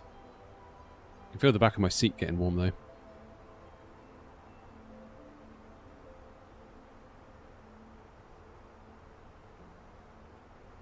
How do I fly routes for a virtual airline? What you need to do is find a virtual airline platform. We use New Sky for ours, and then you can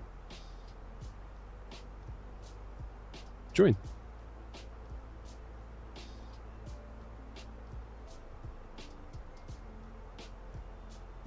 Right. Let's go down as far as 10,000.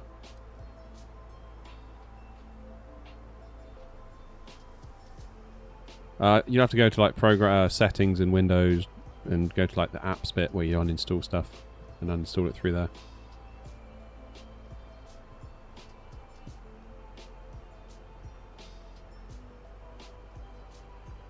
I might have to hold at Balsu at this rate because I don't want to affect my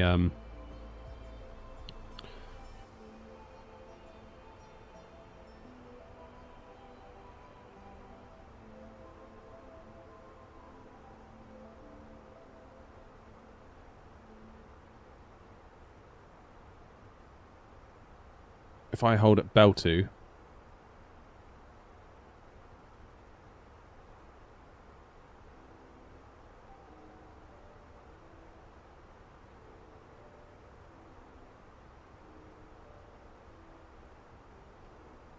what's my inbound course? 345.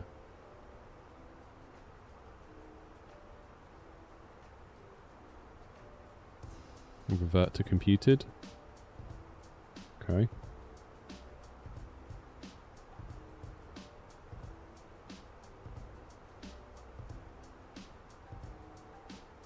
We just need to, yeah, now we're going like 3.8 tons, so we're definitely on the wrong side of where we need to be. How'd you apply to join the airline? Get yourself a New Sky account. So newsky.app. Then once you've done a flight for the New Sky Academy, basically where you practice and learn the ropes, you can then apply to join all the airlines that are on there. Like Osprey's on there, we're on there, I think Alpaca's on there.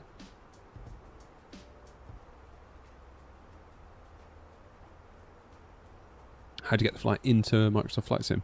So New Sky is the platform we use for the virtual airline that obviously lists all the routes and things like that. You pick a route, then you can press a button and it will generate you a flight plan in SimBrief. If you've got your SimBrief account connected, then you can import the flight plan into your plane via SimBrief.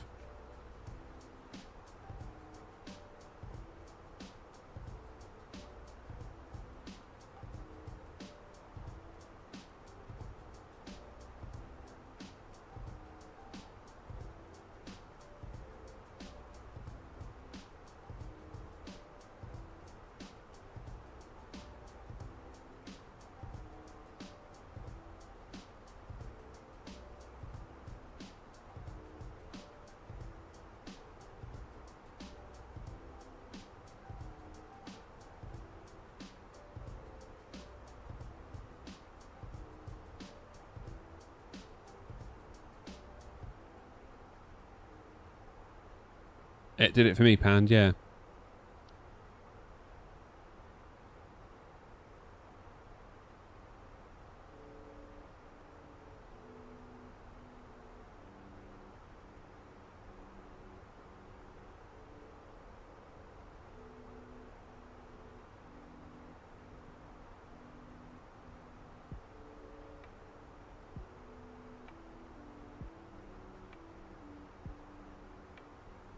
I'm going to jump on frequency 119,300.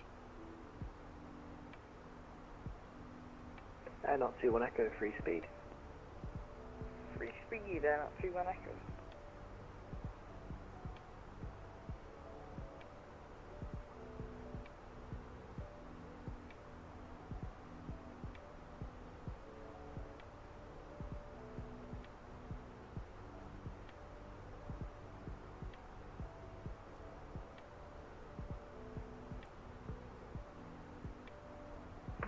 Nomadic 434, welcome to Keflavik. Thanks for your help there. Vacate right onto Sierra. Right on Sierra, Nomadic 434.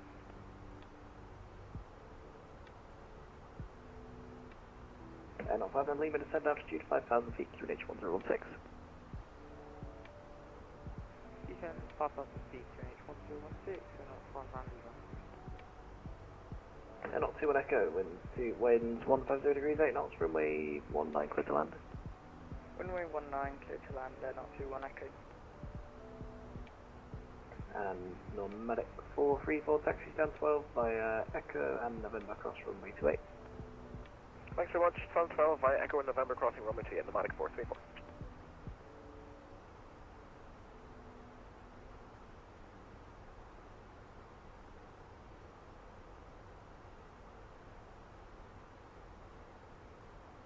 Keflavik approach, AirNOTT 823 Victor. We're still outside of your airspace, but we're wondering if when we enter, would it be possible to hold at Bell 2? We're slightly over our landing weight. AirNOTT 823 Victor, Keflavik approach, hello, identified A firm. I was just going to send you a contact me anyway. You can continue descent to flight level 100 and hold at Bell 2.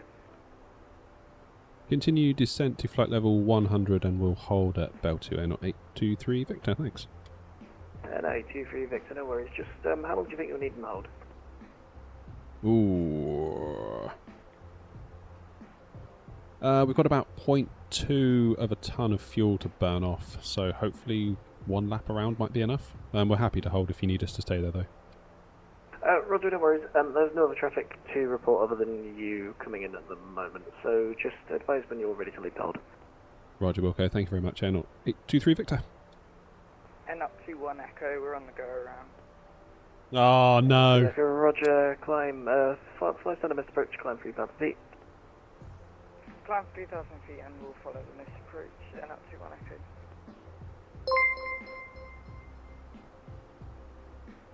Echo. Cheers, my whatever that says. Thank you.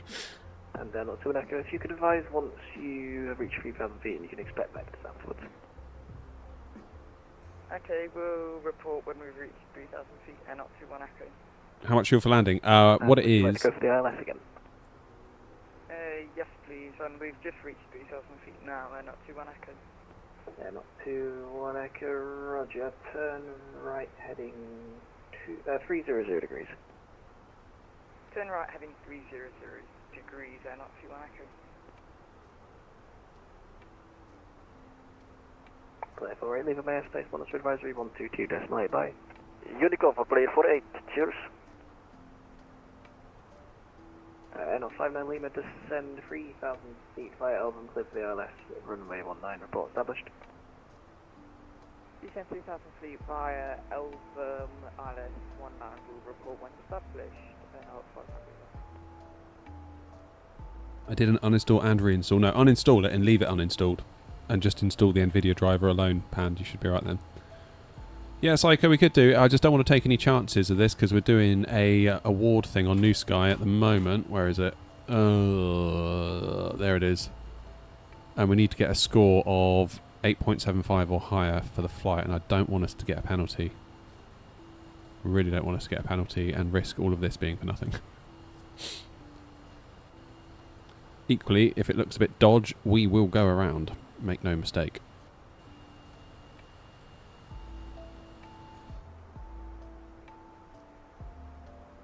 Yeah, that would suck to spend 2 hours doing this and have to restart it again next stream. That would not be fun.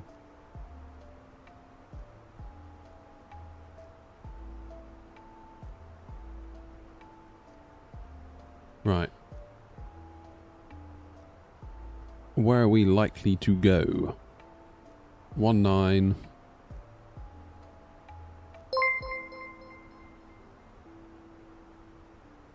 Oh, cheers, Brian.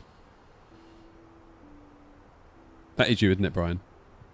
Not someone else with a very similar username. Appreciate you. Thank you very much, Brian. AirNOTT 2 echo, right turn 360 degrees. Right turn 360 degrees, and sorry about the go around, we came in a little too fast when we floated. That's alright, no worries. Gives me practice to do vectors, so that's fine. Cheers, Brian. Thank you, mate. Appreciate it. AirNOTT 2 echo, be advised QNH1015. QNH1015 and up to 1 echo, thank you.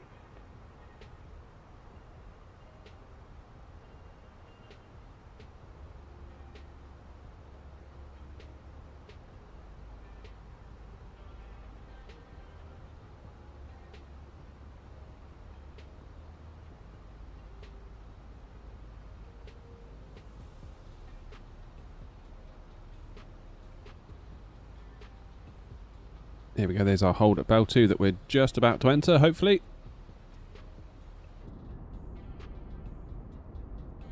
I need to get like a button I can press. Echo, would you be able to set up for the Valux transition for the ILS, or would you prefer vectors to established? Here he goes. We'll see. Give us 2 minutes. Roger.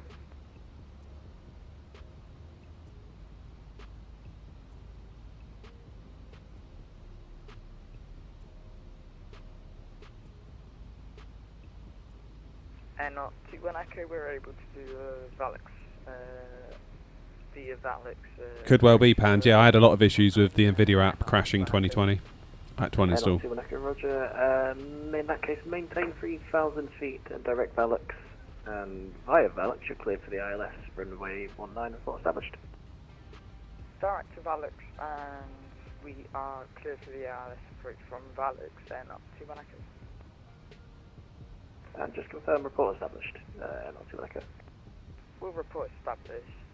AirNOTT 21 Echo. Right, we need this 3.7 to turn to 3.5 or less. Or 3.6 or less. But ideally I'd want it at 3.5 because I don't want to get further down the track and then... You know what I mean? What if I pull the speed brakes out? That'd make the engines rev up a bit.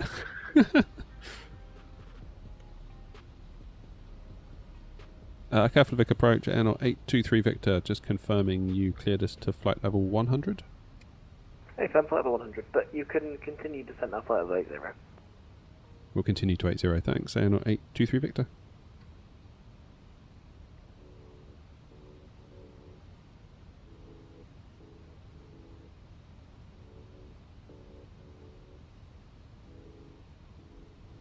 .6, this is good.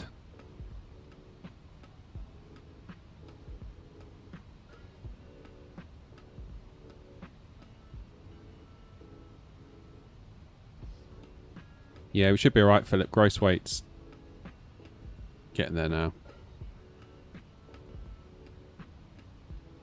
Lights! Seatbelts!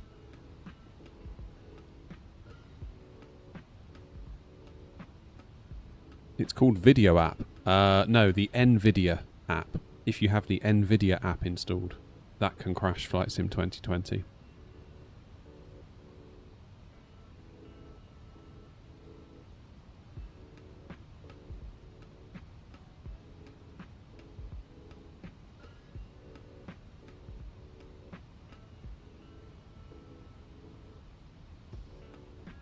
Get flaps out. Get us some drag. 3 point... Is that 3.5 I'm seeing? Yeah, that's good. 1 lap will be enough. I mean, if you've got it installed, it's not installed by default, Pand, but if it's installed, it would be in the list of your installed apps.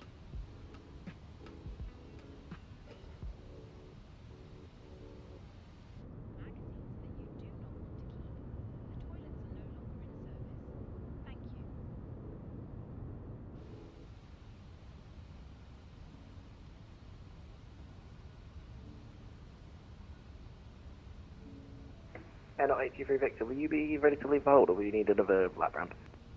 We should be good once we make this turn to exit the hold. AirNOTT 823 Victor, roger, you can leave the hold direct, Elvin. Direct Elvin, AirNOTT 823 Victor, thanks.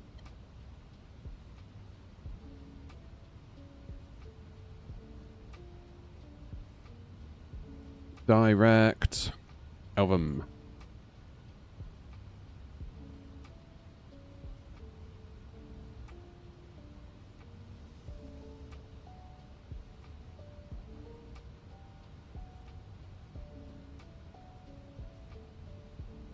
Yeah, I feel like I've been quite lucky, Elliot, on the whole. Like, there's been the odd one or two, but...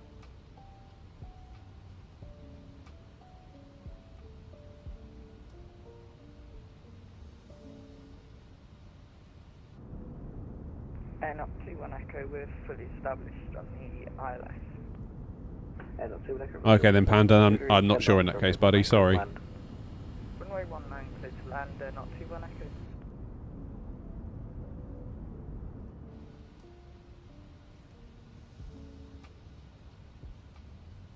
Right, I'll just let us turn this corner.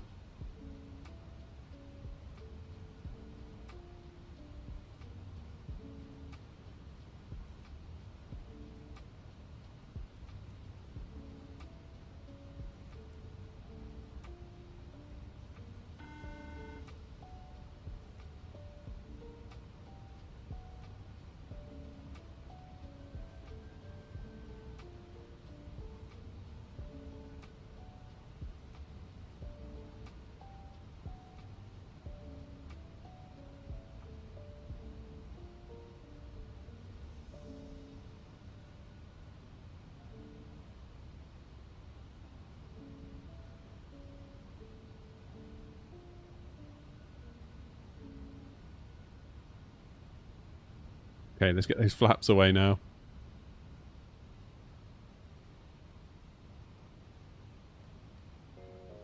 Right, let's leave the flaps out.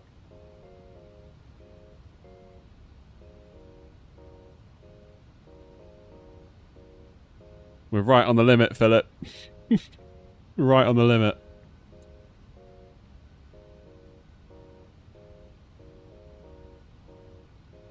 I foresee no issues.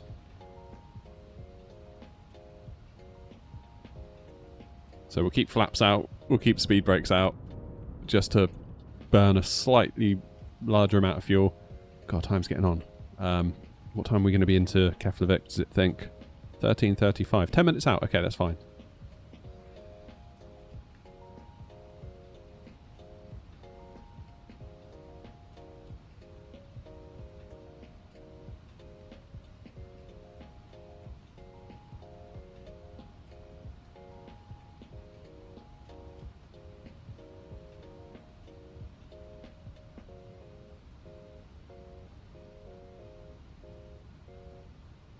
$30 miles to Eltham.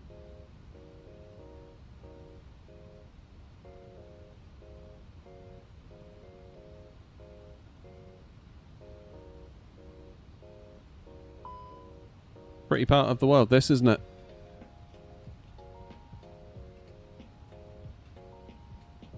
There we go. 644. That's what we want. 3.5 tons. Hopefully this will be dropping down soon as well.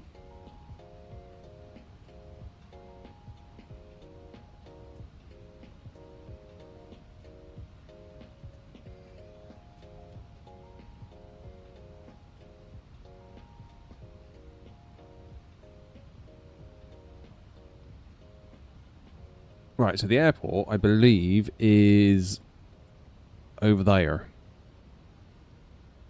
Sort of there-ish, where my mouse is, I think.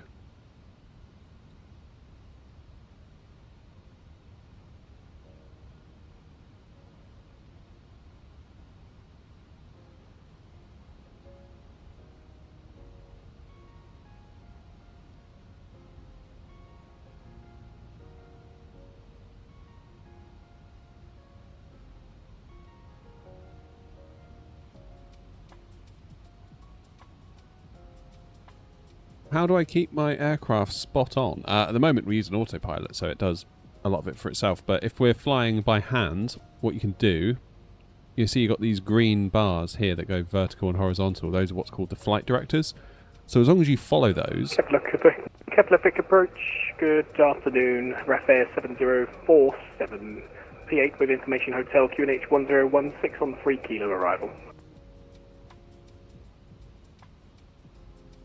Yeah, as long as you put your little yellow box here in the centre of these green markers, you will go where the autopilot would go if it was flying. 7047.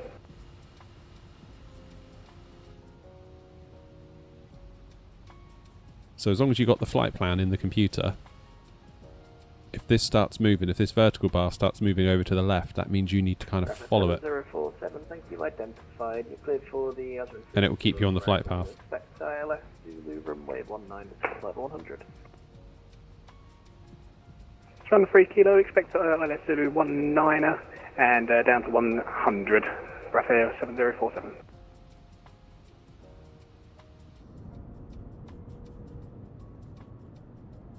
Grumpy would be proud. Not 21 Echo, do you want us to vacate right? Finally made it to Iceland. 21 Echo 8, firm, you can vacate right, taxi stand 8 via Echo and November cross runway 28.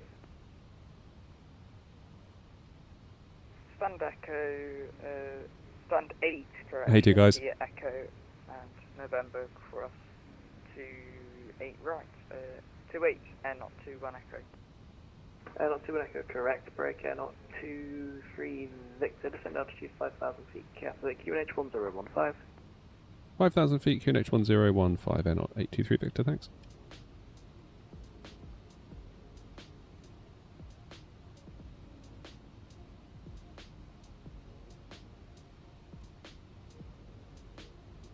Right, 15 miles from Eltham. And we need to drop 10 knots of speed as well. That's fine.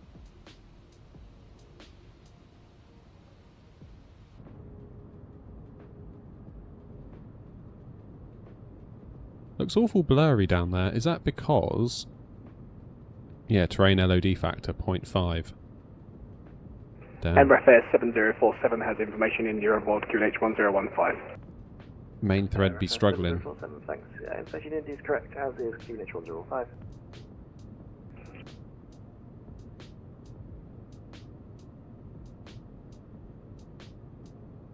No, it's not, Henry. It's the Phoenix A320.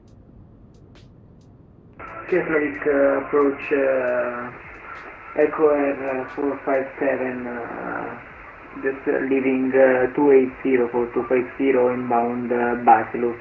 Information in the onboard.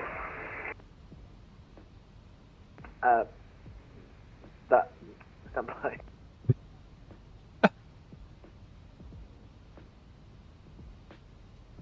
Yeah, that's right, Elliot. I wish it just wouldn't choke it as much. Auto FPS does the same, but Last station, what was your actual call sign? if you put the minimum to 75 instead of 50, it comes out a lot better. Echo Air 457, Echo Charlie Victor. Only get about readability 2 there. Can you put it in chat, please? Roger. AirNOTT 23 Victor, descend 3,000 feet via Elven, clear for the ILS runway 19, report established. 3,000 feet, then clear the ILS via Elven, will report when established. AirNOTT 823 Victor.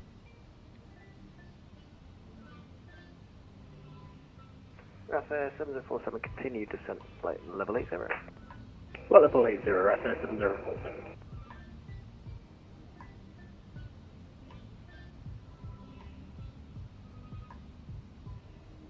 Right, so we're pretty much landing south, aren't we? And what's the wind doing?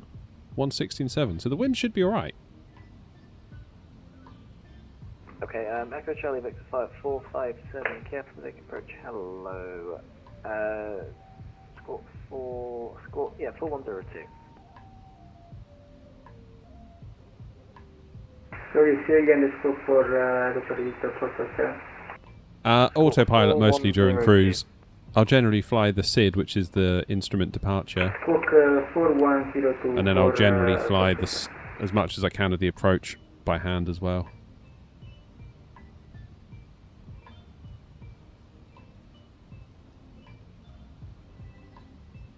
Right, let's go to yoke cam.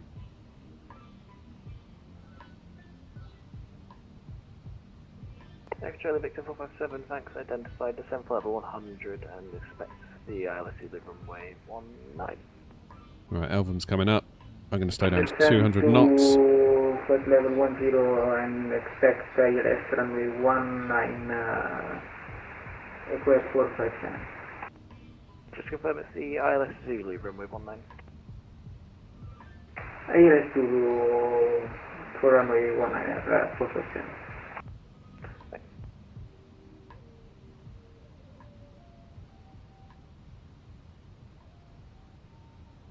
Oh yeah, Henry, by far, it's incredible. Cheers, Heft. I don't know, Pand. Maybe try reinstall a 2020. I don't know what to suggest, really.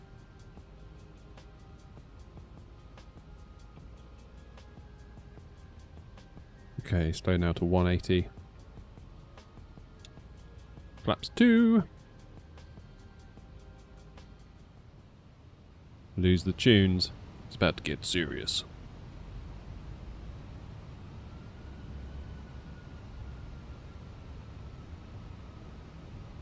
It's about to get serious.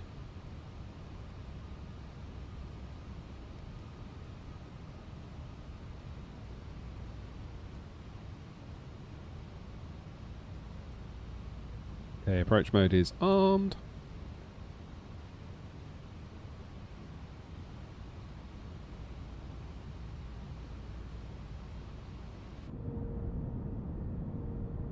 Go flaps 3.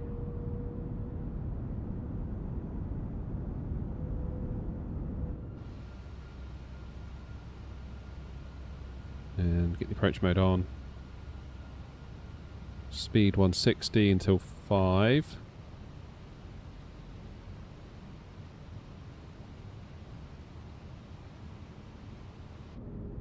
And let's go flaps full.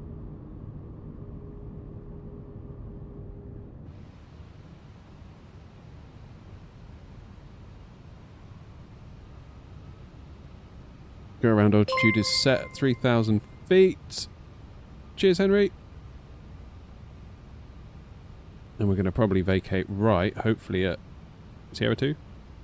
2,500. Gear down.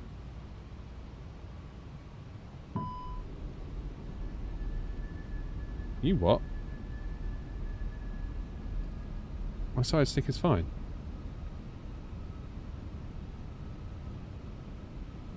That's a new one. And Keflavik approach channel 823 Victor established on the ILS 19. AirNOTT 83 Victor, roger, wind 160 degrees, 10 knots, runway 19, clear to land. Clear to land runway 19, AirNOTT 823 Victor.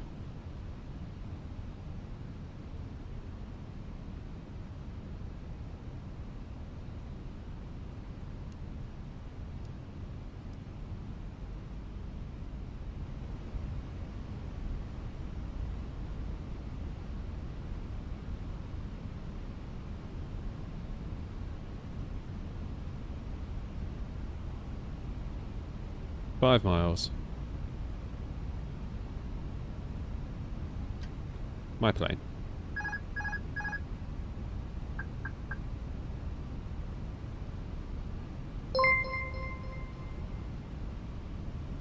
Cheers, Scottish. Thanks, mate.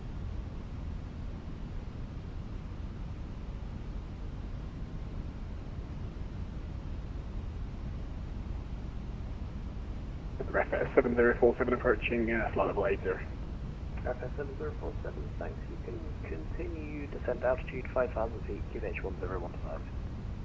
Altitude 5,000, QNH 1015, FS 7047.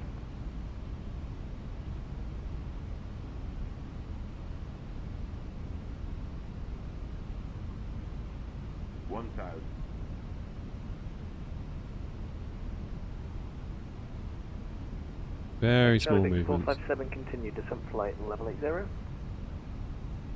Continue descent to flight level 80, Echo Charlie Victor 457. Echo Charlie Victor 457. Cheers, Henry. You've got a load of background noise. Can you just check your microphone, please?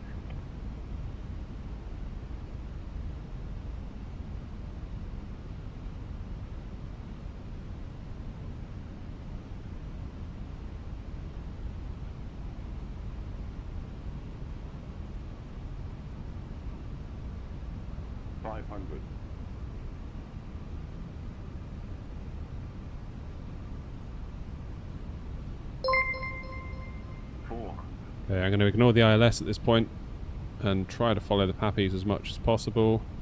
100 above. 300. 200. Minimum. Continue. FS 7047, descent 3,000 feet. What is going on here? 19, report established. Descent 3000 via Album, clear for the ILS 19, and we'll report established, FS 7047.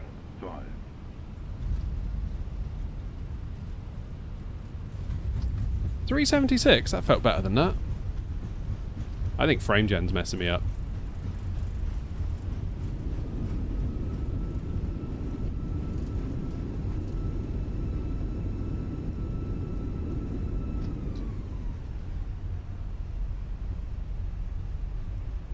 Keep her rolling. And we will hop off here.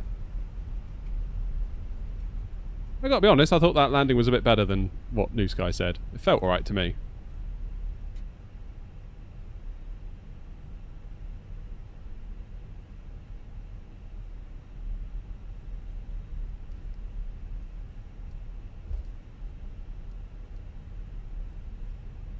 Jolly good.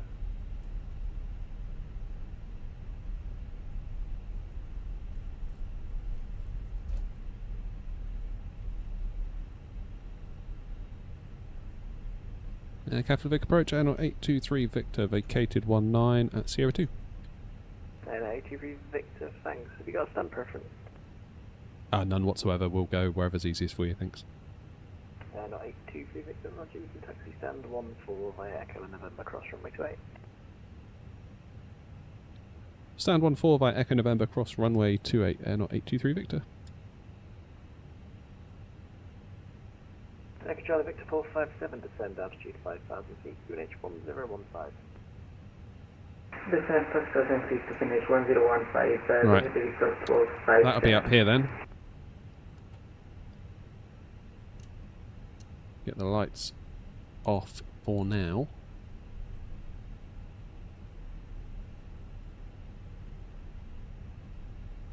What stick am I using? It's a Moser AB9 joystick base with a FS Project stick on top.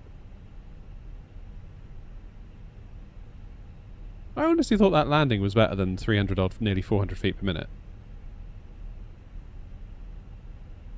I don't know, what do you all think?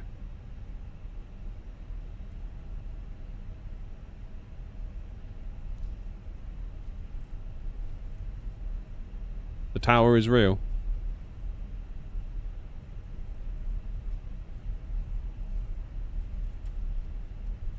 I'm going to have to rewatch that back, because to me, I honestly thought it was going to say like 260 or 270.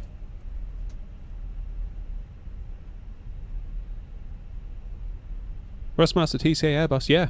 I've got one in fact. Like it a lot. As a getting started stick, you can do a lot with that.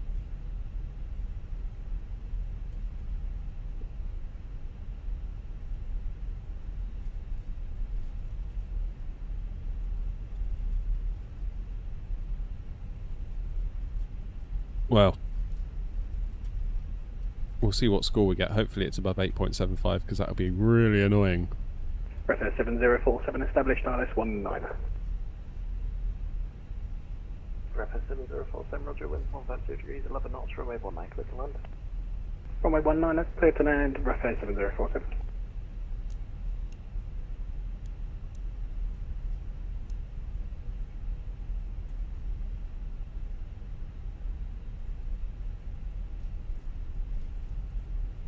Bit of a Ryanair special maybe, that landing, do you think? Oh, what's the weather doing?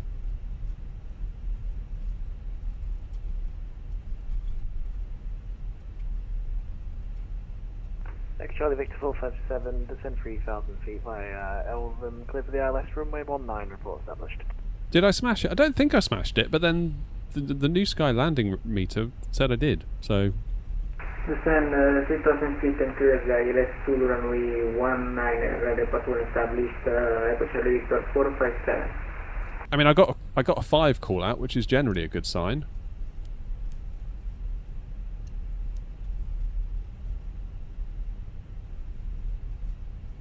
Right, let's see how bad this default scenery is.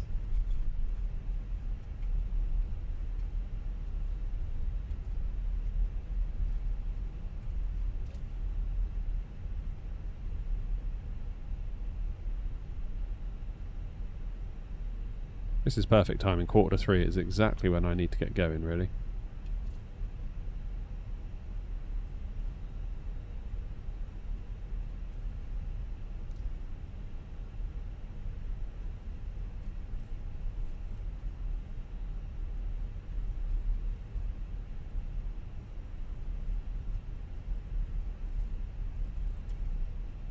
Let's tell GSX where we're going. Can't upset GSX. Brilliant. But GSX can upset me, it seems.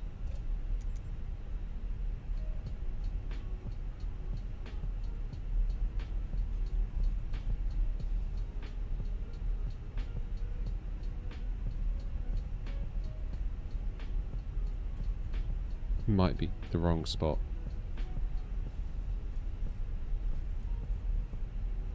Cheers, Jack.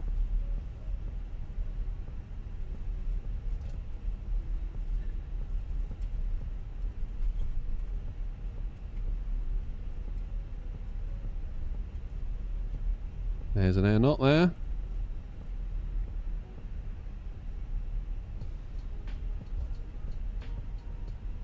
And this should be standable 4 just up there with a slightly red terminal.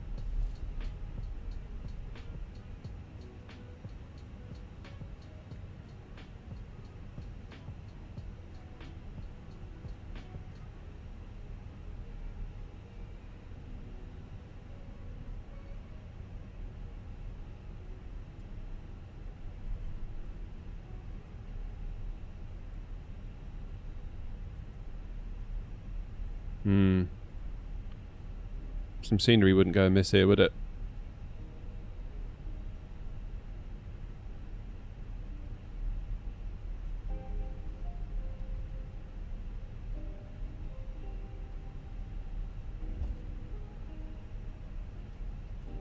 Yeah, sure, Jack. I'll let you know when I'm ready.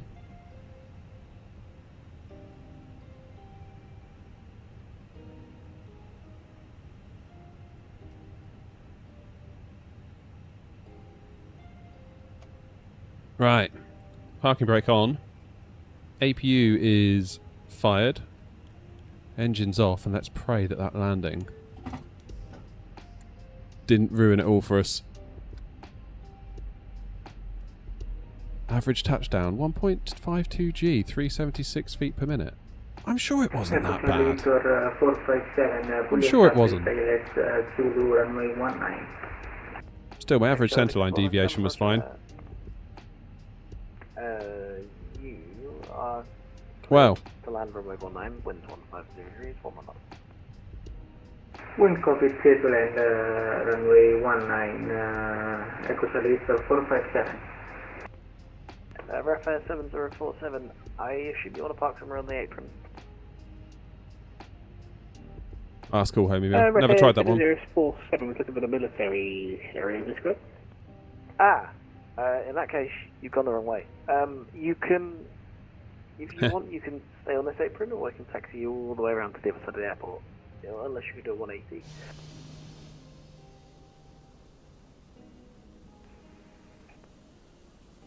Yeah, this place could definitely use some scenery, couldn't it? Apron, is that correct? Definitely. I don't know what all that red is. Okay, there seems to be a plane over there. Get turned around and we'll call you holding at Sierra 1. Roger. Yeah, for sure. We need some scenery here, I think. There is a good option, isn't there, for scenery? I forget who made it, but there is one that you can do. That's cool, though. Well, at least we made it. That's the main thing. A little bit peeved about that landing. Honestly, it felt alright. I touched down and I was like, yeah, pretty good. I'll take that. Obviously it wasn't. So, I don't know. These things happen. Anyway, folks, it's 2:45. I need to get gone. But thank you very much for coming along today. It's been a very nice start to the European City Challenge. The next time we do one of these, it will be from here to Nuuk in Greenland. And then we'll go back from Greenland to the Faroe Islands, and then we'll sort of get back over to mainland Europe and start sort of trotting around down there. But thank you all very much indeed for the support. Thank you for everyone that's hit the follow, the like, the sub, the whatever, the become a member button. Really do appreciate it. Like I said, I couldn't really sort of do these sort of streams in the day without your support, so it really does mean the world. Thank you very much indeed. Until next time, though, you'll take care. I will be back live streaming next week. Hopefully we'll get some videos out in the meantime for you to keep you going as well. But until then, you'll take care, and I will see you soon.